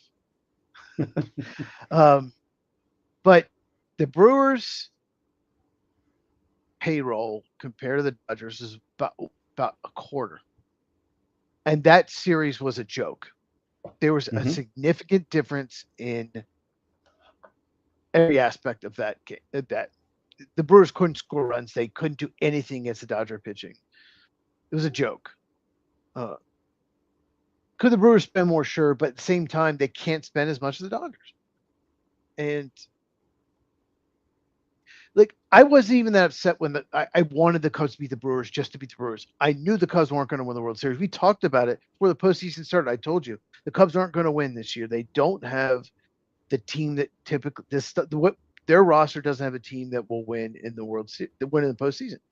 I wanted them to win because I just despise the Brewers. I wanted to beat the Brewers, but I wasn't even like super upset because I knew they weren't going to beat the Dodgers. There was no chance. Like the Brewers did. They were not going to beat the Dodgers in a 7-game series. I honestly thought they had a shot just because the Dodgers bullpen is the way that it is. But you proved me wrong. They were without Justin Steele, Cade Horton, and the lineup was underachieving. They weren't scoring enough runs. Ironically, the problem with the Cubs for the last couple of years has been bullpen. The bullpen was probably the best thing about the Cubs, believe it or not. And five of their top 6 bullpen pitchers, by the way, are free agents. If you want, we'll talk about this in coming weeks on the podcast, but tomorrow night, by the way, 9 Eastern, 6 Pacific, Lights Out podcast. We talk college football, baseball, and NFL. But we'll talk about this. The strength of the free agency, it's a weak free agent class, is bullpen.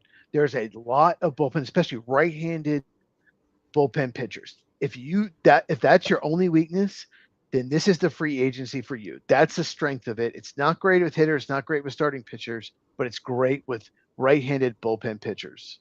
And that's the one thing that could hurt the Cubs. 5 of their top 6 bullpen pitchers are free agents.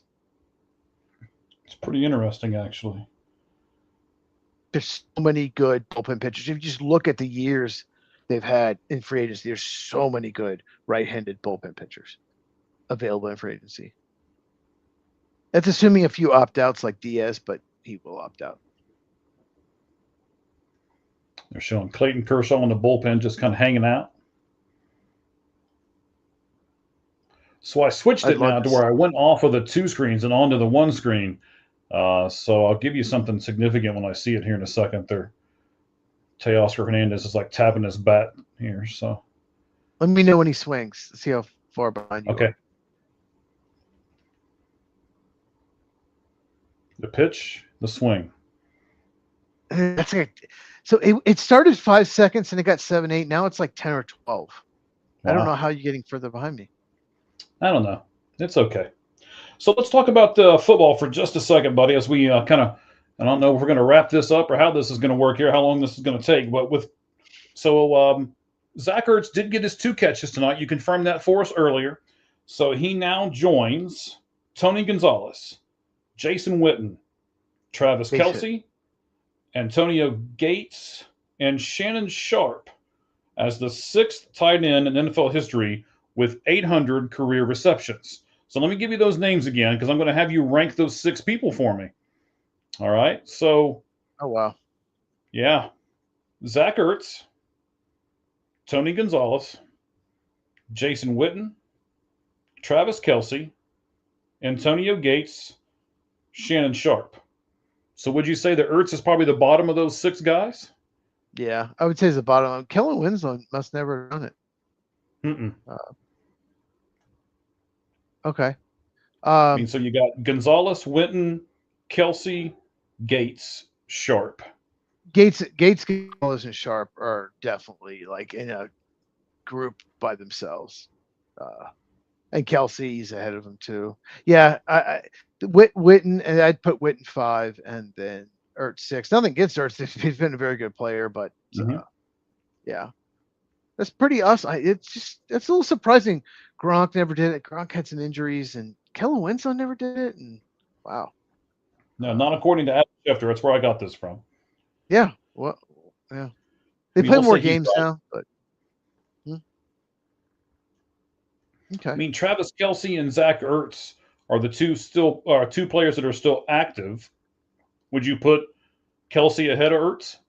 Yeah, absolutely. Yeah. Kelce in his prime was unbelievable. People, obviously he's still.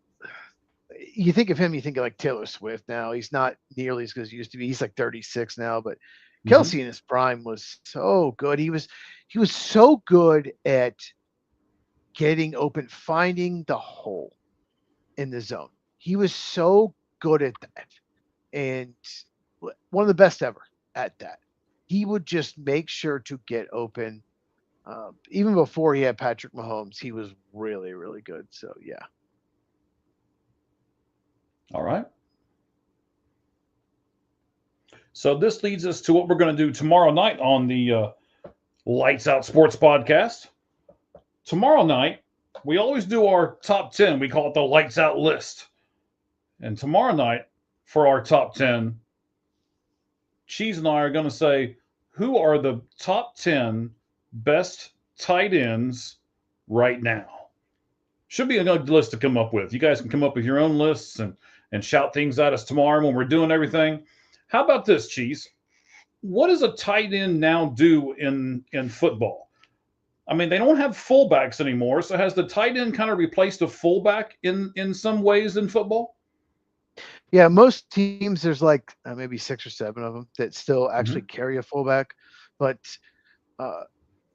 most teams use a backup or a third tight end as their fullback. It saves a roster spot. So they can carry a 6th wide receiver, a 5th pass rusher, a 5th safety, whatever. So Okay. what does a tight end mean? Well, they're people. Unlike kickers and punters that aren't people. Okay. They're not people. But tight end is, to me, might be the most underrated position in the NFL. And they block all the time.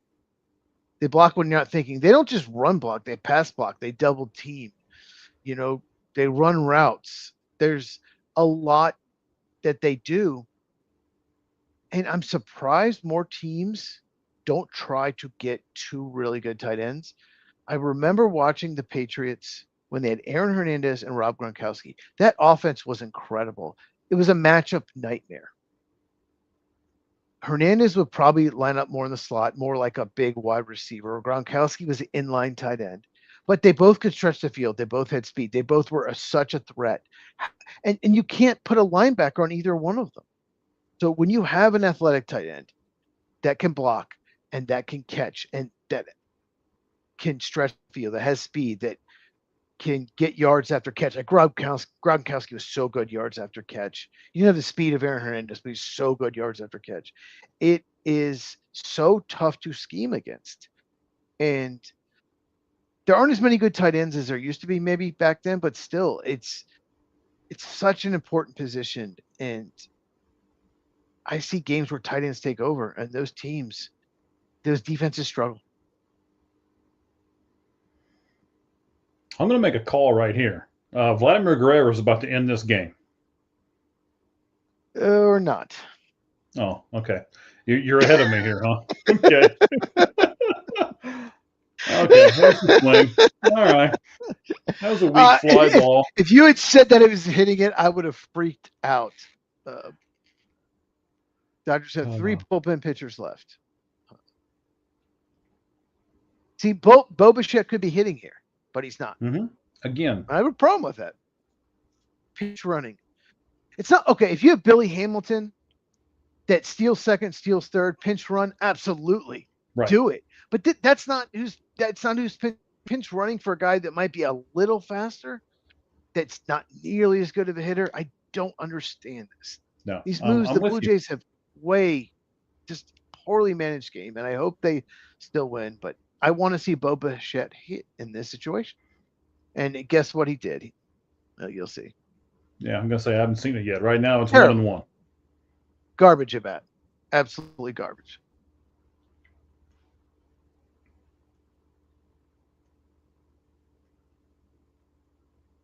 And there it is, right back to the pitcher. Underhand throw, 2 outs. You wouldn't even do that. you would strike out and the ball would go in the dirt. You'd run to first, so they'd have to have more effort. You wouldn't even hit it back to the pitcher. Right? Yes, they would have to do more effort with you hitting. I would use All right, my Varsho. limited athleticism well. I think Varsho will either get out or not get out. One of those two. I feel pretty confident in that. Like something's going to happen. Like he will make Sheehan something. cannot get that happen. curveball over for a strike, though. And if you know that, they should know that. Yes. As soon as I see that ball flutter, and none of them are swinging at it. He's trying to get me over curveball on the very first pitch. He has the last two batters, and it's not worked. You just try to slider. You'll about to see it. And he missed. Yeah, he is not sharp at all. No. But if Bo Bichette was hitting, maybe he takes advantage of it. Wow, you are way ahead of me. I know. I keep getting further ahead. Well. Well, it says it was a slider, but it was up. I don't like it when they just look at spins on a ball. I mean, that really wasn't supposed to be a slider necessarily. I wouldn't even call that a slider being up and in like that. Guess it doesn't matter when you throw the fastball by him, right? Ball was out of the zone. Up and out of the zone.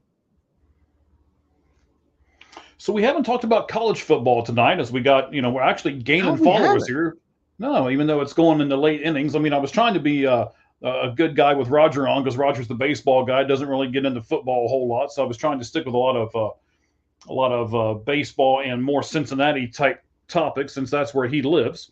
It's where I used to live. So how many unranked SEC teams are there that are 6-2, sir? Do you know the answer? I don't. You have it in front of you, hopefully? I do. I can. Okay, good. I don't have it. I don't. Right in front of me, but I'm working on it here. No, I've got a tweet from someone. I was going to give somebody some credit here. I can tell you because I know sort of the answer to this question. There are 0 unranked 6-2 teams. I'm not surprised. SEC gets a benefit of doubt when it comes to the top 25 poll. Do you know how many 6-2 Big Ten unranked teams there are? Oh, I think it's the Big 12. Big 10?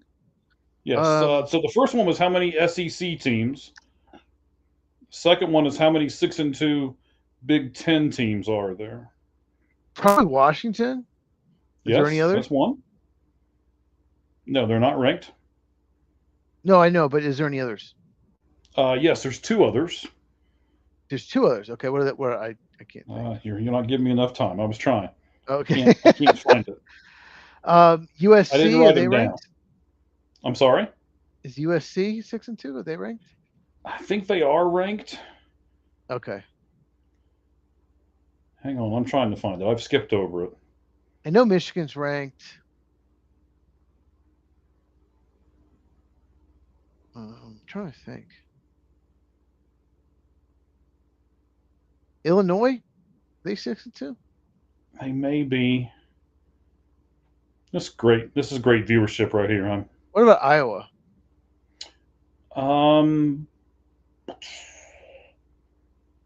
That might be Iowa. Wait, Illinois, I think they just lost. Oh, here we go. There are 3, and Iowa is one. So you got 2 of them: Washington, Iowa, and Nebraska. They are all 6-2 Big Ten teams that are unranked. Do you have a problem with that? Do you have a problem with those 3 teams not being ranked, though? Yeah, I mean, that's kind of ridiculous. Good night. Good night.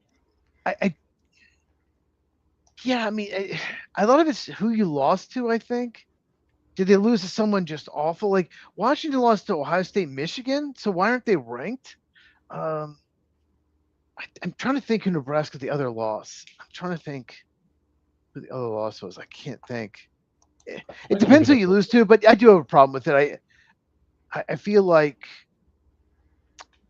yeah, I feel like they should be ranked. If you're 6-2 in the Big Ten, unless you lost to someone just awful, then you should be ranked. I'm assuming you have a problem with it.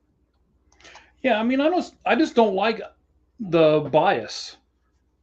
Um, there are no 6-2 unranked SEC teams, Okay. and there are three. If there was one, okay, there's one, right? But there's not. There's three. SEC, I just pulled up the top 25. Okay, 4, 5, 6, 7, 8. They have 9 ranked teams. that's a lot. Five of the top 9. Texas is 6-2, 20th. Tennessee is 6-2. They're 14th. Missouri 19th. Oklahoma 18th. So all their 6-2 teams are between 14 and 20. So they're all in the top 20. Mm-hmm. I don't know how Texas is definitely not like a top 20 team. Well, but Texas had that big comeback from behind win when the coach on the other team celebrated so much. And they started number 1. They were ranked number 1 to start the. So for some reason, where you started, it matters. It shouldn't, but it does. So Yeah, so Iowa's 4-1 in the Big Ten and 6-2 overall. So they have beaten Minnesota 41-3. Let's see, that was their. Why is it doing that to me? That turned out to be a pretty good win. Minnesota's actually been a little better than people thought. Mm-hmm. So that's a big win. So they've scored 250 points. They've given up 105. Daggone it. I can't get to where I want to be here because they keep doing all these stupid pop-ups. All right, so they started off by beating the University of Albany Great Danes. That was not a good win for them. They lost to Iowa State by 3 points. They're my pick for the last playoff team. Are they? Okay. No. Then they beat UMass. They beat Rutgers. Again, not great wins. Indiana beat them. So they have lost to Indiana and Iowa State. Yeah, the Iowa State one might be hurting them a little because they fell off a little. So, but still, let's look at Texas. I want to pull Texas up. They lost to They lost to Ohio State. I'm going to pull up Nebraska. Right. Texas did lose to Ohio State. Okay, on the road. Okay. Uh-huh. Yeah, but they lost to Florida, who's unranked, and I believe has a losing record. Maybe they give them benefit of the doubt because they did beat Oklahoma 23-6, but Oklahoma stunk in that game. But maybe that's what Vanderbilt is 7-1 ranked 9th. So do you still have the AP poll in front of you? The AP top 25? Yeah. Tell me where Cincinnati is ranked. 17th. So Nebraska beat Cincinnati in the first game of the season. Mm-hmm. Cincinnati lost since. Yes. What have you done for me lately? Well, okay, but they beat Akron. Now, don't get me wrong, Akron's not a great team, obviously, but they beat them 68-0. So what else do you want them to do?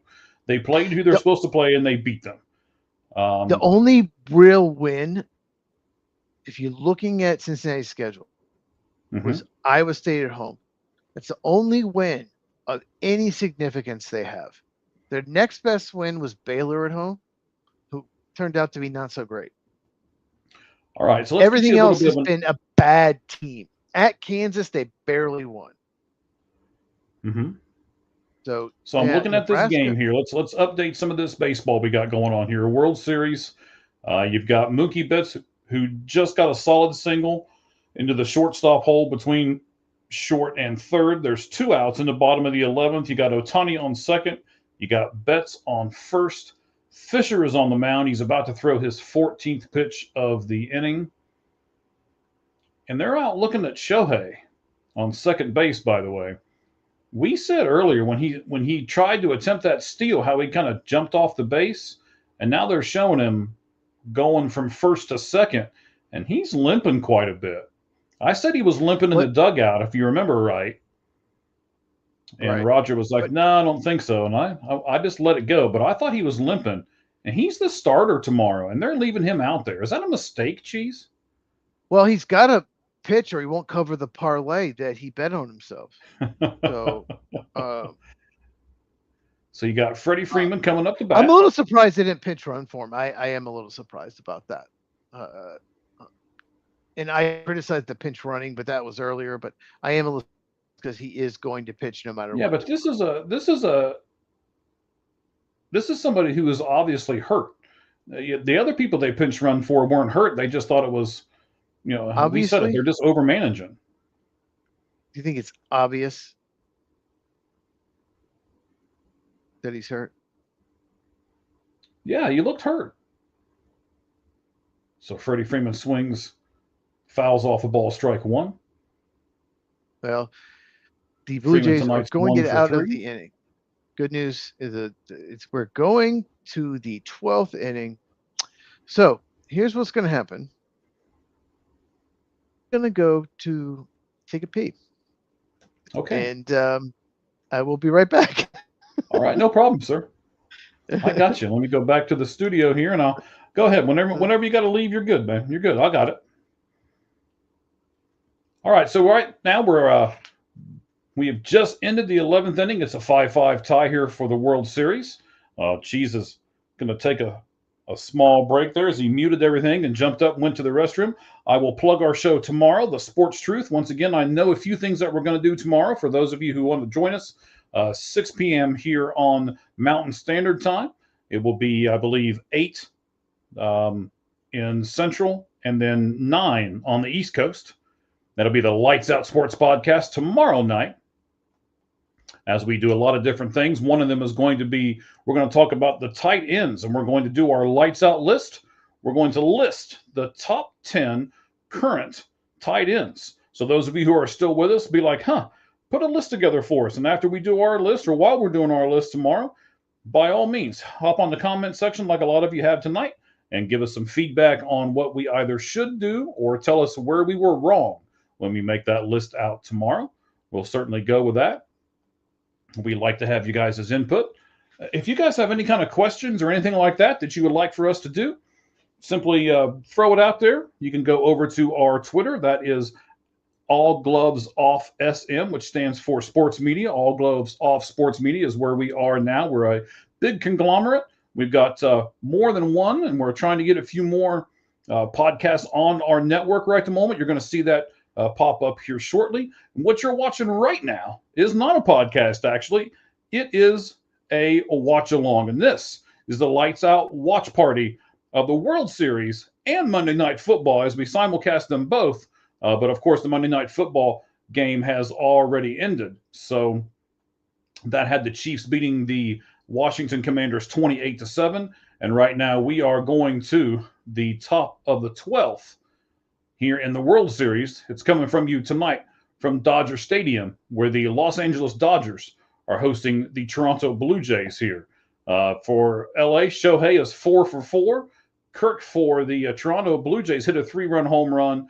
And Hernandez for the Dodgers is also 3 for 5 with his own solo home run. So you got Sheehan still on the mound for the Los Angeles Dodgers, which I'm a little surprised at here. I'm not sure what they're saving Clayton Kershaw for here, unless they're thinking that maybe they'll need him to do some innings tomorrow, which, it's going to be another game for them. Shohei went, I believe, 6 innings in the last game in which he pitched. So you're probably not going to do anything like that. And we just saw in the last inning that he may be a little gimpy. I'm not going to say he is like seriously injured, but he could be possibly a little gimpy here. So maybe they're going to shorten his stint, as the television right now is showing Clayton Kershaw again warming up in the bullpen. I wonder how many pitches they're going to make Clayton Kershaw throw out there before they bring him in this game. Tied at 5-5, no outs, a 2-ball, no strike count to Alejandro Kirk, as Sheehan throws a 97-mile-per-hour fastball up in the zone that Kirk fouls straight back. Kirk wears number 30, got 2 batting gloves on. He just called for his timeout, got a red sleeve on the right arm. As we said earlier, built like a catcher. He looks like a fire hydrant, Cheese, doesn't he? Alejandro Kirk there. And his favorite hobby is Pokemon Go. Did you know that? No, I did not know that. Look at Yeah, Cheese throwing out this. I just made it up. Oh, okay. You just had all these. You were just saying all these things. I was like, I need to add something to it. I need to feel like I know something about Kirk. So yeah, it's not true at all. I made it up. There's a 3-ball, 1-strike count here on the 6th hitter in the Blue Jays lineup, who is 2 for 4 tonight, Alejandro Kirk. Sheehan is about to throw his 24th pitch off of the Chavez Ravine mound, and that pitch goes outside at 89 miles an hour. Kirk drops the bat, takes off his other utensils, and he walks to first base. Tell us about all these utensils. Oh man, he had all kinds of armor on. He had one on his inner leg there at the bottom of the ankle. He had one on the lead elbow. He had all kinds of armor on. Man, he looked like Barry Bonds out there with all the armor on. Barry Bonds. And he was standing on the plate. Like he has been replaced by a pinch runner. The Blue Jays are taking their last guy off the bench. Their 3rd catcher. They've already used their number 2 catcher, Martin. If you remember, he was the one that was thrown out at home plate on the play where Will Smith clearly stepped back and blocked the plate, in my opinion, but was not called for doing so. So now they've gone to, I believe, if it was Chris Rock, it would have been called. If it was Chris Rock coming in, he would have slapped him. It would have been a foul, and it would have counted. All right. So now, in this situation, pinch running, okay, as a 96-mile-per-hour fastball comes in for strike 1 from Sheehan to Straw, who was himself a pinch hitter earlier in the game, and he's 0 for 1 in the game. Mike, I hate bunting. I cannot express to you how much I hate bunting. I don't mind bunting in this situation, Cheese. You got no outs. You got a guy on first. You want him to come over in the scoring position. Now, that's a pitiful-looking bunt, and if that's all the better that Straw can bunt, then he's going to swing. And especially with it, Straw, right? He's not a great hitter, as you already know. Most of our fans probably do as well. I'm not going to say he's a better bunter, but he does have speed. Ooh. He's got speed. But here's almost a wild pitch. But here's the thing. All right. I know he's not a great hitter, but if you bunt, you can't take a walk. You can't get a single. You can't get a double. You can't get a triple. You can't get a homer. You can't get a blue pit. You can't get hit by a pitch. So you are just giving yourself up.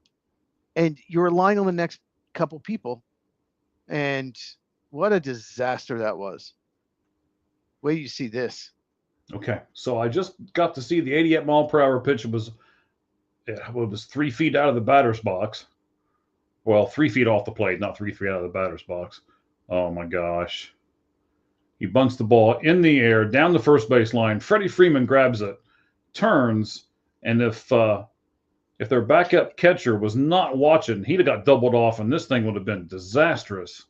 Well, here's the problem. Why are you trying to bunt balls, high fastballs out of zone? Take him for a ball. Both those balls that he tried to bunt were out of the zone. I mean, he knows he's not going to get that because he carries the bat halfway down the line with him. I hate bunting. No one should ever bunt. The only time you should ever bunt is in the bottom of an inning, 9th or extra innings, and you have a guy that just absolutely cannot hit at all, or a double play disaster, and the next 2 guys are really good hitters, and you're the 9th hitter in the lineup, like a pitcher. But now they don't have pitchers on it anymore. And you're just a bad hitter and you're slow. And if you swing, you might double play. That's it. Like very few scenarios should you ever bunt, ever. I hate Okay, so I already don't like this at bat. Clement took the best pitch he's going to see, a fastball right over the outer half of the plate, which is, by the way, where Clement likes the ball. I don't understand why he took that. Sheehan has not been able to get his curveball over all night. You saw the 2 sliders that he threw that were way outside. So wouldn't you be sitting on a fastball? Okay, so now he sits on the fastball. Because it's down, he hits it on the ground, and he becomes an out, even though he did get the guy over to second. It was just because it wasn't hit very hard. If he hits it harder, it gets through. I mean, it's Mhm. it's huge, but it didn't get through. And Tommy Edman, we know what kind of game he's playing. He's just having a really good defensive game. And Jimenez is not going to be allowed to hit here. So that means who's going to hit? Hold on. He ain't got nobody else. Mark Pryor's going to come talk to him. Oh, it's Schneider. George Springer was pinch hit for by France. France did a fine job. And now and then Schneider pinch ran for him and got thrown out the plate. So now Schneider's hit. No wonder. Of course, he's a 154 hitter in the postseason. Yeah. So you need a hit right here, right? So you're dependent on a guy that has not hit in this postseason to give you a hit, and you did it to yourself because you pinch hit for him. You pinch ran, and he got thrown out pinch running. It's like I said, it's not Billy Hamilton. If it's Billy Hamilton, yeah, you pinch run. But and look at his bat. For a guy that's a little faster than the guy you have. That's insane. Come on, make fun of Martin's bat there. Come on. See the tape on the bat?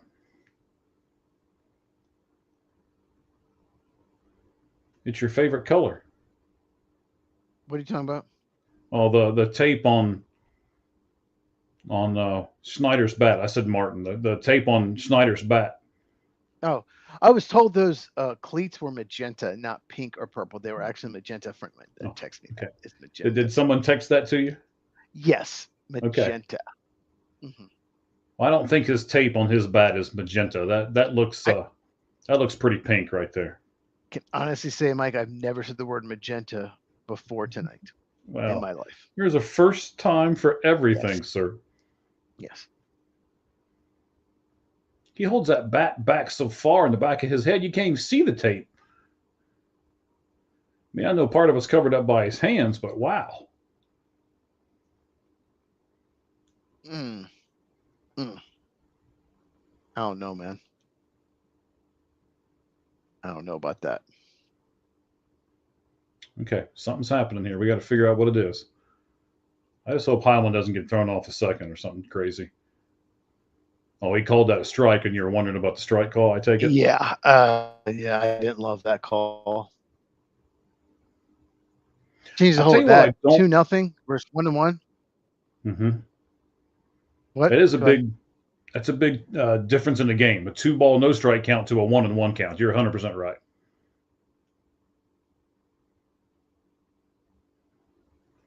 In my opinion, my friend Fries agrees with me about bunting.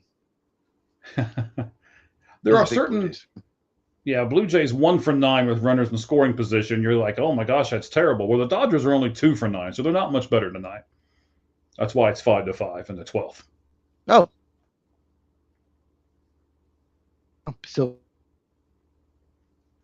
you must be so far ahead of me. I'm just getting the other strike. And that pitch is off the plate, way off the plate. That's a baseball off the plate. Where do you see the next? Where do you see the next one? How far off the plate it is? Well, that's the 1-ball 2-strike pitch. That was so far off the plate. I don't know where you are. Yeah, the 2-ball 2-strike pitch. Where do you see how far off that is? Well, yeah, but he didn't swing at that one. They didn't call that one a strike, for God's sake. Wow. This guy is not. He can't locate anything right now. It's 3-2, man. Yeah, I don't like his body language at all. I was going to say that about 2 batters ago because he kept looking in the dugout like, okay, are you going to take me out? You're going to take me out? And now the only thing that's keeping him from looking in the dugout is the fact that he's looking back at second base. Hyman back there at second base is just distracting him like nobody's business. I'm wondering if he's thinking that he's delivering the signs. Oh, I don't know about that.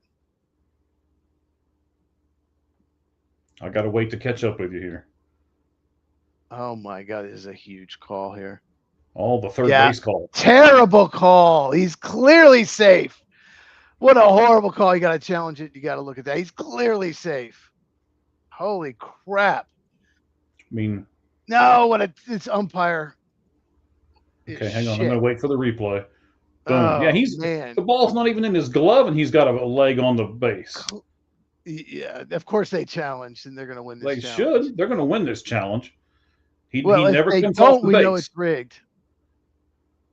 Well, this is really important, though. Does he does not catch it, but it's also really important that straw there on third, he does not come off the base. He doesn't like overrun the base, because if he does, he's out.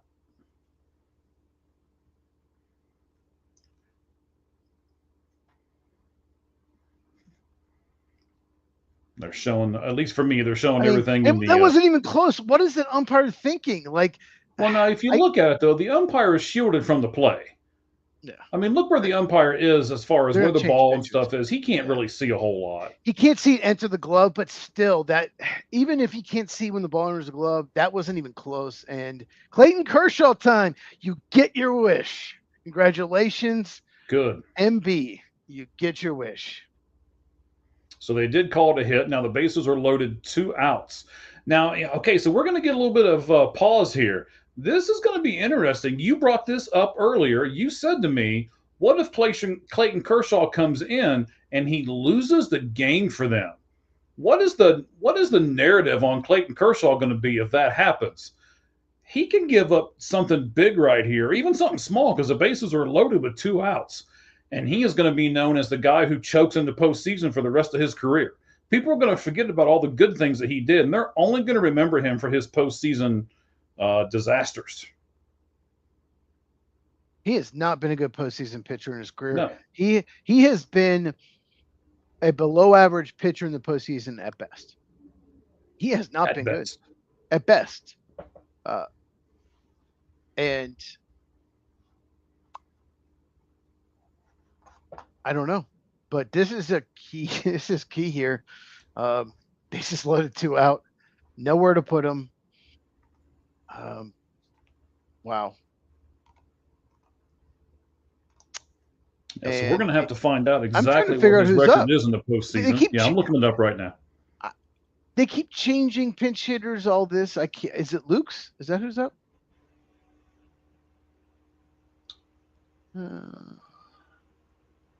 I don't know. Hang on. Let me. Nathan Lukes. I think Nathan Lukes is up. The left fielder. Postseason career as a reliever, 6.75 ERA, 8 walks in 8 games. That is, yes, it is Luke's. So I'll give you a little bit more here. In his 13-year career, he has pitched in 23 series in the postseason. He's 13-13 overall, 40 games. He started 32 of them. He does have 1 save to his credit. He has almost 200 innings pitched in the postseason, which is a lot. He's given up 171 hits, 107 runs. This does not bode well. 32 home runs. But his walk to strikeout ratio is really good. He's only got 54 walks, and he's got 213 strikeouts. All he really needs right here, as they're showing one of the greatest pitchers of all time for the Los Angeles Dodgers right there. Not Clayton Kershaw, the guy in the stands. Boy, Kershaw's looking as old as I am. He got all kinds of gray in that beard. First pitch is down and away at 90 miles. He's not looking that old. Let's not go too crazy. Okay. Let's not go crazy. Okay, well, straighten your hair up a little more, sir. I'm sorry. When you have all this hair, you have to keep straightening it. That's probably true. I don't know. Yeah. I haven't had that much hair in a long time. Yeah, long time. So Clayton Kershaw has actually pitched 38 1/3 World Series innings with 30 hits, 19 runs, 6 home runs. 19 runs? Wow. Yes. 19 earned runs and 38 innings, 38 1/3 inning in just the World Series alone. Wow. He didn't give him that inside 89 mile per hour pitch. I'm a little surprised at that. It was not a strike. And I think if or I know you're really far ahead of me, but they're showing Clayton Kershaw's reaction there. He looked like he was taking a selfie with his duck lips or something. But So Luke's has not swung once in 5 pitches. 3-2. 3-2 count. Not once. So that's interesting. So what that tells me is he's waiting on a specific pitch. Yeah. And he hasn't got it yet. And that's not going to get it to him. Okay, so I'm just seeing the 3-2 pitch. All right, I was a little excited for a second. I thought he walked in the run. I forgot. You're really far ahead of me.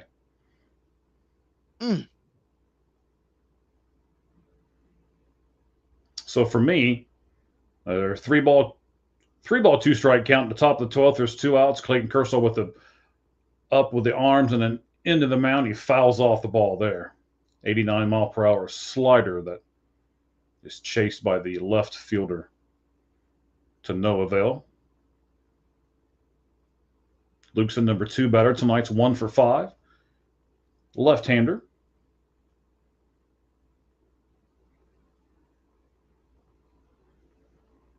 He keeps fouling it away.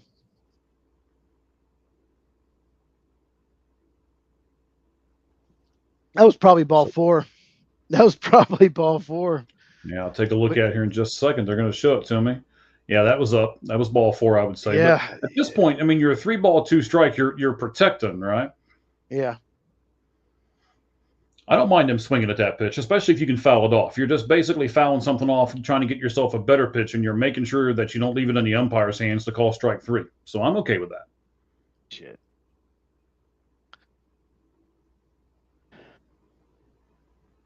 Kershaw to the belt, the pitch, and he just kind of flips one out to second, and that ball was also flipped by Edmonds to the first baseman Freeman covering, and they get out of the inning. Bases loaded, and they get out of it. So we're going to the bottom of the 12th, where the Los Angeles Dodgers will be able to end this game. We'll go all night. If it goes to 23 innings, we will not stop. That's right. Unless my wife comes here and says, okay, man, come on. Because unlike you, I haven't ate yet. Are you the man? Are you not in charge? Well, I told her I wasn't going to eat yet, but you know. Do you need to get some food? No, I'm good. I can talk about Tucker Kraft for the next 35 minutes. All right, well, you go ahead and talk about Tucker Kraft. I am going to go to the restroom real quick. So okay. We've been sitting here for a long time. I know. I held it for a while, but eventually I was like, I got to go. I should have gone when I ate. That was a dumb thing, is when I ate, I didn't go dumb. That's all right. All right, so I'm going to break away from this while the commercial's on. I'll be right back. Okay. So while Mike is gone, we're going to talk about Tucker Kraft.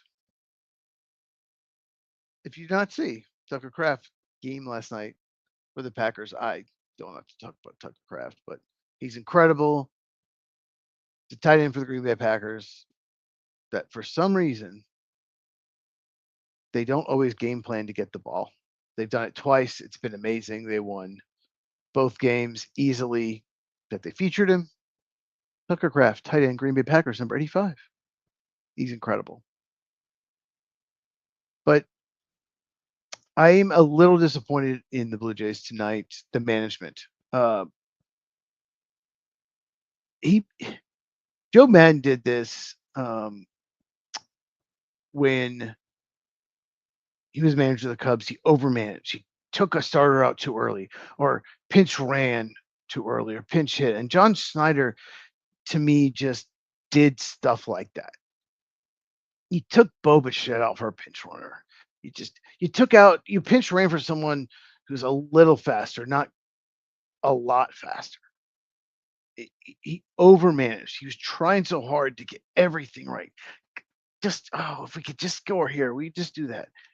And he overmanaged. And I think if he hadn't, they probably would have already won this game. Bo Bichette and George Springer should not be out of this game. Absolutely ridiculous. Insane. Like I said, you have Billy Hamilton in there who can steal second, steal third, boom, boom, like that. That's different. They don't have him. They don't have Billy Hamilton. So just really stupid moves by John Schneider. Hopefully comes out on top. I am not a Blue Jays fan. I am an anti-Dodger person. Of course, just like probably everyone watching, 95%, maybe more of people watching these games wants the Blue Jays to win. Maybe some hardcore Yankees or Red Sox fans might be going with the Dodgers because they just don't like the Blue Jays. I get it because it's a rivalry, but most people are going for the Blue Jays. Everyone in the National League is going for the Blue Jays, every single person. So good start, strikeout. God. Fouling away pitches out of the zone. Swinging a pitch out of the zone. He could have walked probably 2 or 3 times at bat. They're re-showing it against Kershaw. Very frustrating. Got to be better than that. Mike made a good point. You're protecting the plate. It's tougher for Nathan Lukes, but at the same time, those pitches were not strikes. And at least one of them wasn't even close. Got to take the pitch, take the walk. So,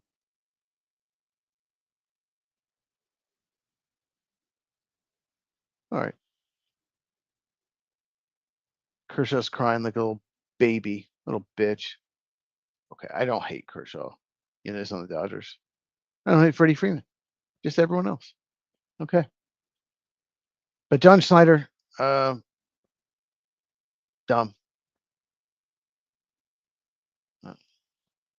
Just overmanaged.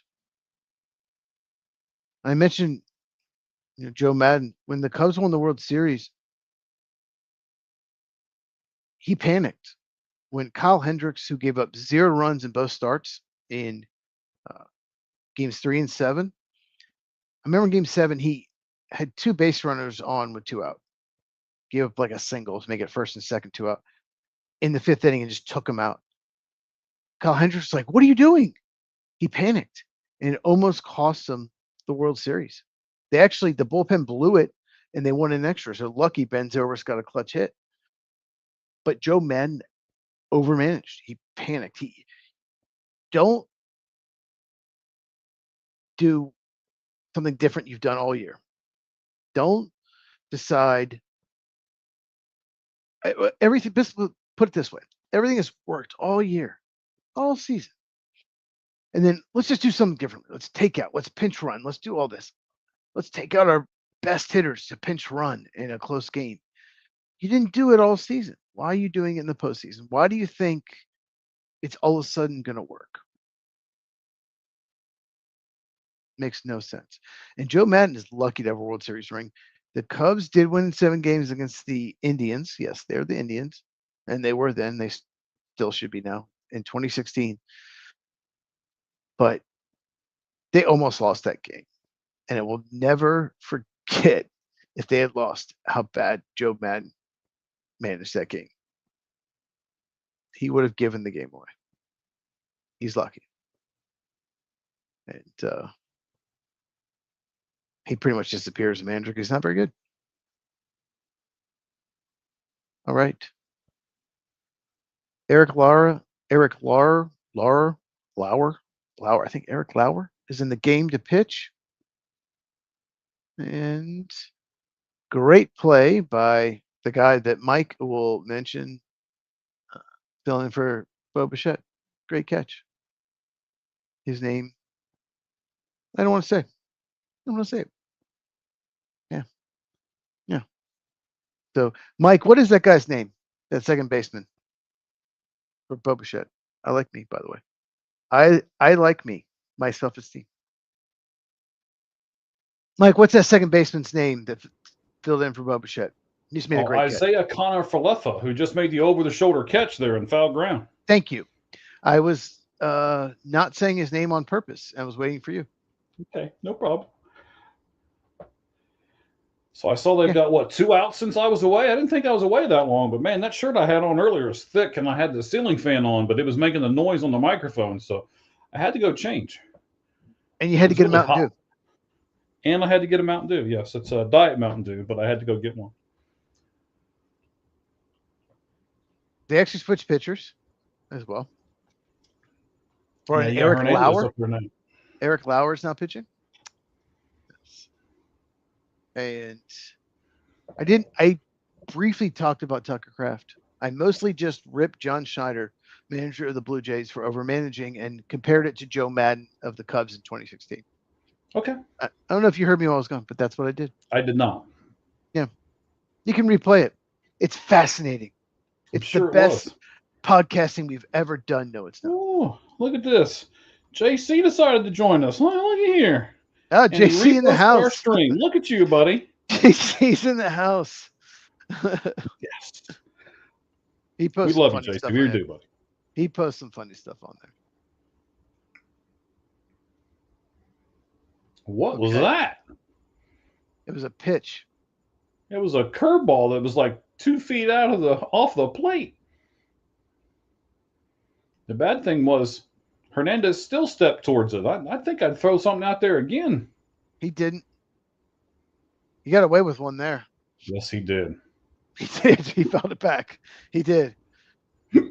Excuse me. All right, He did jammed get him. away with one. Yeah, I jammed him. That'll end the inning. All right, let's go. 13th inning. Mike says he's good to go till at least 3:35 his time. Yes. Please, this Dodger fan, please, I want to go home, please. I really think the winner of this game is in great shape. The losers, and I think the Blue Jays have to win this game. Well, you don't want the team that loses this game, after all of this, right? That is not. They're showing everybody in the stands praying right now, like, oh my gosh. That's pretty funny, actually. I cannot stand Dave Portnoy. I think. Why are they advertising that guy? I cannot stand him. He's an idiot. Barstool. Can't stand Barstool. I just how they have a following. I have no idea. It's unwatchable. Yeah, I don't know any of those guys they're showing on that television screen at all. I mean, I know them because of the symbol that they had on my, but that was it. I like this guy better. The old man for the college football big noon kickoff. He's a step above homeless. I think I've seen him. So I feel like I can't. The Fox pregame show is terrible. They're all idiots. They're all idiots or just they were terrible in the NFL. I learned nothing watching that show. It's awful. Okay, so let's take one of those people who was on that show. Do you think Urban Meyer, because there are so many coaching vacancies right now, is he going to get a call to be a coach in the college football scene? No. No? No. No one's touching him. Okay. Nope. He'll just he did it at Ohio State, did it at Florida. He inherits good situations. He wins. Mm-hmm. And then if he doesn't, as soon as he doesn't recruit behind it, or he leaves and fakes some health thing. And what happened at Jacksonville was disastrous. Jacksonville Jaguars have a horrible owner. It's horribly run. They're never going to be good as long as they have that doesn't owner. That kind of give him a pass, though, because we already know Jacksonville's horribly ran, and we just kind of say, okay. No. Let me finish. They're horribly run. They have a horrible owner. It's a disaster. So they hired him, which was a terrible fit. He exposed how horrible Urban Meyer is a control freak. I don't know him too well, but I think he thinks he's God's gift to coaching, and everything is everyone else's fault. And when it went bad in Jacksonville, everyone hated each other. Everyone hated him. It was a disaster. No, I think hiring him in the first place, like when they hired him, I was like, what are they doing? Like, why? Correct. I still don't know, and it didn't even last year. It was an absolute disaster. It was probably the worst hire in NFL history, and Rich Kotite was hired twice. So, yes. No, Urban Meyer, I would touch him. Someone stupid might, but no, not touch him at all. Do you think? I mean, what do you think? Daggone it. There we go. That's the one I wanted. I was trying to do two things at once. Oh yeah, there's a lot of bad base running, a lot of bad sends at the third base coach, a lot of bad managing with pinch running, a lot of bad all of that. Give me 30 seconds. I left the door open. There's going to be an animal come flying in here in a minute or something. Let me shut this door real fast. A lion? Be a lot cooler if it was a lion.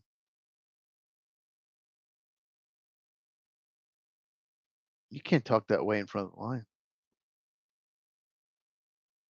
That's a movie reference. A tough one. He's back.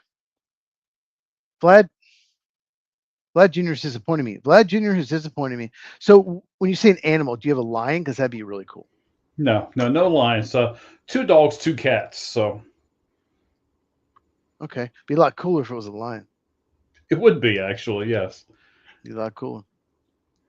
I'm so sorry I can't impress you with my coolness of my pets, sir. I mean, dogs and cats, God, it's so like cliche. Well, I mean, you say Vlad Jr. has disappointed you, right? So, I mean, how he hits so well in all the other games. I mean, how long do you think he's going to hit really well? I mean, somebody else on this team's got to step up, right? It disappointed me because the game would be over and I could go to bed. if he hit. No, he just hasn't done much in this game. I don't know his stats. I can look him up, but it doesn't seem like he's done much. 102 for the first pitch from Henriquez to your favorite second baseman, Isaiah Kiner-Falefa. He is 1 for 2 with a walk. And he scored twice. Okay. Yeah, that's right. He did score early. Okay. Hadn't done much lately. Was that your phone or my phone? I think it was your phone. It has to be. No, it has to be yours because mine's. I don't even know where mine's at. I got so much stuff. 102. Jeez. Why did they keep this guy till this inning? Why? He's throwing 102 miles an hour.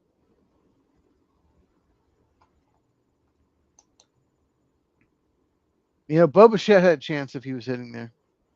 I don't know if I mentioned that I'm upset that they pinch ran for Bo Bichette. I don't know if I brought that up. You might have a couple times. Okay. You've actually probably brought that up more times than you usually plug your show. Why don't you just go ahead and plug the show too real quick while you're at it? So where are you at, sir? How can we get a hold of you? I usually plug my show like every 15 minutes. What? I know. What's wrong with you? What's going on? Yeah. At Football with Cheese on YouTube. Football with CHEZ Cheese. Follow me, hit the bell, all of that. And you can follow me on X at Football Cheese. Basically the same thing without the with Football Cheese. Okay, base runner. We got a base runner for the Blue Jays. Varsho was somehow nicked, I guess. It nicked the back. The quad. I guess it nicked his quad on his left leg. Yep. Tyler Heineman is now going to hit. Yeah, you can clearly see on the replay where it hit him on the quad there. Yeah, you can go over. You can see last week's podcast if you want to. Streamed 6 days ago. It's got us 34 views on YouTube. You'll be able to see us tonight. We're there live right now. Myself and my buddy Cheese here with me. We're doing a simulcast. We started out with the World Series and Monday Night Football. Well, Monday Night Football has ended, and now so has the top of the 13th.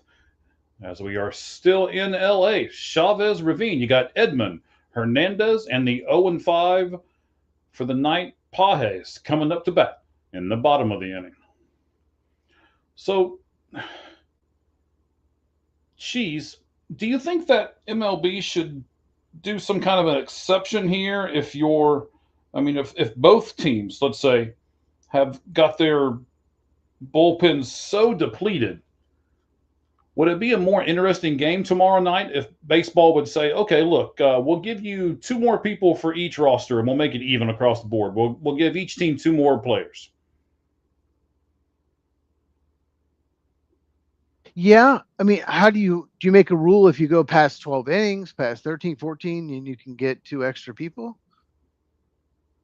Is that Yeah, I mean, tomorrow we're probably not going to get a very good game because the pitching is just so darn depleted right now. I think the Dodgers have 1 pitcher left. Yeah, they do. They have one The, pitcher left, and I think the Blue Jays either have 1 or 2 left. so now the starters, the pressure on them to go deep is huge. It really Uh, is. I think that actually might be a pretty good rule. I kind of like that. But once again, this could all be solved with just doing the same rule as the regular season. I didn't love the rule when it started, but it fixed the problem of games going 14, 15, 16, 18 innings. And if you're doing it in the regular season, do it in the playoff.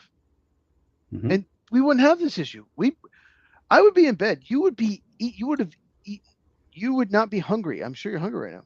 No, I'm good, actually. It's not bad. You can go eat if you need to. I can No, talk no, about no, I'm Tucker good. Kraft. I can talk about Tucker Kraft.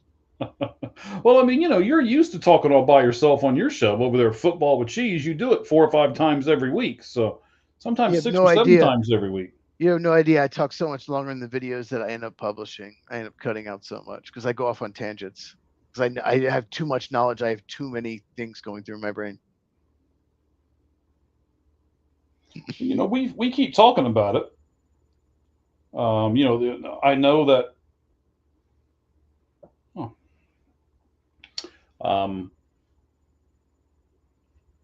I love going live. I even love this. I mean, I know sometimes we have little breaks where neither one of us talk, and it's kind of like, I'm sure people that have stuck with us the entire time are like, wow, it seems like they run out of stuff to talk about. But we always have stuff to talk about. I mean, and I like personally, I like the whole live thing where it puts the pressure on you to be good and to say the right stuff and to make sure you don't mess up, even though both of us probably do once or twice. But shoot, it's a 3-hour show most of the time, and unless it's something like tonight where we're 10 minutes shy of 5 hours, I don't like that. Yeah, we're on second, nobody out. So the winning run is on second. Will they bunt is the big question. Not sure who's up next. Or if it's somebody good, do they just walk him because his run doesn't matter? Is it Tommy Edman up? No, Edman just got the double.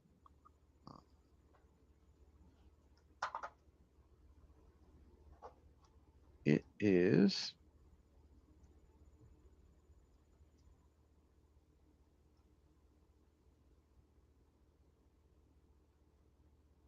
So Rojas is Rojas. Yeah, Rojas is going to hit. So no, you do not walk him. At all. Because then it's Pages, pothead, whatever. And then Ohtani. So you don't walk him, you don't get closer to Ohtani. You do not do that. So why not? You're setting up a double play here. I would much rather pitch to Ohtani with 2 outs than I would with, 0 or 1 out. Will be on deck, but yeah, I like this. I like JC chiming in here. Yeah, bunt because you got to end this game. And so he was a little faster than I am. When I left a few minutes ago, the other computer I had went off where I'm doing the MLB game time where it keeps track of all that stuff for me. Well, I mean, why did they pinch hit for Hernandez? Is Rojas? Because it's righty lefty. Okay, because oh no, maybe he's a better bunter. Yeah, it was a good bunt. I hate bunting though. I still wouldn't have bunted. He could have tried to hit the ball to the right side. Maybe he gets a single. I just hate bunting. Good. That's a great bunt because that's a. It really is. That pitch was. Yeah. That's a terrible pitch to have to bunt. Now the run's 90 feet away. Now I'm going to ask you. I know you didn't like the bunt when the Blue Jays did it, but he was on first and they were bunting him to third. Isn't it a lot different if you're on second and you're bunting somebody to third versus on first and bunting them to second? yes and no, but the thing is, you could hit a ground ball to second base and still get him a third. So I still don't like Yes. bunting it in a situation. Alex Call is going to pinch hit for Pages. Yeah, Pages? Pages. I don't Sure. like this at all. They're playing the righties against the lefty pitcher. Yeah, but I don't like it. I don't either. Otani is on deck, so you can't walk him. We're sure you can. I mean, you And can. in fact, I would walk. It doesn't matter who they would bring up right here. To be honest with you, I'd walk him until I had the double play in order, because the only run that matters is the one on third base. So who cares? Well, here's why you can't walk him. You try to get him out. If you get him out, then you can walk Otani and Betts if you need to. You can walk them both. Yeah, but then In you're fact, just I'd probably face, do it. I would probably get him out if I can and walk Otani and Betts and face Freddie Freeman lefty. That's probably what I would do. Okay, we'll see if that works. And great job. We have 2 out. I'm so sorry. I keep forgetting. That's good. It's good news. It's good news. Okay, I hope so. Hopefully the runner from third takes right off. And, oh, wow, he popped it up on the infield. Now, see, that's a terrible at bat. It was. And they didn't need to pinch it. 2-0. They didn't need to pinch it for Pages. No, they didn't need to. And guess what? They're walking Otani, like I said. Of course they are now. Yeah. Of course. Everybody knew Otani was going to walk in this situation. And they just showed Schneider like, no, put him on base. He was literally like waving his arm. Nope, put him on base. I mean, it's Mookie Betts, though. It's not like an easy out, though. I would walk them both. I would walk Betts, too, and face Freddie lefty. I would, too. I mean, if you're going to walk one, you may as well walk both of them, right? All right, what is going on here? Okay, so I'm sorry. Yeah, they walk Betts, too. Yeah, they walk Betts, too. That's what's going on. Yeah. They're doing exactly what I said they should do. Well, good job, Cheesem.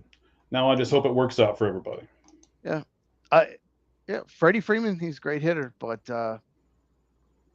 this is the play.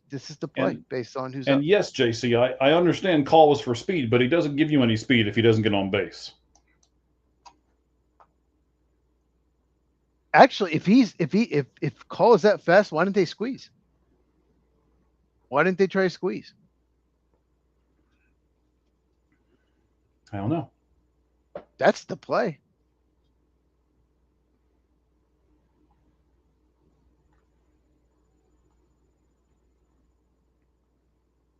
All right, Frederick. Strike out. I need Frederick to get out. Well, I already know what happens because the MLB thing is way ahead of both of us. So well, I just saw him fly out. So okay, it hasn't happened. I just saw him fly out. I criticized John Schneider. I ripped him all game. He did exactly what he was supposed to do. Exactly what I would have done, and it worked. That's what you do. Analytics did exactly what we should do. Pitch to that guy in ninth, walk the next 2 guys, pitch to Freddie lefty, and it worked. And then let's see here. I'm out of water. We'll go get some more. Oh, I'm fine for now. Now I'm getting myself out of the frame here for a second, but okay, tell you what, because there's a commercial. Let me just get some real quick. Yeah, go ahead, because I'm going to do some things here on the outside anyway. So let's go over some numbers from this game, everybody. Let's do that here. First of all, I'd like to give the umpires some credit. So your home plate umpire tonight was Mark Wagner. First base, Alan Porter. Second base, Adam Harmon. Third baseman was Jordan Baker. Left field is Will Little, and right field is Adrian Johnson. So all of those, of course, when you go to the World Series, I'm sure you guys know you get an extra outfielder, so we got a little bit more going on. When the game started, you're at 71. I'm not sure where it's at right now. The first pitch of this game was at 5:11 p.m., and now we're at exactly 10:11 p.m. So this game has gone right at 5 hours right at the moment. We're at Dodger Stadium, of course. The attendance tonight 52,654. The Dodgers on inherited runners tonight, really bad. Not good for as far as runners in scoring position or anything like that. Let's go over the pitching line for the Toronto Blue Jays. Matt Scherzer started this game 5 hours ago. He went 4 and a third innings with 5 hits, 3 runs. All 3 of them were earned. He walked 1, he struck out 3, and he gave up 2 home runs. Then Flaherty came in. He pitched a third of an inning. He gave up 2 hits and a run. It was also earned. Then Varland came in and he pitched 1 and a third inning. He gave up 2 hits and 2 Ks with no runs, no walks. Dominguez came in after that, an inning, 1 hit, 1 run, 2 walks, and a K. And he gave up 1 home run.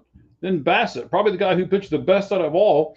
And at the time, Cheese and I both said that we would have left Bassett in.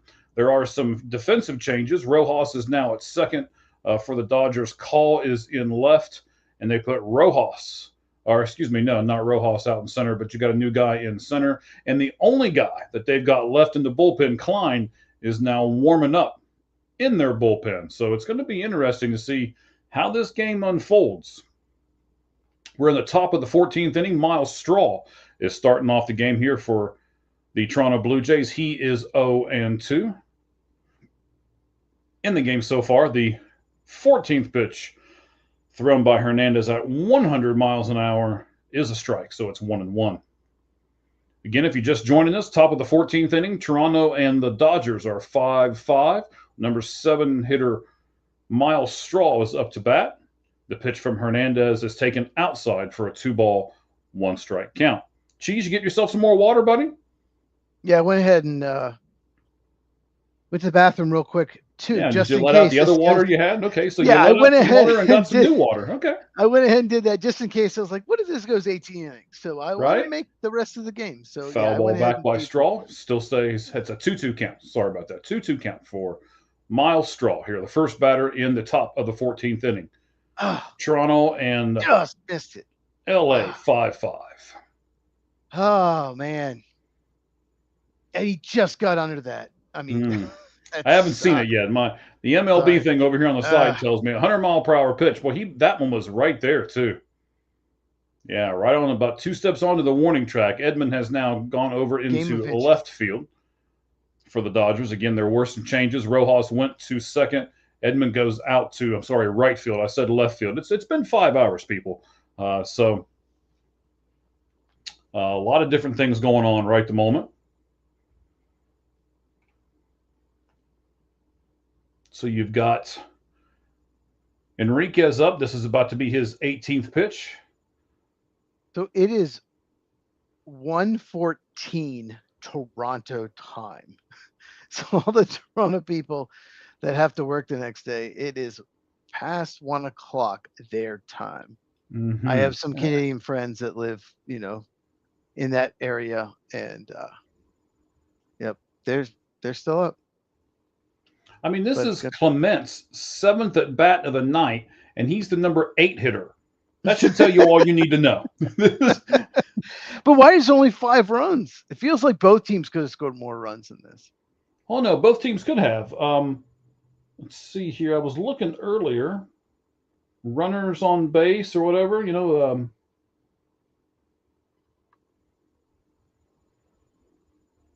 So the Blue Jays are 2 for 11 with runners in scoring position.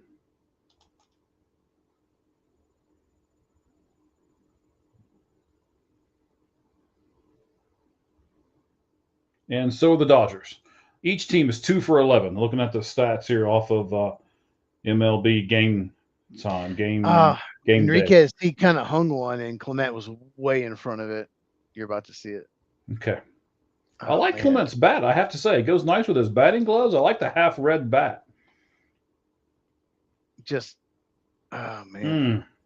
Okay, there it was. Bounces off the sidewall right to the umpire down there on the left field line. Catches it on 2 hops and chucks it into the crowd. There are some empty seats in LA. There are some empty seats there. Some people have already gone home. Yeah, it's crazy. World Series game, I'm not going anywhere, but Not with the okay. prices I got to pay for those tickets. No kidding. Now I want to This talk is about this bat for a second. I want to get your opinion on a couple things here. So he's got bright red batting gloves on. Okay, he's got half of his bat is bright red.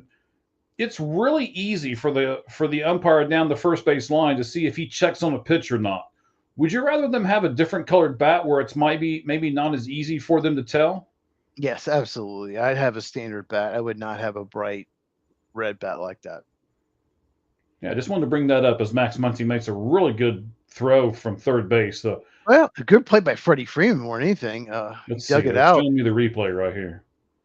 Yeah, it's a The pretty ball standard hit the pop. dirt. It was a great play by Freddie. He had time. He didn't need to throw it in the dirt. I thought the play was the Freddie made the good play there. Wow. You just swim involved in dirt. Okay, Jimenez, what are you doing, dude? Like literally that was terrible. All right, so we got the ninth hole hitter Jimenez up, and as Cheese has already said, he must throw the first ball in the dirt. Yep, and Jimenez goes after it. Awful. Wasn't that awful? Yes. So far tonight, Jimenez is 1 for 4, a sacrifice fly, a single. He was hit by a pitch, and he has driven in an RBI tonight. You see Smith adjusting his catching gear behind the plate, goes down to one knee. Yeah, he was intentionally walked last time up. Mm-hmm. Ow. Ow, ow, ow, ow, ow, ow, ow, ow. Where you see that? Somebody gets hurt. Where did it hit the him? Dodger fans get up because it's an 0-2 count on Jimenez with 2 outs. Let's see where he got hit. Oh, yeah, that's right. He goes right to the ground. Oh, it's kind. It might hit. Gets back up pretty quick. I got to give it to him. Former Cleveland Guardian Jimenez. You see John Snyder coming out of the dugout right now. They're going to show us the replay here on Fox. Oh, he swings at it. Doesn't even connect. That ball hits him square in the inner thigh. Yeah, inner thigh. He drops the bat. The bat even hits him in the back because he dropped it so fast.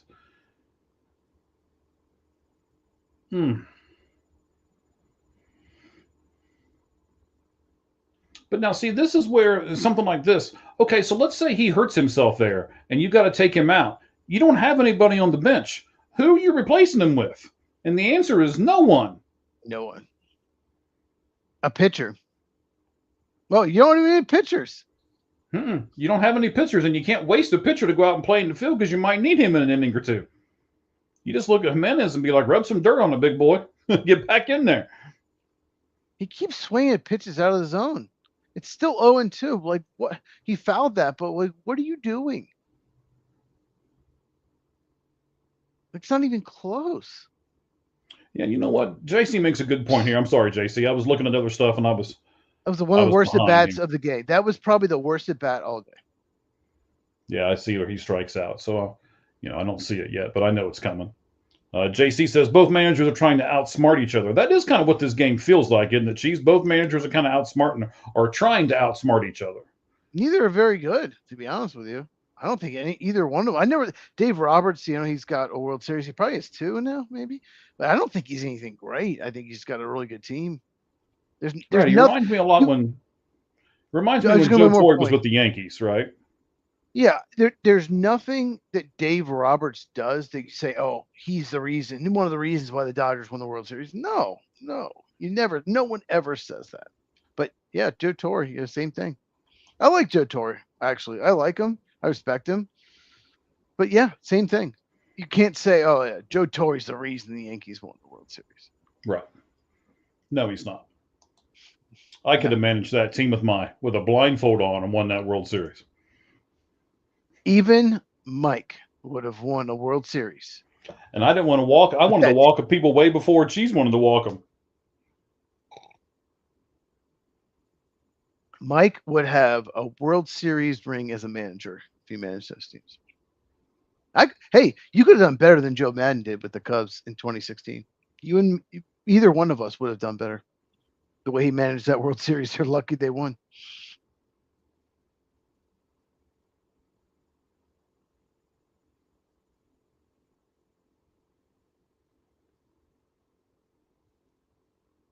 What is Mike looking at? We should do a poll. Is Mike at hamsterdance.com? No, I don't even like hamsters. Hamsterdance.com. No. Everyone look it up. That's what Mike is looking at right now. Hamsterdance.com. That is what he's looking at right now. Clearly. I'm answering direct messages. That's what I'm doing here because, I haven't done it in like 5.5 hours. So I have some messages too, but I'm like, I don't care. I didn't really care, but they're starting to build up pretty good. So I'm like, oh, I might want to care. I've gained some followers during this. I should plug my stuff even more. At Football with Cheese on YouTube. Football with Cheese, CAGEZ. On X at Football Cheese. Football without the with. Football and then CAGEZ. Yeah, I've gained 5 followers since we started. That's fantastic, buddy. I'm glad to see that. I am glad that too. You deserve that. JC did repost. I got that notification as well. Mm-hmm. Yes. So let's look at this real fast. We can go. Smith is up, number 4 batter. He's 1 for 4 tonight with a walk, single, and he's been hit by a pitch. He does have a 3.08 average in the postseason and has hit 1 home run as Lauer throws the second pitch in there for a strike, evening the count at 1-1. NFC North quarterbacks since 1992 with a minimum of 10 games played. The Minnesota Vikings.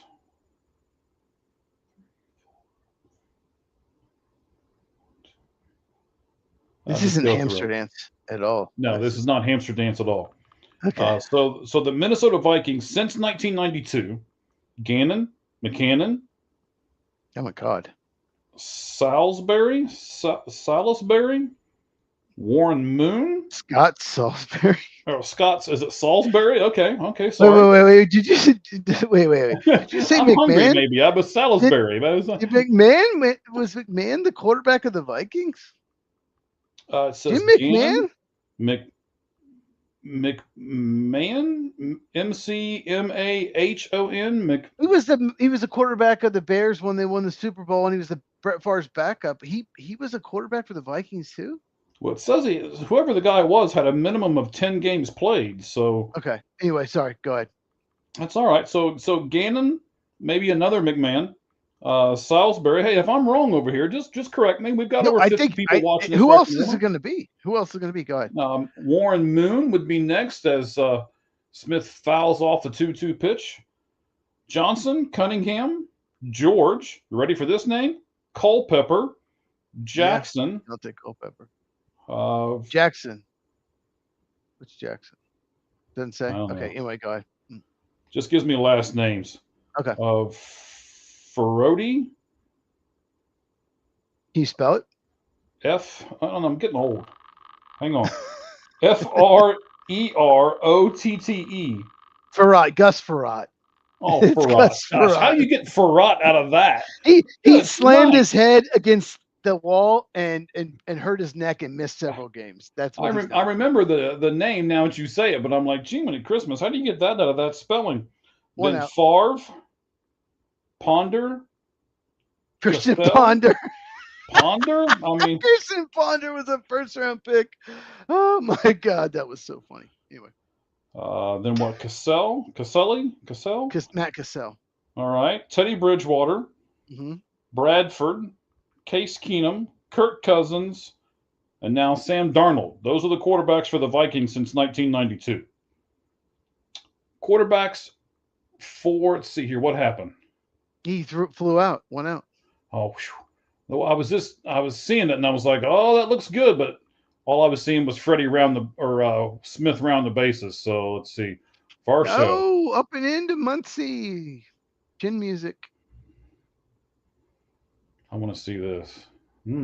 That wasn't that close. That was all right.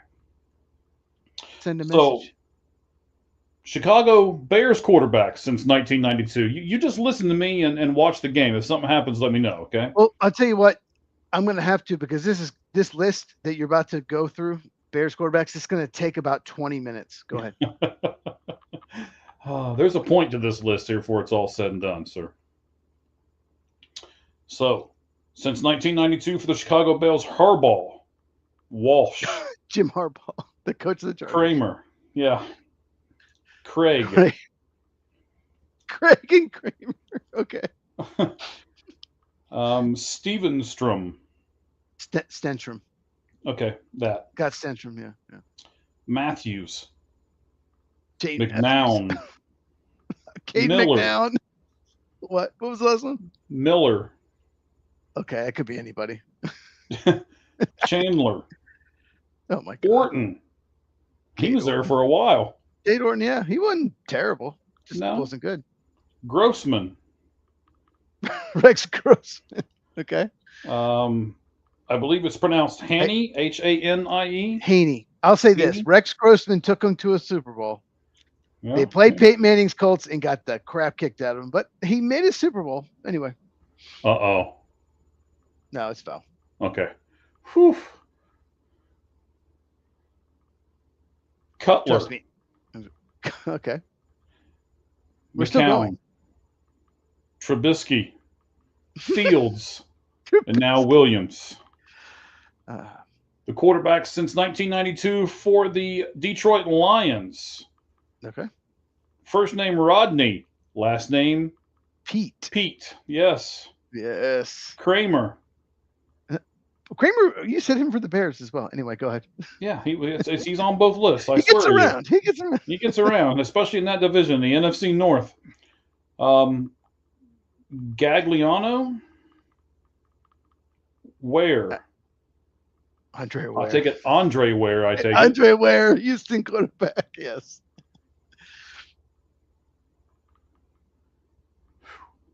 Oh, they're showing the other. Trust me, I would let you know. I would let you know if something happened. Okay, I did say that, but I see stuff out of the corner of my eye, man. This is the job I do. I watch everywhere. So Craig, he was again on the Chicago Bears list. Mitchell, Batch, McMahon, again, yeah. McMahon, he played for all four NFC North teams. Anyway, go ahead. It sounds like it. Well, he played for 3 of them anyway.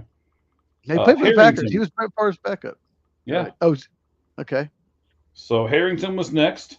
One of these guys that I really liked as a quarterback, even though he didn't do, I mean, he had a good career, but not a great career. John Kitna, Orvalowski, Culpepper, Stafford.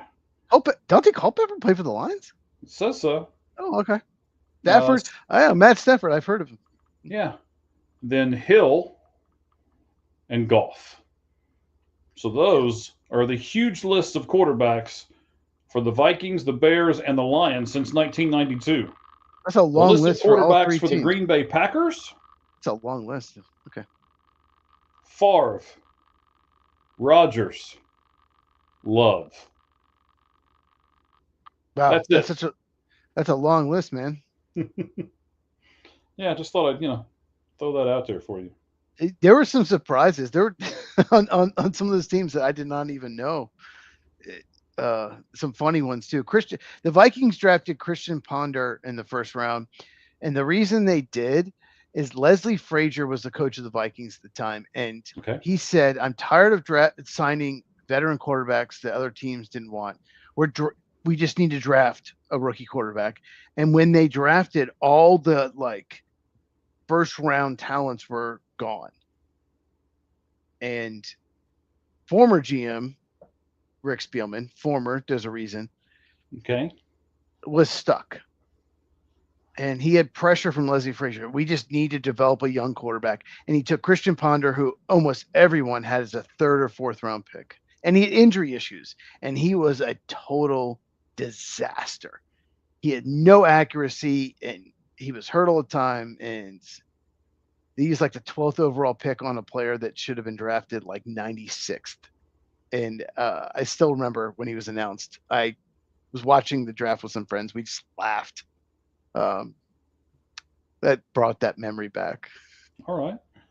So when the Blue Jays intentionally walked Shohei Ohtani earlier in the game for the third consecutive time. He is now the first player in postseason history to reach base 7 times in one game. He had 2 home runs, 2 doubles, and 3 walks. Wow. Got a little help from the Blue Jays. He did. Come on, Lauer. Out.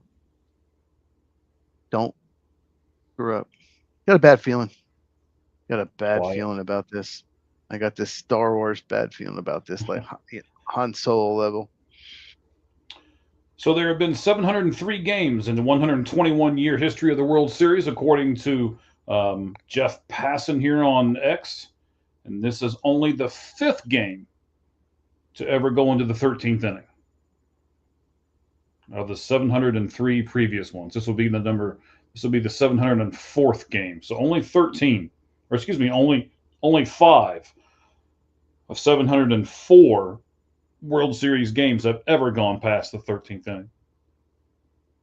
That's a huge game for the Blue Jays. They really need this.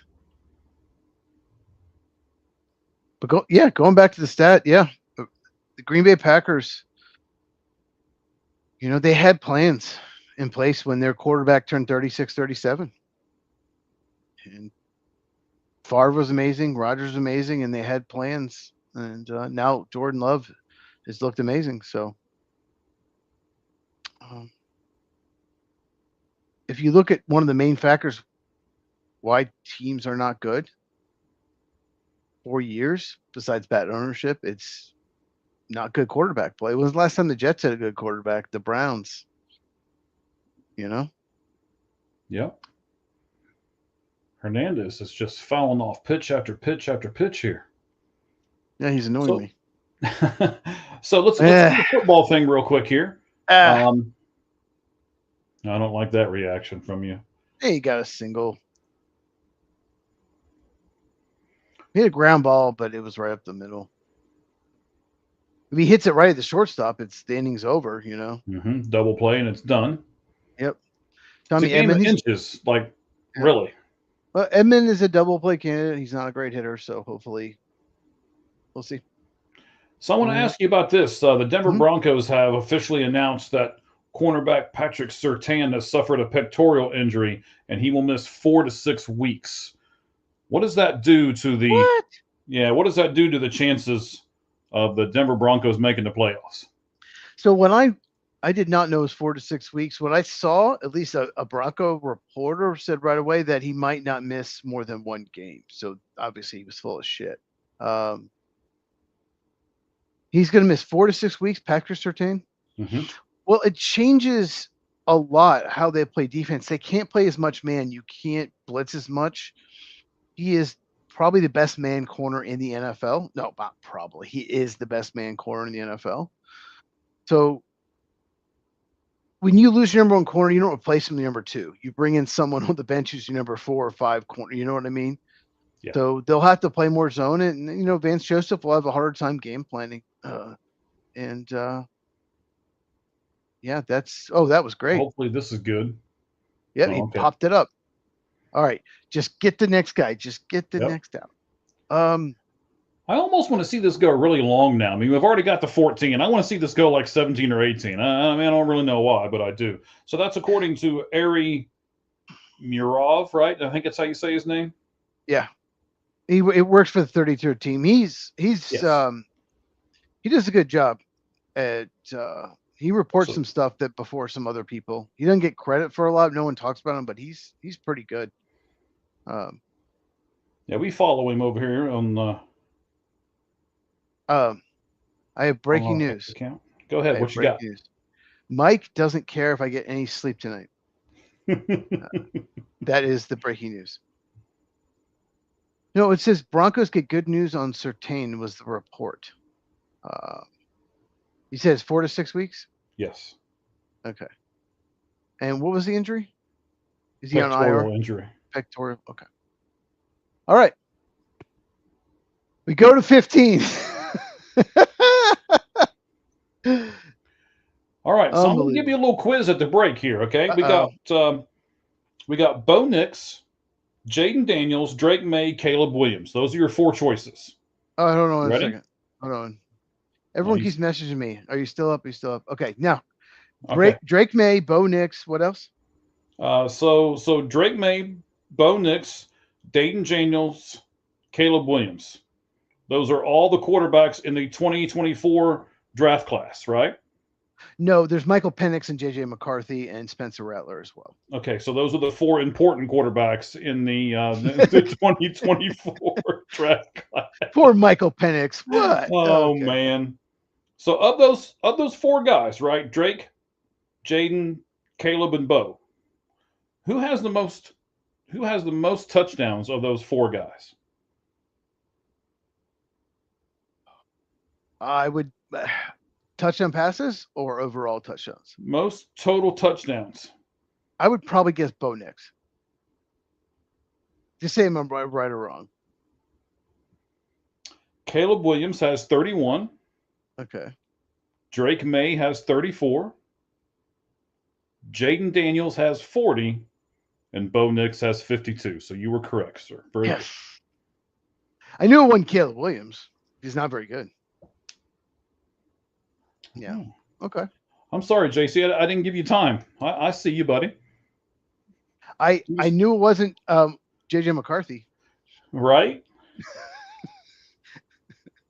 He's good at Michigan. I'll say that. He is very good at Michigan. Okay. I got a few people up here on X that are telling me this is done. I'm over. It's yeah. Well, how about this? I mean, you brought it up, so Sure, let's there go were with six it. there were 6 quarterbacks taken in the top 12 that year. Obviously, Spencer Rattler was a 5th round pick. You wouldn't say him anyway. If you had to pick between those 6 quarterbacks right now for your franchise, Caleb Williams was first, Jaden Daniels was second, Drake May was third, and then I believe I'm trying to remember who was next. I think Didn't Penix Jr. go next? he went 8th. Yes, he went 8th, and then JJ McCarthy went 10th to the Vikings, and Bo Nix went 12th to Broncos. Of those 6 quarterbacks, you can pick one right now. Which one would you pick? This is a no-brainer for me. And I'm gonna. I thought you were going to bed, buddy, but I'm glad you're staying up with us. All right. So Bo has receivers with hands, and yes, He does, but early in wrong the again. season, George Franklin. I'm sorry, JC. It's 5.5 hours in, man. Okay. Did you just wait? You say he's wrong? Okay, who do you say? Yeah, because remember we were doing the whole who has the most touchdowns. It was Bo Nix. He guessed Jaden Daniels first, and then he guessed Drake May. So wrong and wrong again. I'm just giving you a hard time, JC. He was guessing. Okay. Yes. But which one would you take to start a franchise? Now wait a minute. I want to ask JC first. Are you saying that you would pick May to start your franchise with? Is that what you're saying, buddy? Come on, shoot me back a message. I think he's picking Penix. I think he is going to pick Penix. Because this would be interesting to me. I know who I'm picking. You're not going to change who I'm going to pick here. Well, I'll say this: the Falcons look terrible with Kirk Cousins. They need Penix back because Yes. Kirk Cousins did not work. And he's shot me. Well, wait a minute. He shot me back a 87. message here. I was picking May for my franchise. Okay, that's fantastic because so would I, to be honest with you. I think That's May looks the best. Okay. Now, hang on. What is it? Dutch Russell? Doch? So I'll say this. Is this is total pitches, I assume, sir? Total pitches in the game, yes, so far. Wow.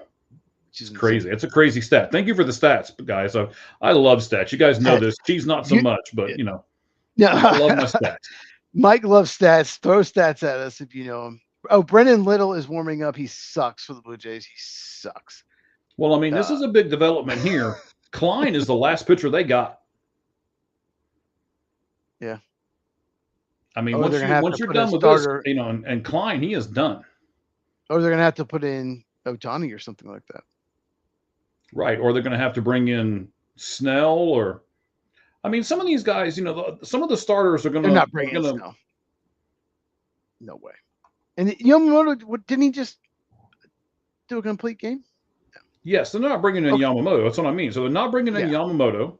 They're not going to bring in Otani because he's going to start tomorrow. It's Klein. Or a position player. No, you can't bring in a position player. Can't? No, because you have to be ahead by, I believe, 6 runs in order to bring in the position player. Good point. So you said Drake May. Yes, no I would brainer. go Drake May. JC said he would go Drake May. Mm-hmm. No brainer. So it's not as easy as that with me. Okay, so why isn't it? If you had just seen this season, I get it. But let's not forget how good Jaden Daniels played last year. He has been hurt, hasn't looked as good this year. I get it. But he had the best rookie season of a quarterback in NFL history last year. So it's tough for me. I'm very torn. But it's those two.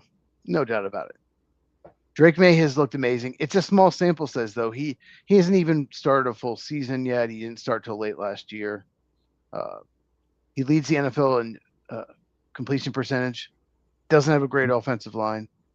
Very impressive what he's done. Doesn't have a great receiving core.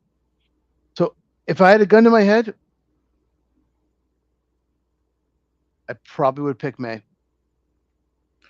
There's a couple of reasons why I like May really well. God, Jaden Daniels is so good, though. He's so good. But go ahead. Yes, and I get that.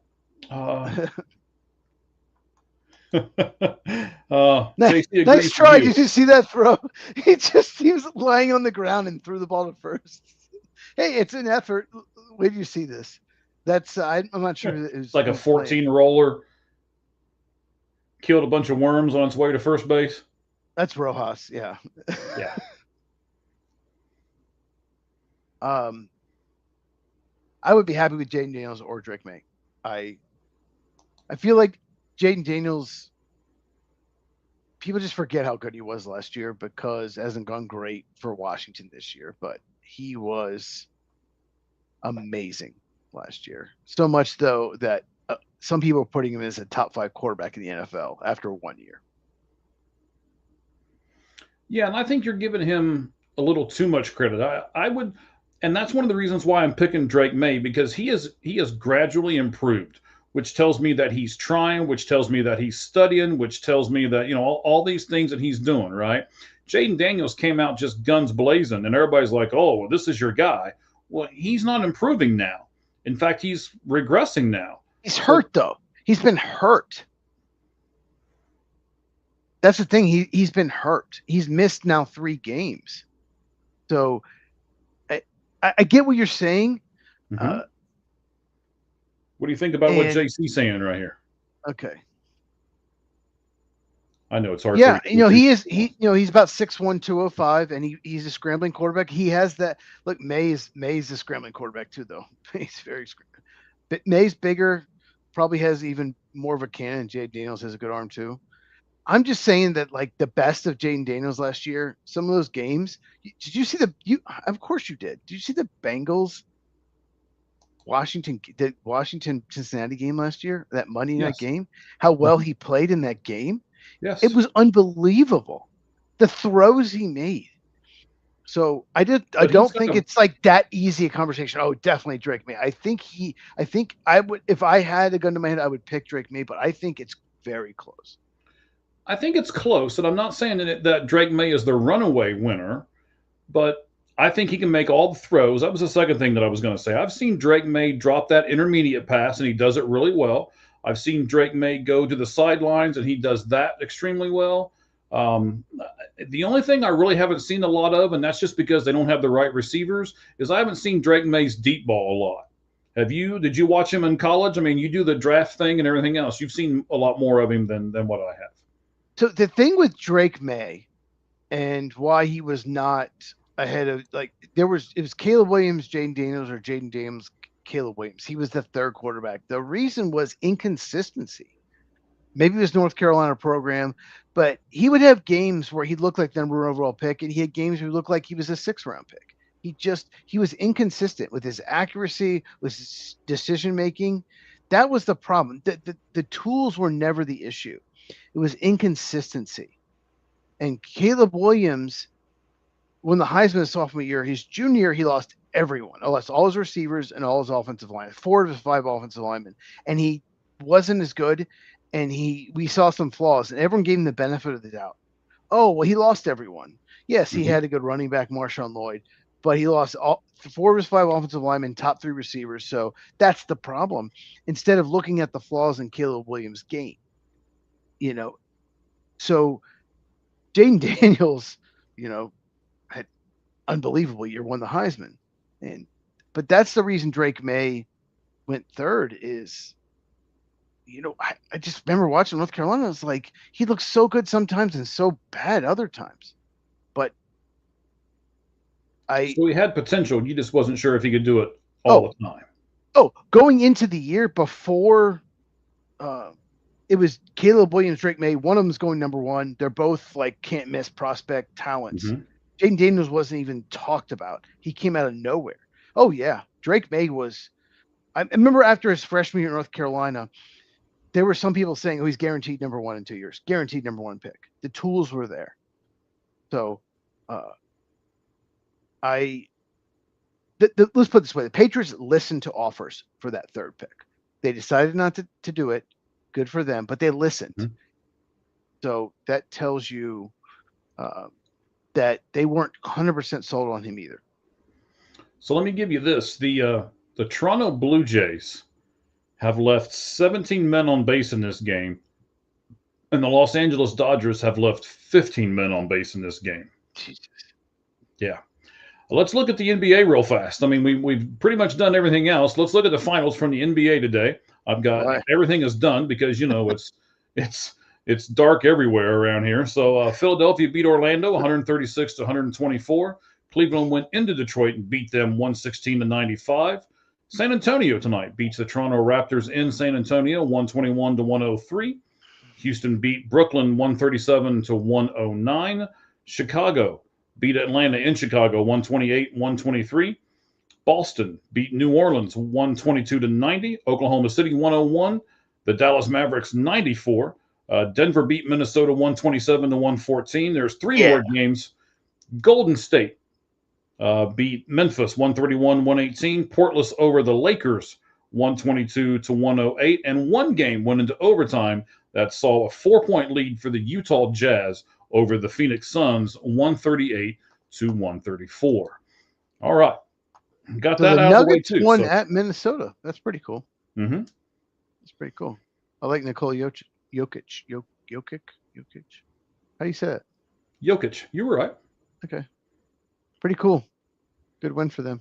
Yes, sir. Bottom of the 15th inning here in Chavez Ravine in L.A.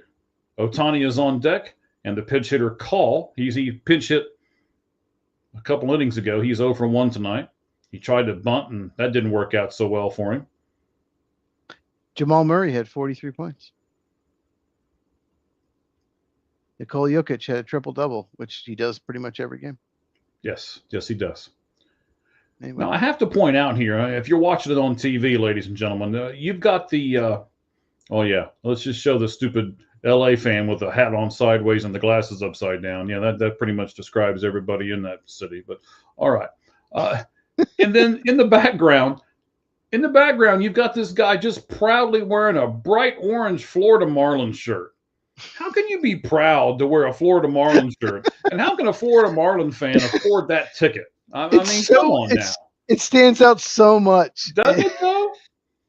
Like, what are you doing? I see Mary Hart still there. Who's that? Mary Hart. She's right behind home plate to the right-hand side. Yeah, but who is that? She used to be the host for Entertainment Tonight for years and years and years. She's I can got honestly say I've never watched an episode right of above you see Entertainment where it Tonight. says Capital One there on the right? She's the lady with the blonde hair that's the older lady right behind the Capital One sign. Wow, he took his time with that. He Your is favorite second baseman there, Vanna out. picked me a letter, Kiner Falefa, was he got that ball and he took his time.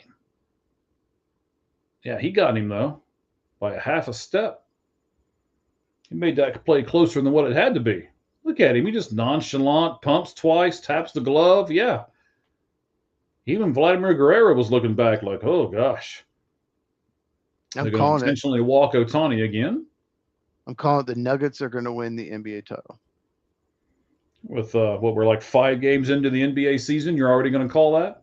I would have called it before the season. The Nuggets, Oklahoma. Everyone's picking Oklahoma City.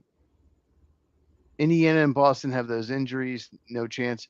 Everyone's talking Oklahoma City's going to repeat. The only one, because the Nuggets had no depth. Nuggets took them to 7 games. Nuggets had the depth this year. They're going to win the NBA title. No problem. Denver Nuggets win. Ooh. I'm calling it right now. Nice curveball by Louder. Drops that thing right in there for strike one. That's a great get me over pitch in this at bat. So we got 1 out. You got Otani's on first. No ball, 1 strike count to Mookie Betts. Lawler with the hand in the glove. The look, the rock, the pitch. Inside, 93 to Betts, who does some kind of crazy dance there. I don't know what that was. Thought he was the lead singer of Digital Underground there for a second. But Who? only certain rap people will get that joke, sir. That was the Humpty Dance, by the way. The Digital Underground was the group who sang the Humpty Dance. As he did a little dance right there, too. It was way out in front of 86. That's the 53rd pitch of this game for Lawler. Very good sequence for Laura and Lauer against Mookie Betts. Yeah, Lauer. Very good. I think you're right. I apologize.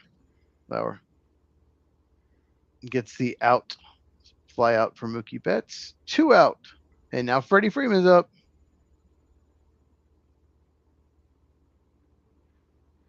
And if you look at that, again, I still think Otani might be at least ginger. He didn't even think about running. The net ball was beyond medium depth in right field.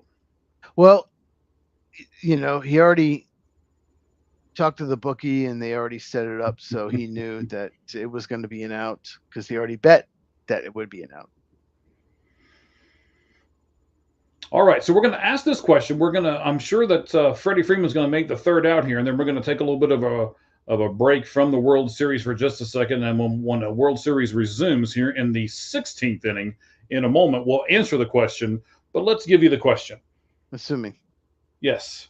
From Just Baseball, at JustBB _ let me make sure I get it right, _media. So it's a site called Just Baseball. Like it a lot. We follow them at JustBB _ media. So here's the question that they pose. They give the answers to, and I'll give the answers to you at the top of the 16th inning. Where'd it go? What happened? Wait, I got to find it again. I don't know what button I hit. Okay. We are going to 16. We are going to 16. If it's not caught, it's probably it. But great catch by Varsho. He's made several of those in this game. There's been a lot of good defense in this game. I'll say that. There's been Tommy Edman, Barger, they pinch hit for or whatever, but a lot of good defense in this game. Too good because it's still going on. Right? It is kind of what that means, I guess. Well, I'm getting a few texts, so some people are still watching. I've gotten some good night texts. Got a few of those. Let's see.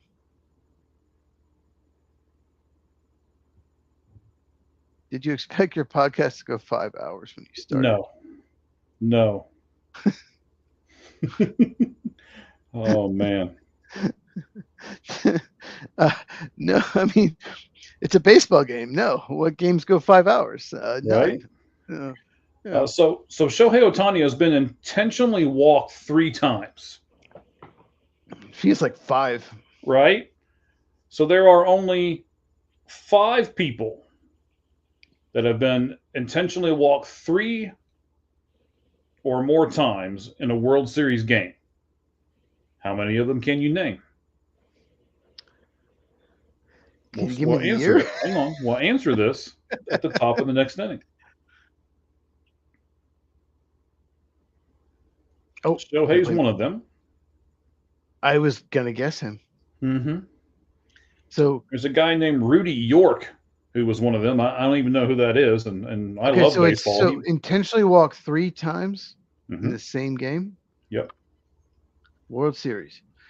Does it have the year? No. Hmm. I'll give you some initials and stuff. Just kind of ponder it for a minute. And as we start to get back here, it's going back to Chavez Ravine. They're advertising the World Baseball Classic there.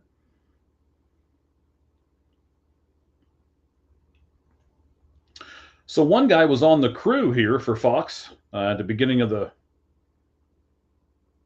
broadcast. This is the second longest game by innings, and it's the second longest game by time. It's officially 5 hours and 46 minutes, and of course, officially now into our 16th inning. I think it's because we picked this game that it's been just going on for so long. This might be our fault, sir. Game 4 will probably be 2 hours and 41 minutes. Right? It'll be the shortest game ever because there's going to be people with arms about to fall off, just throwing stuff down the middle for everybody to hit. John Smoltz is like, I have a tea time tomorrow morning. Like, what's Right? going on? No, Brendan Little is warming up or Oh. getting loose. He's the No, Blue that's Jays Shane pitcher. Bieber. I know, but no, they're showing Brendan Little now. You're Okay. delay me. He's stretching. So let me tell you about Brendan Little. So he's a lefty reliever. His numbers look pretty good, but in the clutch, when it matters, he sucks. So he's great if you're up 6 or down 6, but he's not who you want to bring in. There's a reason why he has not come in. They don't want to have to use him, but he's probably next up. If that was great, Varsho, great job. Varsho tonight's 2 for 5, and I'm banking he's about to be 2 for 6. I'm just 2 for 6. Yeah, right to the second baseman. That is Rojas, of course. It's now at second base. He throws it to Freeman. Varsho doesn't even attempt to run down to first base. He knows he's going to be out. But let's go back to this. Players with 3 intentional walks in a World Series game. We said Shohei Ohtani. Rudy York, who I'm going to disrespect because I have no idea who that is. I told you a guy that was on the Fox broadcast team. Oh, a Big Poppy? Yes, David Ortiz. Yeah. We called him on the podcast last week. We called him, and we didn't understand why. He was the newest big managerial candidate out there. Everybody wanted to seem to interview him. Albert Pujols. Yes, for a managerial candidate. Albert Pujols, that is correct. You've got one left, and his first and last name begin with the same letter. And if you think about it, yeah, he was walked a bunch. So, yes, there you go. Yeah, they played the Angels, I believe, in the World Series. Lost. Mm-hmm. I think they lost the Angels. Yeah. Yeah, so the list is Shohei Ohtani, Rudy York, David Ortiz, Albert Pujols, and Barry Bonds. Yeah, see, good job. Maybe I was saving that for the 5, flaming 5 and 5. I didn't have to. So Rudy York. I mean, that was my first guess, but you took it away from me. I was thinking Rudy York the whole time. I was not. I never heard of him. No, never heard of him either. I've heard of Wheelie Keeler, and I've never heard of Rudy York. Yeah.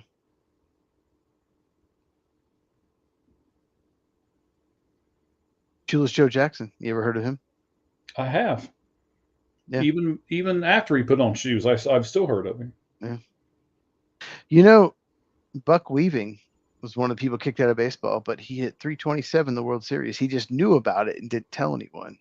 They still kicked him out, but he actually played really well for the White Sox against the Reds in that World Series.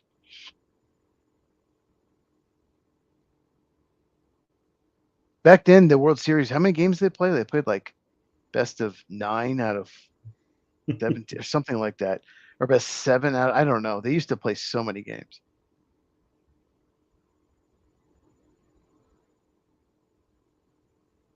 But yeah, many people don't know that. In the Black Sox World Series, the Reds were the team that won. Yep.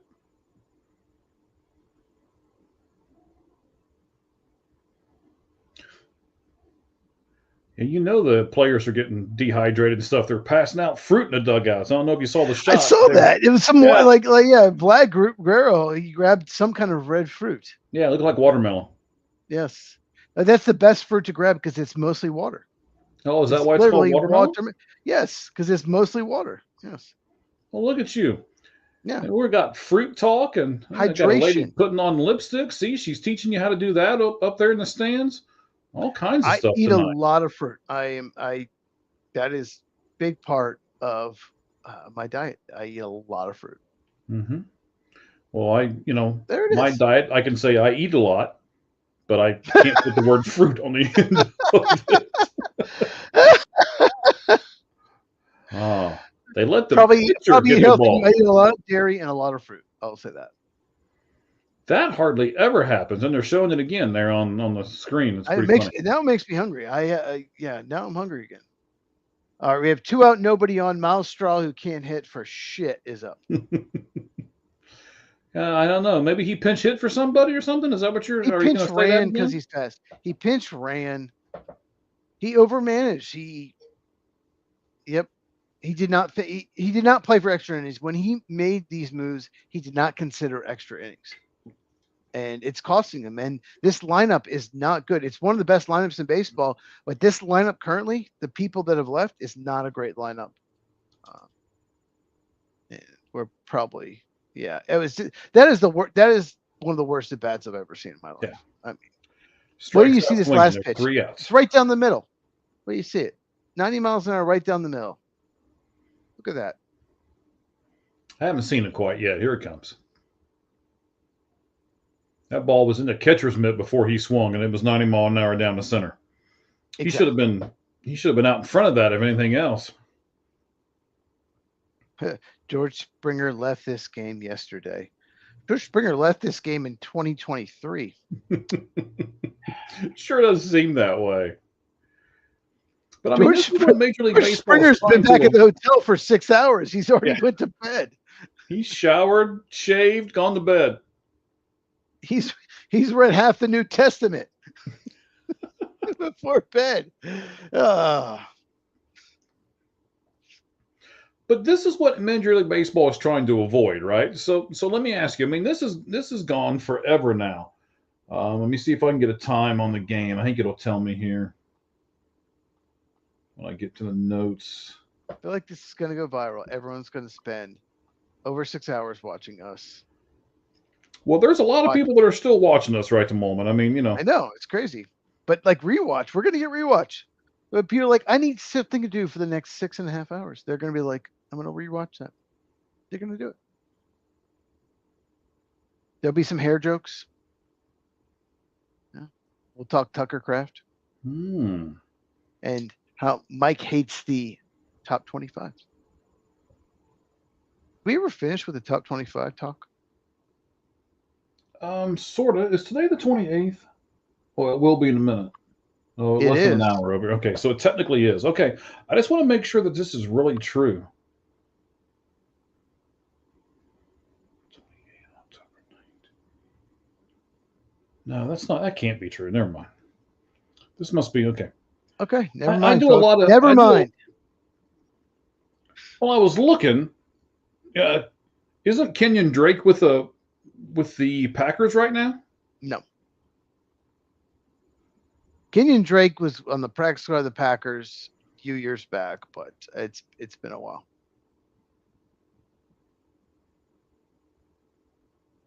Once again, it's not 2022, Mike. You're not still 60. You're now like 63 or something like that. Whatever your age is. Yeah, we'll go with that.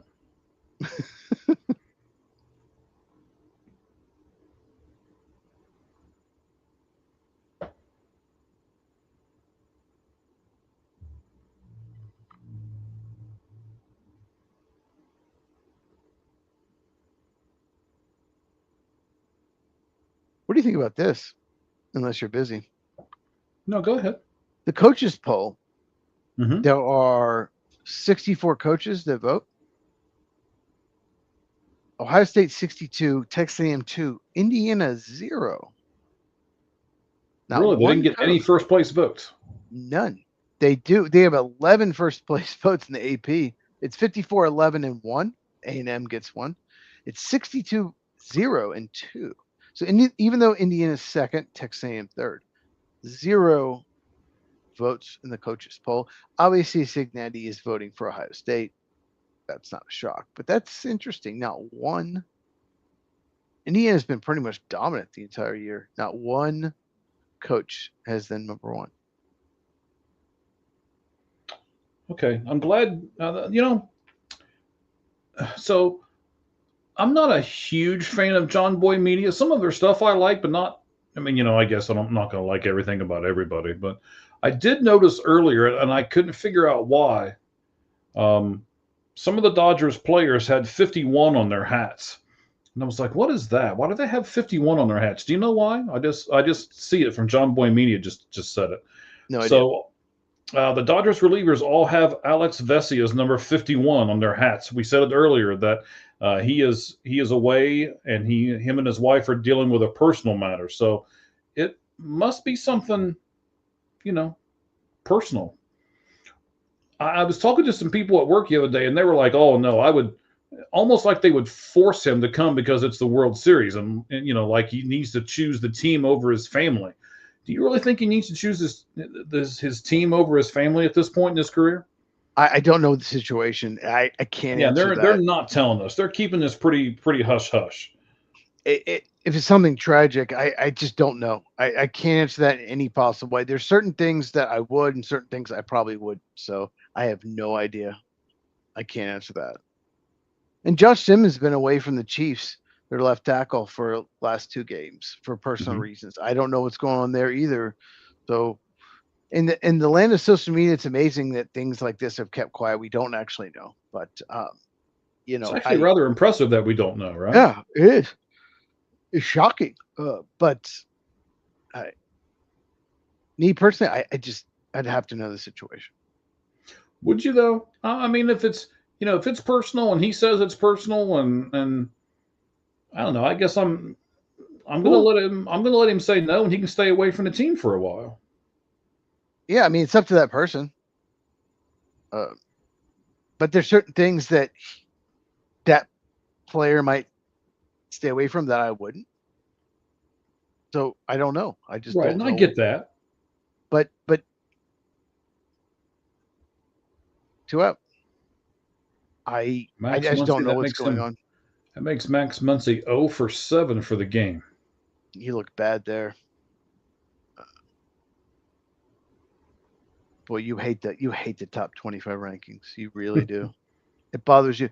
It only matters how you end up, but I get if you're so far back, it could hurt you in the long run. I get it, but it only matters where you end up. Yeah, I get that. I mean, it does. So I meant to, like I said, I know it was a crazy week for me. I meant to send you a text. You probably knew before the game. I knew like a couple days before the game because I kind of got a little. I don't want to say it was an inside scoop, but I was basically told it was going to happen. Inning over. We go to 16. Well, we're already in 6. No, we go to 17, sir. 17. We go to 17. All right, what were you saying? Stop shortchanging the World Series, sir. I'm tired. So you got Clement, Jimenez, and Schneider. That's 8, 9, and 1 coming up for the Blue Jays in the top of the 17th. So a couple things for you here. Number one, would you,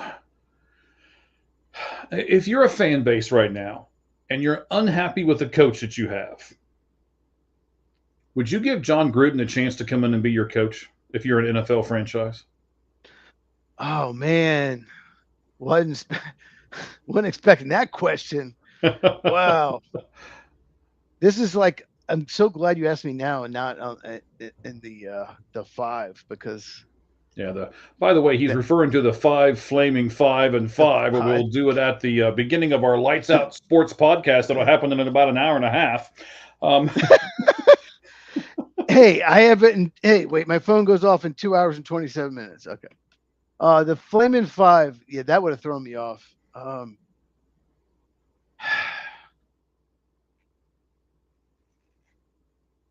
don't know what to do with John Gruden because I think he is a good coach. Mm-hmm.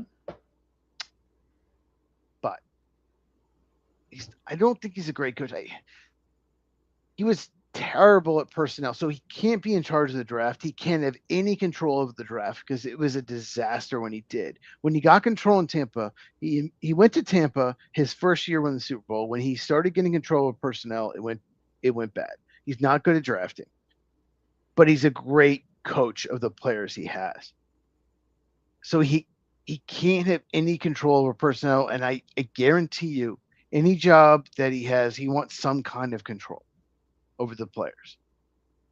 So I don't think it's going to work. I think there's a reason, well, 2 reasons, that he doesn't have another job. I think he wants personnel. I would only hire him. I would, because the only way to hire him is saying, you know, we have a general manager in place. You just coach the team. But I think at this point in his career, he will want control over personnel. So because of the things that he's going to want, you wouldn't hire him, not necessarily because he's not a good coach. Correct. And there is the stuff that got leaked that he's under lawsuit. And I think that's the main reason he doesn't have a job. But that's not the reason. He's suing the NFL, right? What? He's suing the NFL for it, right? He's suing the NFL, and no one's going to hire him probably till that's decided. But the main reason is... So we got one out in the top of the 17th inning. Go ahead, sir. Yeah, main reason is he was so bad at drafting when he had control. Horrible. Look at his Raiders record. I mean, you know, just his best pick was probably Josh Jacobs. He's a great player, but your best pick is a running back. So. All right. So the Dodgers set another record tonight in this World Series game. It's the first time ever, according to Codify, which is, if you don't follow them on X, you should, at Codify, Codify, at Codify Baseball. It's the first time in Major League Baseball history that a team has used 10 different pitchers in a World Series game. This game is now in the 17th inning, and we haven't had a hit since the 7th.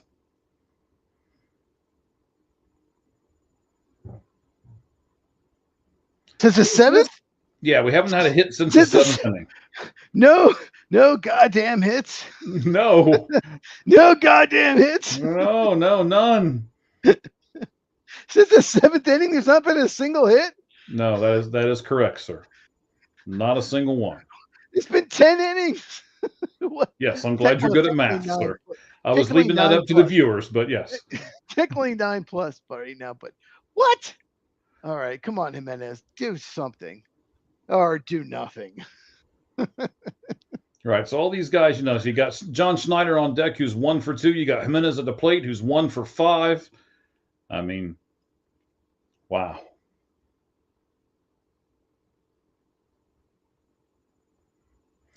So do you think Fox is happy with this because it's gone on so long that they've gotten, they're going to be able to say the total viewership was really high? Or do you think they're really upset with this game because, they've got so many people that are probably gone to bed by this point? Dodger fans are still up, probably. That's probably true. We're still up. I don't. Oh, Jesus. You don't believe what just happened. He hit the ball right on the button. Why do you see this? Okay, I just saw the 98 down and away for the first strike. Hits this right on the button. Klein with a deep breath and the pitch. And Klein catches the ball. 60.6 feet away. He's smiling about it as he walks off the mound, and he shows still no hit. Shows the ball to the last time there was a hit, the New York Giants actually were in the playoffs. So. Let me ask you something about Cam Scatterboo. I'm sure you know by this point, and I'm sure a lot of our fans know it too. Devastating. Oh does. man, I saw it. His ankle, his foot's facing the wrong way when he's laying down there on the ground, It's and he still gross. puts his hand out like, okay, get me up, right? Because he's just that kind of guy. He's that tough of a guy, right? But in the same breath, I'm not sure how long of a career he's really going to have if he keeps just like charging stuff, right? If he just keeps putting his head down and trying to run people over. Do you think in the long run an injury like this might prolong his career?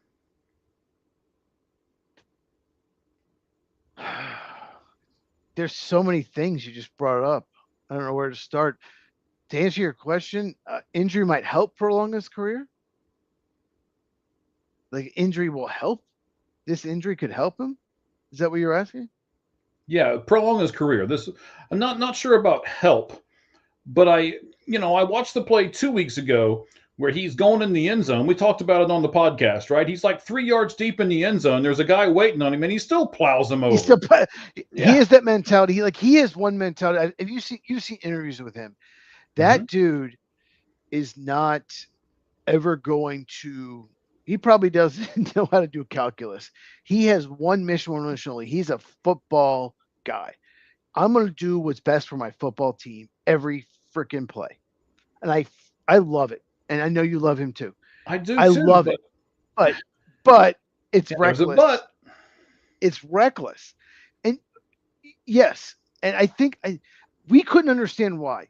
I had him the fourth best running back in the draft, and he fell the fourth round. I couldn't understand why. You couldn't understand why. We're like, what's going on? Now I think it makes a little more sense. Teams saw that, the recklessness. So, yeah, he might not have a long career, but when he's healthy and he's out there, he's going to help your team. Oh, absolutely. I certainly agree with that. But I'm wondering if with this time off, somebody could get in his ear and be like, hey, you can run people over, but you don't have to run everybody over. They brought in Brendan Little. It's over. I mean, it's not necessarily, but it's probably because he's not very good. But I just he, just like you mentioned, like he'll run people over just to run them over. There was a play where he was blocking for another player down the field, and he just hits a guy just to hit a guy. He could have just blocked him, but he just like throws his body at him. It's like he's a maniac. He just thinks he's. I don't want to say simple-minded. I think it's a bad term because he's not dumb, but he's just so like on football. This is what you have to do. Hard every play. Just go at it. That's him. And I love that about him, but it might shorten his career.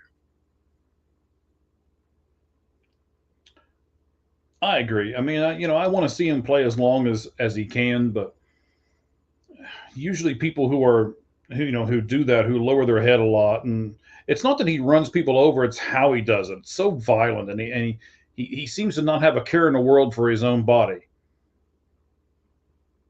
Yeah, that's a good way of putting it. He doesn't. You're right. He does not. He thinks that he's made of steel. He thinks he's like Colossus from the X-Men. And I mean, I don't know about you, but I was in that same boat. When I was younger, I thought I was bulletproof, or however you want to put it. And then, how do you feel now? No, I do not. Now, I'm not even sure if I'm knife proof right at the moment. Don't stab Mike. It will hurt him. Please do not stab him. I know he's got a podcast. I know he's a celebrity. Don't stab him, please. Yeah, he's a big celebrity. He's going to have you have stalkers that are going to stab you. Please don't stab Mike. At least just tase him or something. That's all. That's all we ask. Just tase him. I've been tased a few times in my life. I could take another one if I need to. Did you have to for your work? Yes. Did you have to I've been tased like 5 or 6 times, sir. 5 or 6 times? Uh-huh. Every time you get a renewal every year, they don't make you get tased again, but you want to prove how tough you are, you do it. So I've never been tased. I just I can arrange that. I'm gonna go ahead and not arrange that. Darn. I also, I am kind of a homebody. I stay at home. I don't go out and get in trouble. doing stuff. So I'd never be in a situation where I'd be Taste. So we got one out here in the bottom of the 17th inning. It's a 2-2 I gotta give a little count. credit. I mean, he looked really good at first at bat. Made a great pitch. Gets a second out there, ground ball. Okay. I was ripping him. But so far it looks pretty good. Well, I mean, really, isn't this kind of a spot to where like you don't really have a lot of pressure? It's like, okay, I'm the last guy left. I mean, that's. I don't think he's going to have any pressure until it gets to like the 20th or 21st inning when he really realizes he's the last guy left, like literally. So 21st. What are you trying to do to me, man? I just put up a picture on X that everybody with us needs to go over and take a look at because it's a hilarious picture. It's by Ben Verlander, of course. I mean, I like Ben a lot. He is in a suite there at Dodger Stadium, and he is in a suite with Ryan Howard, Kenny Lofton, Prince Fielder, Shane Victorino, and Gary Sheffield. And they're all holding up 4 fingers to John Schneider to walk Shohei Ohtani the last time. It's a pretty funny video clip if you get a chance to go over and take a look. So we got 2 outs here. Call hits one just past the shortstop into left center field. He thought about going for 2, puts on the brakes, and goes back to second. Yeah, so a friend of mine sent me a message like it's 3:20 in Tokyo. So if this game keeps going, by the time the people get off work in Japan, they'll be able to watch the game. As they're getting up for work, Ohtani is coming up now. Oh, Ohtani's coming up right now. Mm-hmm. They're not going to walk him here. He's 4 for 4, 2 homers, 2 doubles, and 3 walks. Last 7 at bats, 5 home runs and 2 doubles. So he's getting the Barry Bonds treatment, is what we can say right now. Shohei Ohtani is probably in the prime of his career. Yeah, I'm going to say Shohei is in the prime of his career right now. So Shohei in the prime of his career and Bonds in the prime of his career. Who's the better hitter? Not who's the better overall player because Bonds couldn't pitch. Who's the better hitter?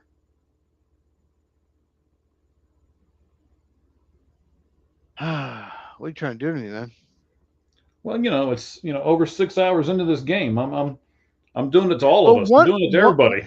Well, one of them bets on games, the other took steroids. I don't know what to tell you. Yeah, I didn't say they were great for the game. I asked you who was a better hitter. I'll say this. The way people pitch Bonds, I'll say Bonds. Like they were scared. But you're still watching, sir. And so were 53 other people.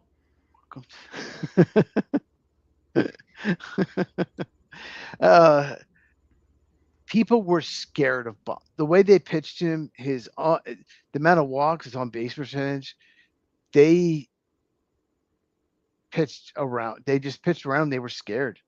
I think they're pitching around Shohei right now, aren't they? Yeah, probably. So I'll say Bonds. So we'll take steroids out of the equation. I'll say Bonds. And if we take gambling out of the equation, I'll say Shohei. Yeah, they're pitching around him right now. Yeah. They're not giving him anything to hit. Well, yeah, he gave up a single to the guy before Ohtani. That was the key at bat. You got to get the guy out, make Ohtani lead off the 18th. Right. And you can't just continue to walk everybody. I mean, you can't. Yeah, and you have to pitch at bats here. You can't walk bats. Can't put the winning run on third. So you have to pitch the bats here. Ties an MLB record, 9th time reaching base. I hate that.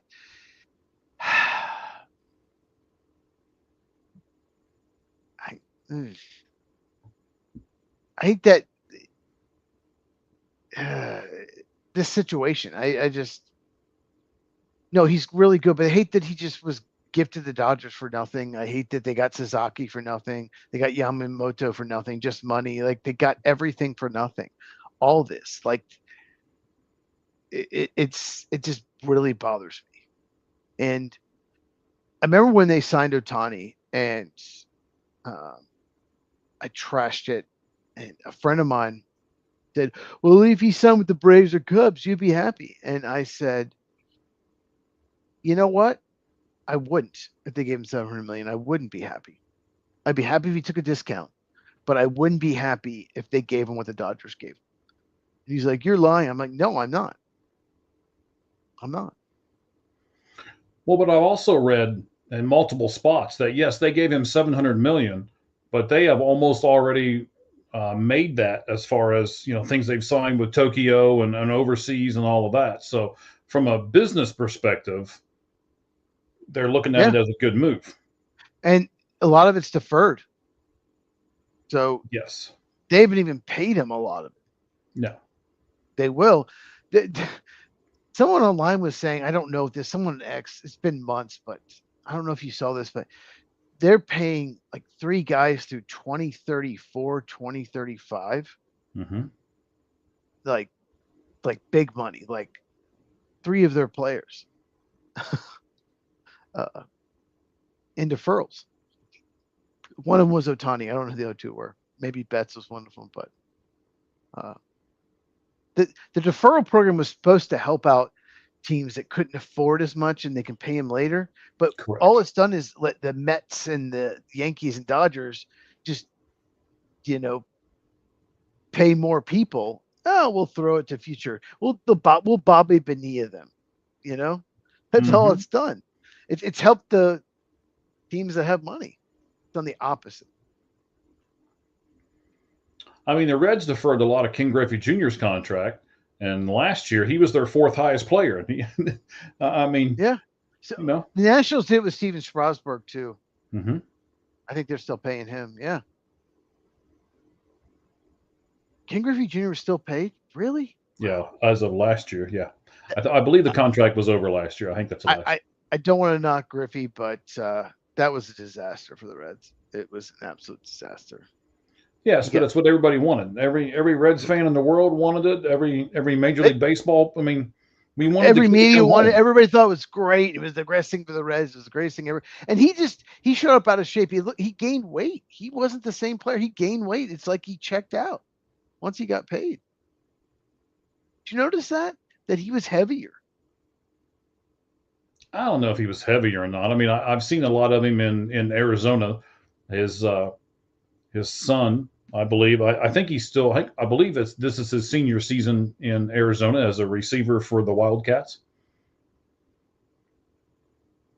Trey, I want to say is his first name. Trey Griffey, I believe. We're going to 18 innings. Wow. 18 innings, man. So I want to ask you a question here about the Blue Jays Dodgers matchup. And I want to see what you think about this one particular person. Okay. Don Mattingly. Don Mattingly played a lot of years in baseball, played a lot of years for the Yankees and a couple other teams, right? Never got a World Series ring. Managed the Dodgers for quite some time. Never got a World Series ring. Was kind of ushered out there in L.A. when I believe he was the last manager before Dave Roberts came in, if I remember correctly. All right. No, Mike's not going to grow a beard. Wow. Donnie Baseball. Yeah, Donnie Baseball. But now we got to get all the JC things up here real fast because I was doing some research on Donnie Baseball while everything was going on.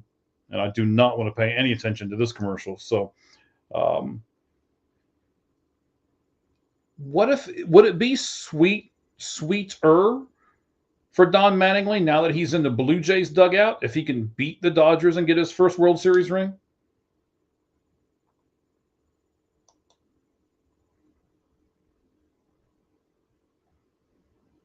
I don't know.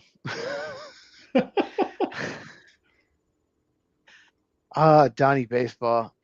I don't know. What do you think? I mean, I really like to see him get a ring. I think he deserves one. Yeah, he was a really good player. Just some gray in the beard already, Yeah, JC. they're already. Yeah. Yeah, and it's going to have to be a long time for me to grow a beard, sir. I don't grow facial hair Ma- very much at all. Mattingly, Mattingly as a player, I was a little too young to. I never really saw him play. Like I think I had his baseball card at the end of his career, but I never really saw him play. But what do you think? So I'm looking at what JC's saying here. We'll put it up here. Donnie Baseball was not the best manager, and he did not. He's not overmanaged the game. You know what? Maybe he's the reason the Blue Jays overmanaged this game. Maybe that's what it is. Yeah, I would like to. I would like to see the Blue Jays get. I'm not a big money guy as far as like, and that's one of the reasons why I don't want to see the Dodgers get in. I don't want to see the Dodgers get this whatsoever. And I also realize that the Blue Jays are number 5 in payroll, so it's not like they don't spend money on payroll and players and things like that. I get all of those things, but I also root for players. So, Cheese, let me say this to you, buddy. See how you react to this. I want to see Vladimir Guerrero Jr. get a ring because he said he was going to give it to his dad. That's the kind of stuff that I root for. Is there a person on either one of these teams that you would like to see get a ring just because you like the player themselves and not necessarily the team that they play for? I mean, like Freddie Freeman for you, right? Would you like to see Freddie get a ring? He already got a ring last year, and he was an MVP. So I don't care. No. I can't think of a single player I'm like, oh, I really want them to get a ring. I just don't want the Dodgers to win. But there are players like that. I've had players like that in the past. Unbelievable. He's right on the button. If that gets down the line, that's a double. Yep. Unbelievable. Just. But we're seeing some unfortunate stuff right now, it seems like, aren't we? Why did they say Jason Bateman? Like, of all this, like I don't care. He's not a celebrity, so don't put him in that category. We talked about him last time we did a watch along. Like Jason Bateman, like really? Like, who cares? Like he's done a few good things, but like no one watches something because Jason Bateman's in it. No. Good Lord. Doesn't turn the needle for me at all. No. He's not. He's not Clint Eastwood. Nope. I do want him to get off my lawn, though, just so you know. He's still alive somehow. Yes. Oh, now we've added strawberries and grapes to the platter over in the Dodgers dugout. Oh my God, that's two of my favorite fruits. I want to be in the dugout. Yeah. Okay. So Yamamoto is warming up for the Dodgers, and Bieber's warming up for the Blue Jays. So this could change everything this series. Right. 100%. If this does not end this inning, this will change anything. Big time walk. Vlad Guerrero finally hadn't done anything for like 12 innings, but he had a great game early. It's done even like 12 innings. So he's gone 9 innings 2 days ago, and he might come in this game. Unbelievable. Great job by Vlad to get that walk. Let's freaking go. Right. Okay. I am shocked that it's Yamamoto that they have warming up. That's not the guy I would warm up. I mean, if I'm warming anybody up, I'm warming up Blake Snell. Blake didn't get as many innings as what Yamamoto had. Yamamoto went 9 innings just a couple days ago. I'm not warming him up. Here's why. Snell's had injury history. Okay. That's why. No, I'm not. But Yamamoto is your best guy right now, and there's no doubt he's your best guy. He's your best guy. Why are you going to waste your best guy? The only reason I might do it is if today was his throwing day or whatever, and he's gonna throw a few innings anyway on the bullpen. Maybe I would do that. I don't like your reaction. This is Isaiah Kiner-Falefa with 1 out and 1 ball, 1 strike count. How many at-bats has that guy had that Bo Bichette could have? 4 now. Oh, and he hits into the double play. Oh, no, he's safe. Maybe. I think I'm challenging this. That's close. Now, if the So I don't know if you noticed it or not. When he goes past, hang on here. Oh boy, that is close. But if you notice it close enough, when he gets past, he talks to the first base coach. The first base coach puts his hand in the batting gloves and everything else over his face where you can't see what he's saying, and he says something to Kiner Falefa. I wonder if he says, "I think you're out." So it's supposed to be the ball gets in the back of the glove before the foot gets on the bag. And They I've did got to call stay him right there. It safe. looks like he's out. I think he's out. They did call him safe. It's close. I mean, we get a lot of people want to do all this stuff, oh, it's this or oh, it's that. But, we're watching it in super slow motion. We're getting the benefit of a replay from 4 or 5 different angles. And then we get to say, well, yes, I think it's this. Well, that umpire, bang, bang, does not get any of those angles and doesn't get to slow it down. He has to call it right away. Stop defending the umpire. I'm going to defend him on this one. That's a play that was really close. That play at third base earlier, that was not close. The play at home plate, which could have ended this game a long time ago, Will Smith should have been called for blocking the plate. I mean, there are some plays that I don't agree with in this game. This one's not really one of them. If they call him for blocking the plate, we haven't been talking for hours. Okay, they upheld the call. I don't think you can overturn that. It's so close. So I think they stick with on the field. So it's got to have. I think sometimes they don't want to overrule the umpire, right? They don't want to make the umpires look bad. Yeah, I think that too. But when it's that close, they usually go with the call on the field. Mm-hmm. And I would also say that in a tie, the runner is supposed to get the call. So if it's that close, and we're sitting here deciding how close it really, really is, then the runner should probably get the call. Now you've got Dalton Varsho up. He's made some really great defensive things. Let's see if he can do something offensive-wise. He wears number 5 on his back and plays center field for the Toronto Blue Jays. He was acquired in the trade from the Arizona Diamondbacks for the Diamondbacks catcher, Gabriel Moreno. And their left fielder with the purple hair. He's got that red bat that you love. I like the red bat. I think it just makes it really obvious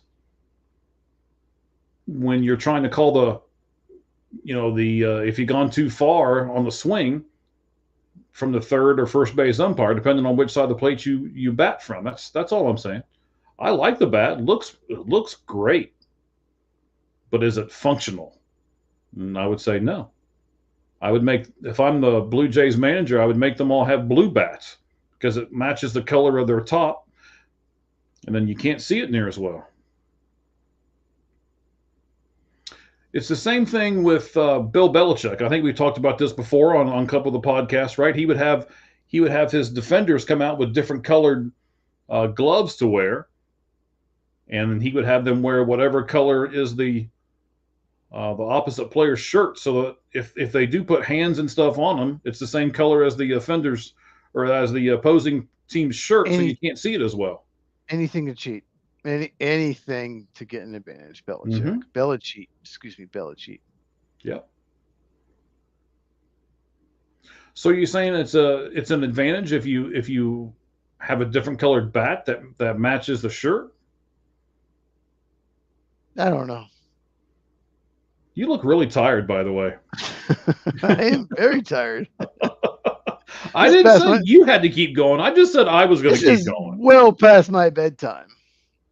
It's well past my bedtime too, but I committed to this thing a long time ago. So, yeah, you can go to bed whenever you want, sir. We have the podcast tomorrow. Yeah, that's right. You were off today, right?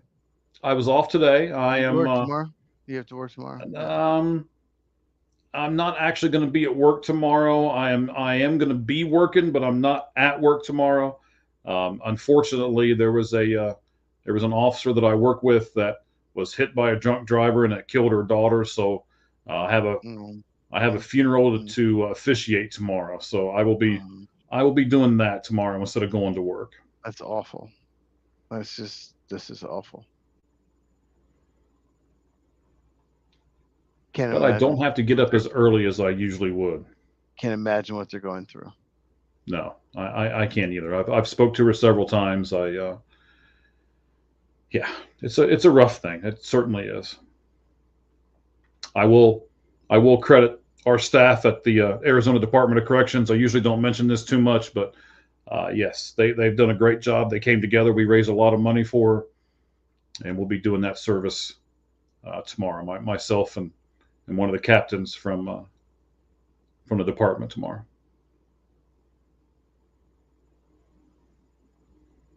Barshow is hanging in there. He is. I'll give him that. And, you know, that's pretty important. You're making Klein the last guy out there for the relief corps pitch over and over and over again, throw more and more and more pitches. And that is important in this part of the game. Absolutely. Looked like Will Smith might have got part of this. Oh, yeah, right on the forearm. Ow. Yeah, he's the Fresh Prince. He can handle it. He can. He's a young guy. He's got it.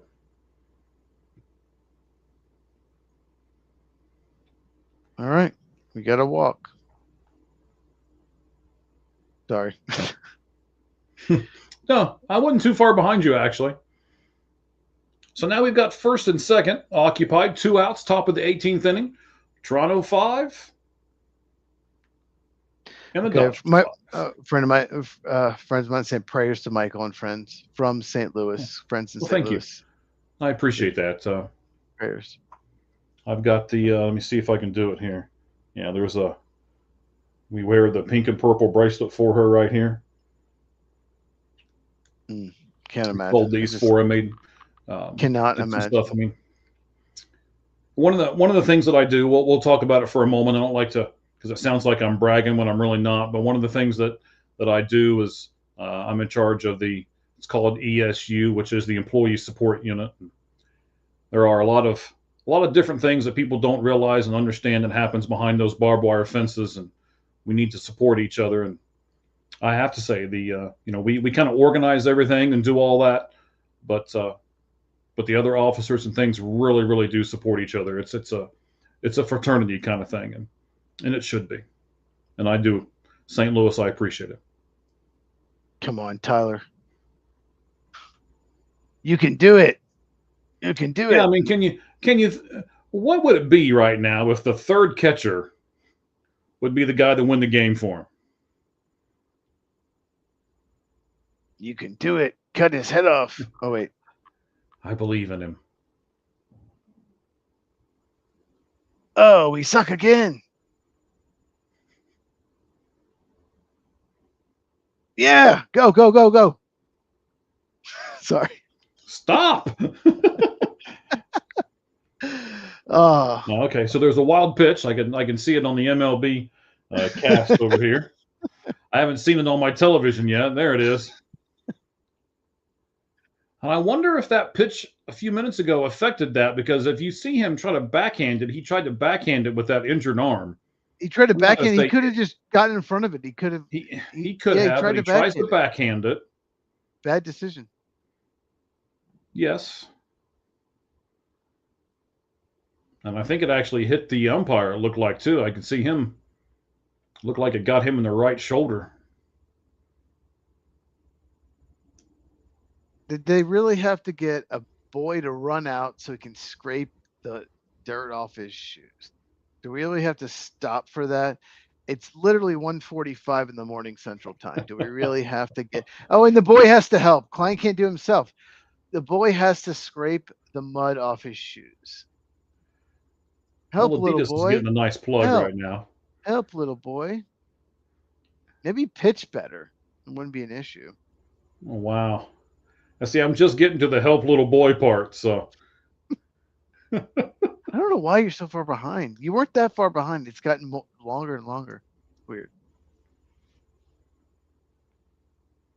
Well, it's getting later and later. So maybe they get a little behind the later it goes. Maybe that's what it is.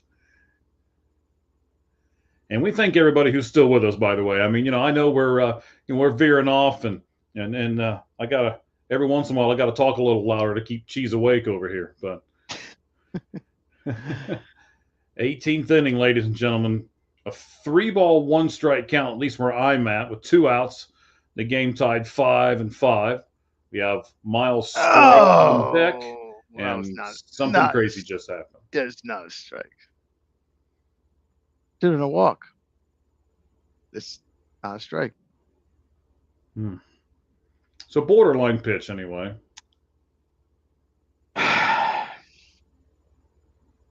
Ooh, that's really close. Well, clearly the boy scraping the dirt off helped. His 72nd pitch.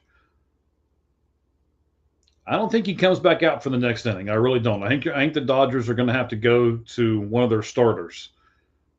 It's going to be interesting to see if Toronto goes one more half inning with their reliever, or if they're going to go to one of their starters as well. I know Bieber was warming up for them, but they're technically a half inning behind, and then they didn't switch over until one inning later. So you got the LA Dodger pitcher right now. He just threw his 72nd, I believe, pitch, and I don't think that the Toronto Blue Jays guy is up to that number yet. We'll look at it when he comes back out.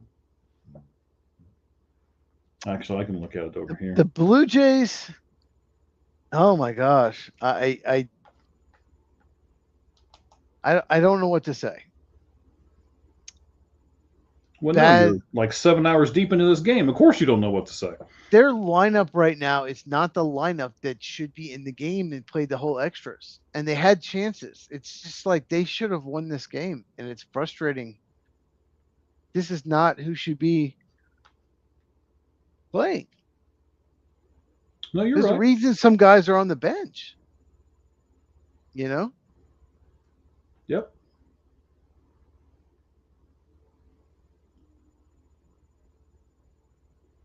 Let's go through the lineups here for a moment. So Shohei Ohtani is 4 for 3 because he's been walked 8,000 times. So he's only got 4 official bats.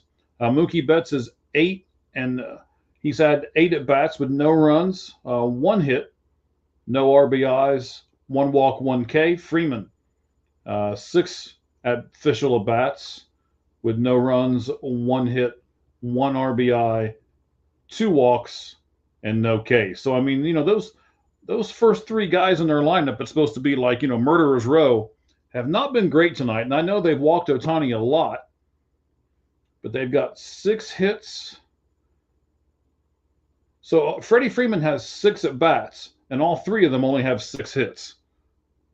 And Shohei's got 4 of them. So Shohei's been pretty good for his $700 million tonight, but the rest of the team, their 1, 2, 3, has not. I mean, Teoscar Hernandez has 4 hits as well. So the Dodgers have, let's see how many total hits. They've got 15 total hits tonight.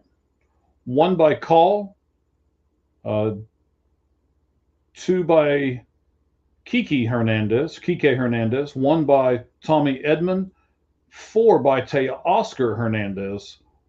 Will Smith has 1. Freeman has 1, Betts has 1, and Ohtani has 4. So Ohtani and Hernandez have 8 of the 15 total hits that the Dodgers have tonight.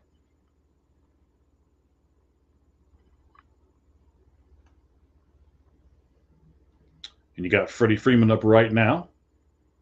This is his 8th at bat in this game. And Little is back out there. And of course, we talked about it at the end of last inning. Little only has 26 pitches. So he's probably got another inning or so left in him. They don't have to go to one of their starters like I think the Dodgers have to in the top half of the next inning if we go that far. Hopefully we do, because if we do, that means the Dodgers do not get this victory here in the 18th inning. So the only way Blue Jays win is we go to 19 innings. Yes. I'm still hoping for that. So will people look at something like this? It's been this marathon type of game. Is this going to be called That's it. Go to bed? Well, at least I can go to bed. That's awful, but Oh, okay. I'm sorry. Does Freeman hit a home run here? Yes, he does. No, it hadn't got to me yet. All right, so Freddie Freeman going to walk him off. They're going to go home happy, at least in Dodger land. 6-5. So let's. I don't want to keep you up hardly much longer. Than we'll talk about this here for a moment. So is this going to be called an epic game that the Dodgers get to win, or is this going to be something that people are going to look at and point to and say this is why we need to have the Ghost Runner and this game should have never gone this long?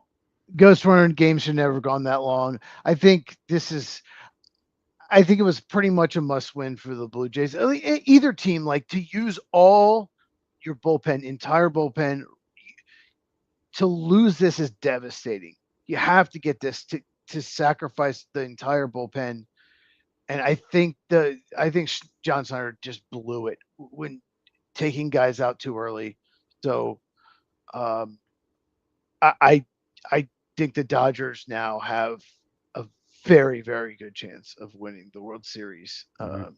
Yeah, you have to win the game where you just use everybody, because now the Blue Jays go into tomorrow, and what if their starter just, has a horrible outing and can't get through the third inning or something like that? Shane Bieber, the guy who's coming back off of injury, and puts a lot of pressure on them. So little loss. The win goes to Klein. Little's ERA, you said earlier in the game when he came in, you're like, oh, this is going to be over. Little's ERA in the postseason is 11.25, just so we can back you up on your, so here. So, hey, everybody. He was the last guy that they wanted to use. He was the very last guy that tells you all you need to know. That does. It's just a shame. It's a shame.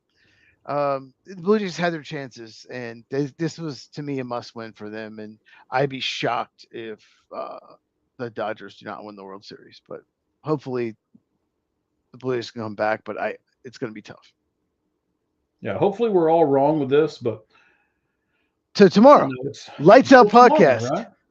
Absolutely. 9 Eastern, 6 Pacific. Way more. I'm going to get some sleep, and we're going to do midseason awards. We're going to talk about the use of running backs in the NFL, how me and Mike would approach, multiple running backs. That's our NFL segment. We also talk college football and baseball as well. So tune in tomorrow night. We're going to do a lot of college football tomorrow. We did a lot of baseball tonight. So we're going to do a lot of college football tomorrow, and we're going to do some NFL.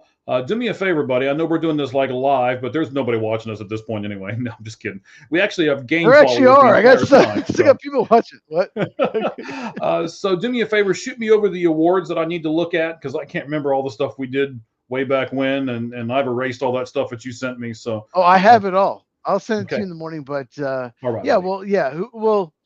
We did our preseason awards. We'll obviously, some of it's going to change because we both picked Burrow for MVP. But we'll do Defensive Player of the Year, Offensive Player of the Year, Offensive Rookie of the Year, Defensive Rookie of the Year, and we'll do MVP and Head Coach of the Year, and Coach of the Year.